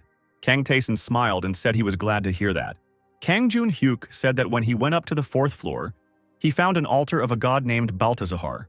Kang Tae-sun remembered how he himself had gone through the test of this deity, and what changes it had caused in the labyrinth. Kang Jun-hyuk wanted to hear advice on whether he should take the test. He wanted to take it seriously, and now he was asking Tae-sun's opinion. Kang Tae-sun assumed that Lee Tay Young would refuse such invitations even if she received them. But the girl said that she accepted the challenge this time. Lee Tay Young explained that she could no longer allow herself to be afraid, as Tae-sun had told her when they met, and that she would be braver from now on. Kang Tae-sun thought that the two people had changed a lot, and that Lee Tay Young was not like her previous life self, and he wondered if he was the reason. Kang Tae-sun said that their tests were different, so he didn't know which one they would get, but if they thought it through and made a decision, he wouldn't stop them. Kang Tae-sun said that they should meet again, alive, and closed the chat. He asked the ghost if he had received a test from Balthazar in life. The ghost replied that, unlike Rakaratus' test, it was easier and quite doable. Kang Tae-sun hoped that his friends would be okay and not die. The player took the gloves of explosion from Rebeba's body. Kang Tae-sun checked his stats and noticed that he had been steadily improving by defeating monsters until now. But this was the first time he had received such a powerful improvement. The ghost said that Rebeba's was at the lowest rank, but he was still a member of the Sin Guides, and Tae-sun defeated him. Kang Tae-sun and the ghost were confident that the rest of the Sin Guides would soon begin to act. Deep in the labyrinth, in the conference hall of the Sin Guides, there were two men in hooded cloaks. One told the other that there was trouble on the 2nd level and one adventurer had killed someone. The one sitting at the table struck fire from the tip of his finger and asked if the traveler from the 10th floor had killed the player from the 2nd level. He threw back his hood, revealing a clearly inhuman appearance and flames dancing in place of hair, and said that this traveler had a seductive talent. But since he chose to become an enemy of the Sin Guides, they had no choice. He wrote the order in fiery letters on special paper and ordered it to be distributed so that the rest of the 2nd level would kill this traveler. The 2nd level Sin Guides learned of Rebeba's death and speculated as to why someone had managed to defeat him. The bald man asked if the rest of them were going to do nothing further, or if they should show what they could do. He had an order to capture Kang Tae-sun. If they can kill this adventurer, they will advance to the 3rd rank. The Sin Guides were full of enthusiasm, each one wanting to kill the traveler himself. One of them said that if no one was going to give in, then it would be possible to determine who would get the task in the usual way. He took out a cube with many faces. The one who rolls the highest number on the dice will be the first to go on this hunt. Each conductor of sin took turns rolling the dice. The winner was the one named Aldawata.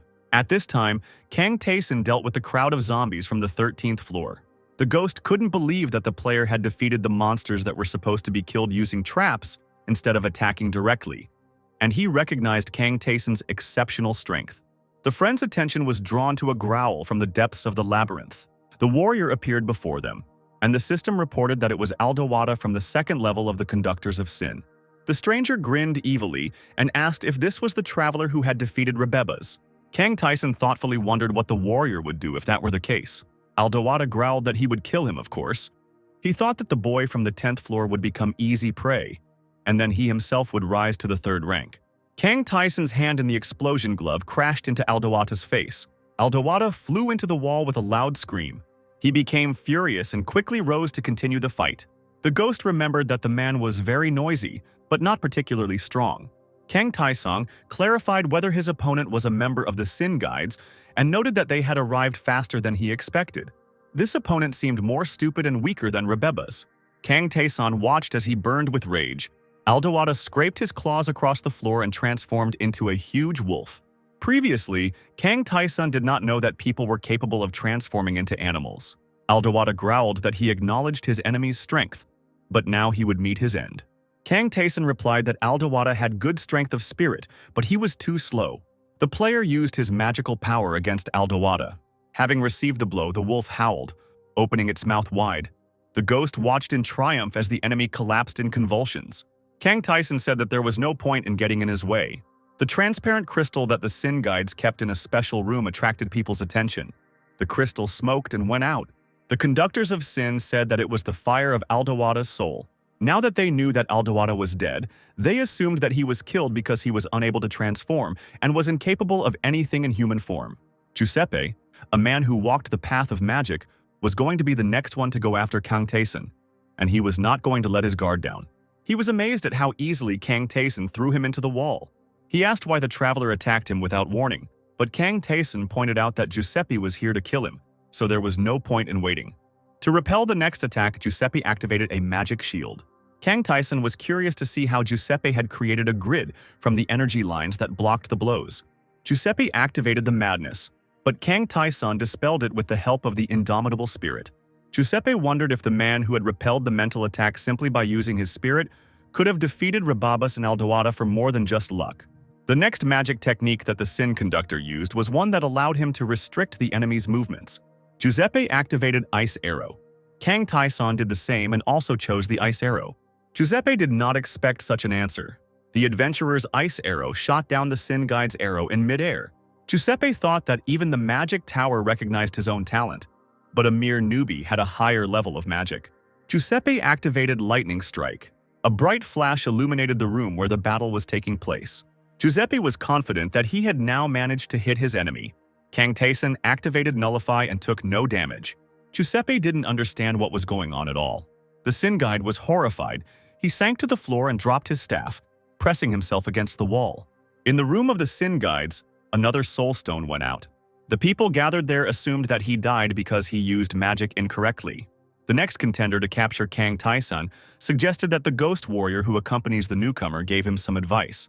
After some time, in the room of the Sin Guides, they admired the third extinguished soul stone.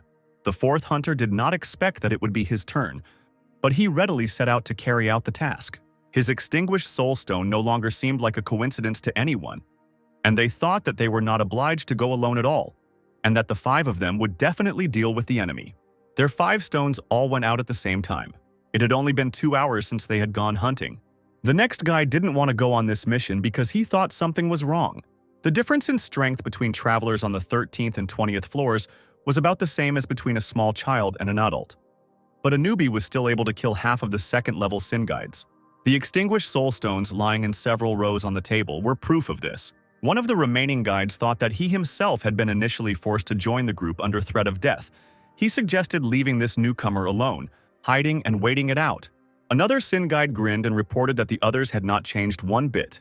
Demon Zagan appeared from the 3rd level of the labyrinth and said that they could not move from the 2nd level because they continued to behave as before.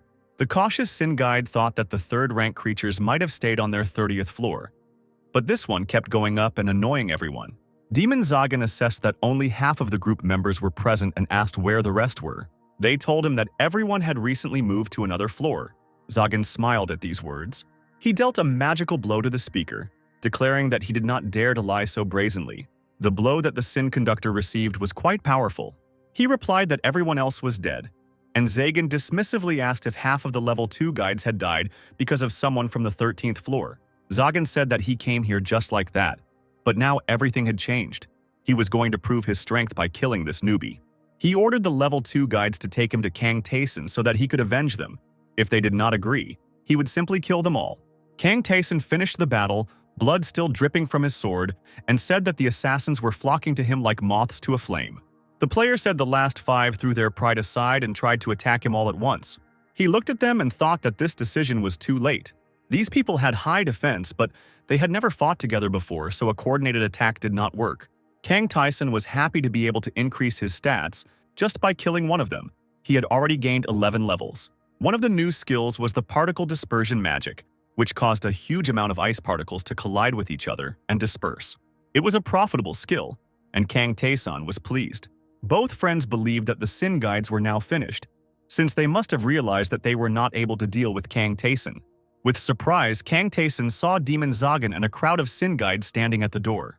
The ghost chuckled, recognizing Zagan, and Kang Taeson felt that the demon was different in power from all those who had been sent as the conductor of Sin before.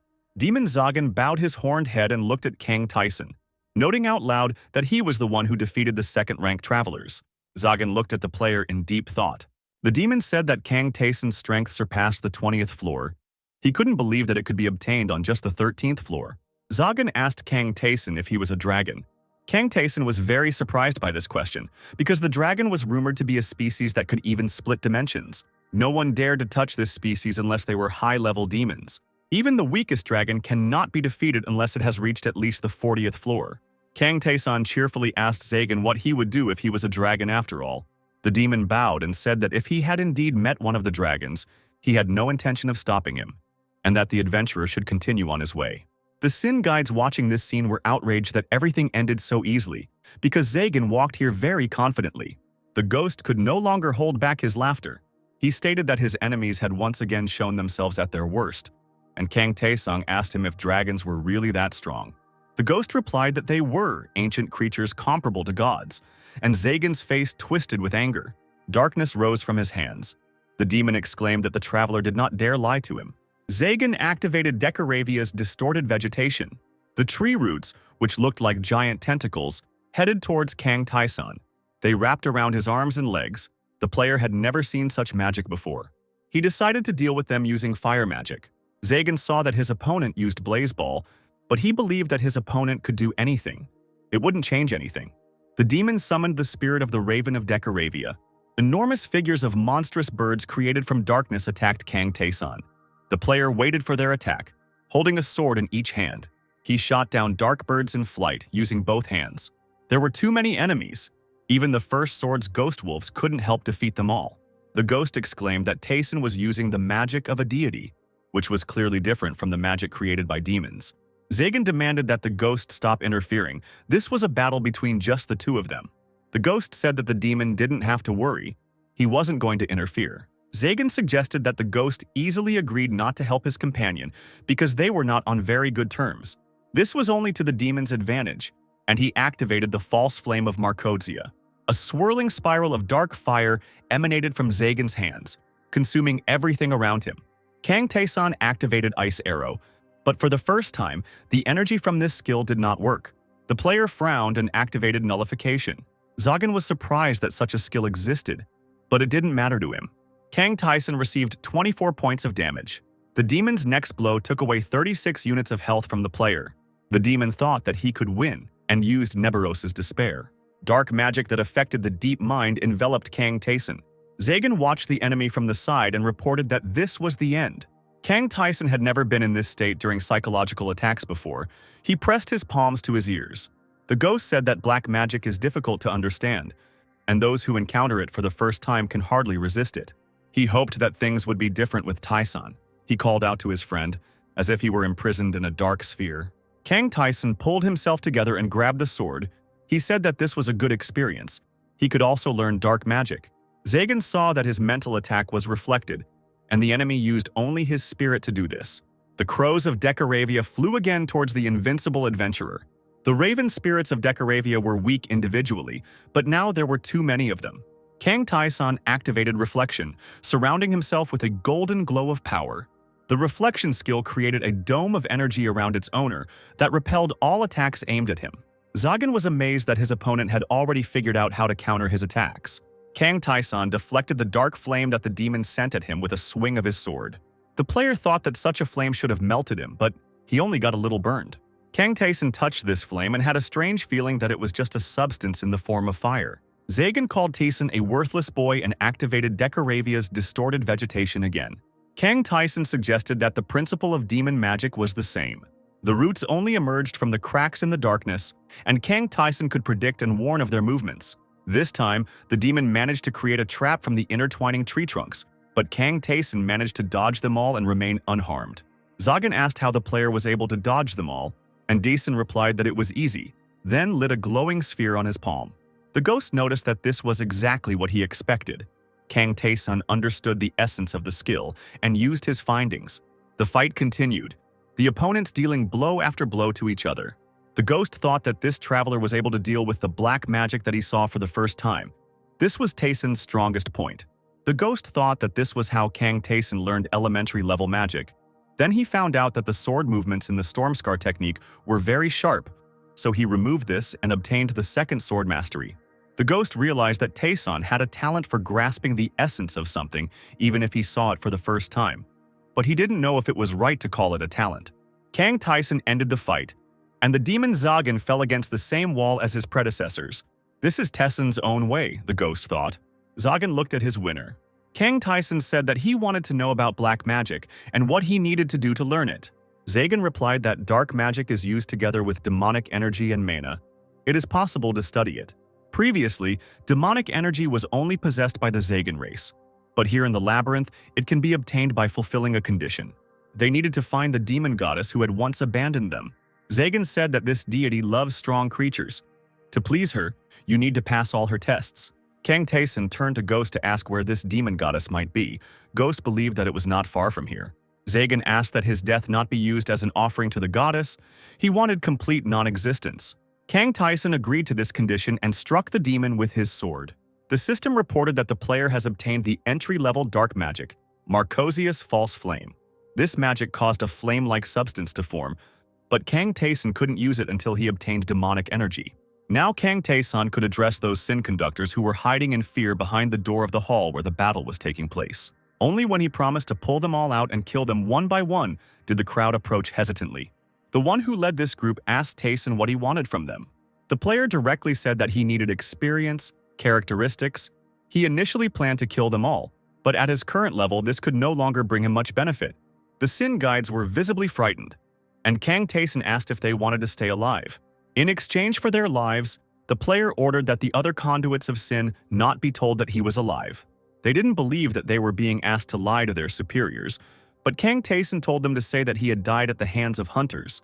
He suggested that they mix lies with the truth, so that it would look like he died in a fight with someone from the 30th floor. He knew that many had joined the sin guides against their will, and now they did not want to die, and so they agreed to his offer. Kang Taeson asked the ghost if he minded, and he replied that he was not killed by an ordinary person, so he didn't care. The ghost wanted to know who exactly ordered his death. They told him that it was better not to know anything about the person who ordered the murder, but the ghost objected that he would decide for himself and ordered him to speak faster. Then, the leader of the group said that this enemy, who inherited the lineage of the Cursed Kingdom, was the Woman of Dust, Societa Gardenia. The ghost seemed to be struck by lightning. The ghost remembered the forest, the sunlit clearing, the girl next to whom she herself was sitting, still in human form. This girl held his hand and looked into his eyes. Kang Taeson let go of the dream guides and decided to visit the chat, where he immediately met Kang Jun-hyuk, who was noisily rejoicing over his victories. Lee Tay Young was also there. She couldn't believe that they both passed Baltazar's test. The girl said that during the test she had to face her greatest fear, a huge spider. Kang Jun-hyuk fought with an elephant, and Lee Tay Young was very surprised that the guy was afraid of elephants. Kang Taeson thought that such a test of courage was worthy of the god of victory. He was curious to know what would appear before him. Kang Jun-hyuk understood why Kang Taesung had advised them to take the divine trial, because the difference in the rewards for winning was so big.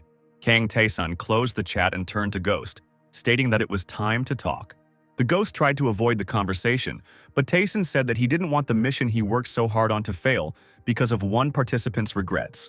Kang Taeson looked at the Ghost carefully and he, lowering his head, began his story. The Ghost reminded that he came to the labyrinth from a destroyed world in which only monsters remained. And here, he met a girl. She was the only person the Ghost could communicate with. They felt a kinship because they had similar fates.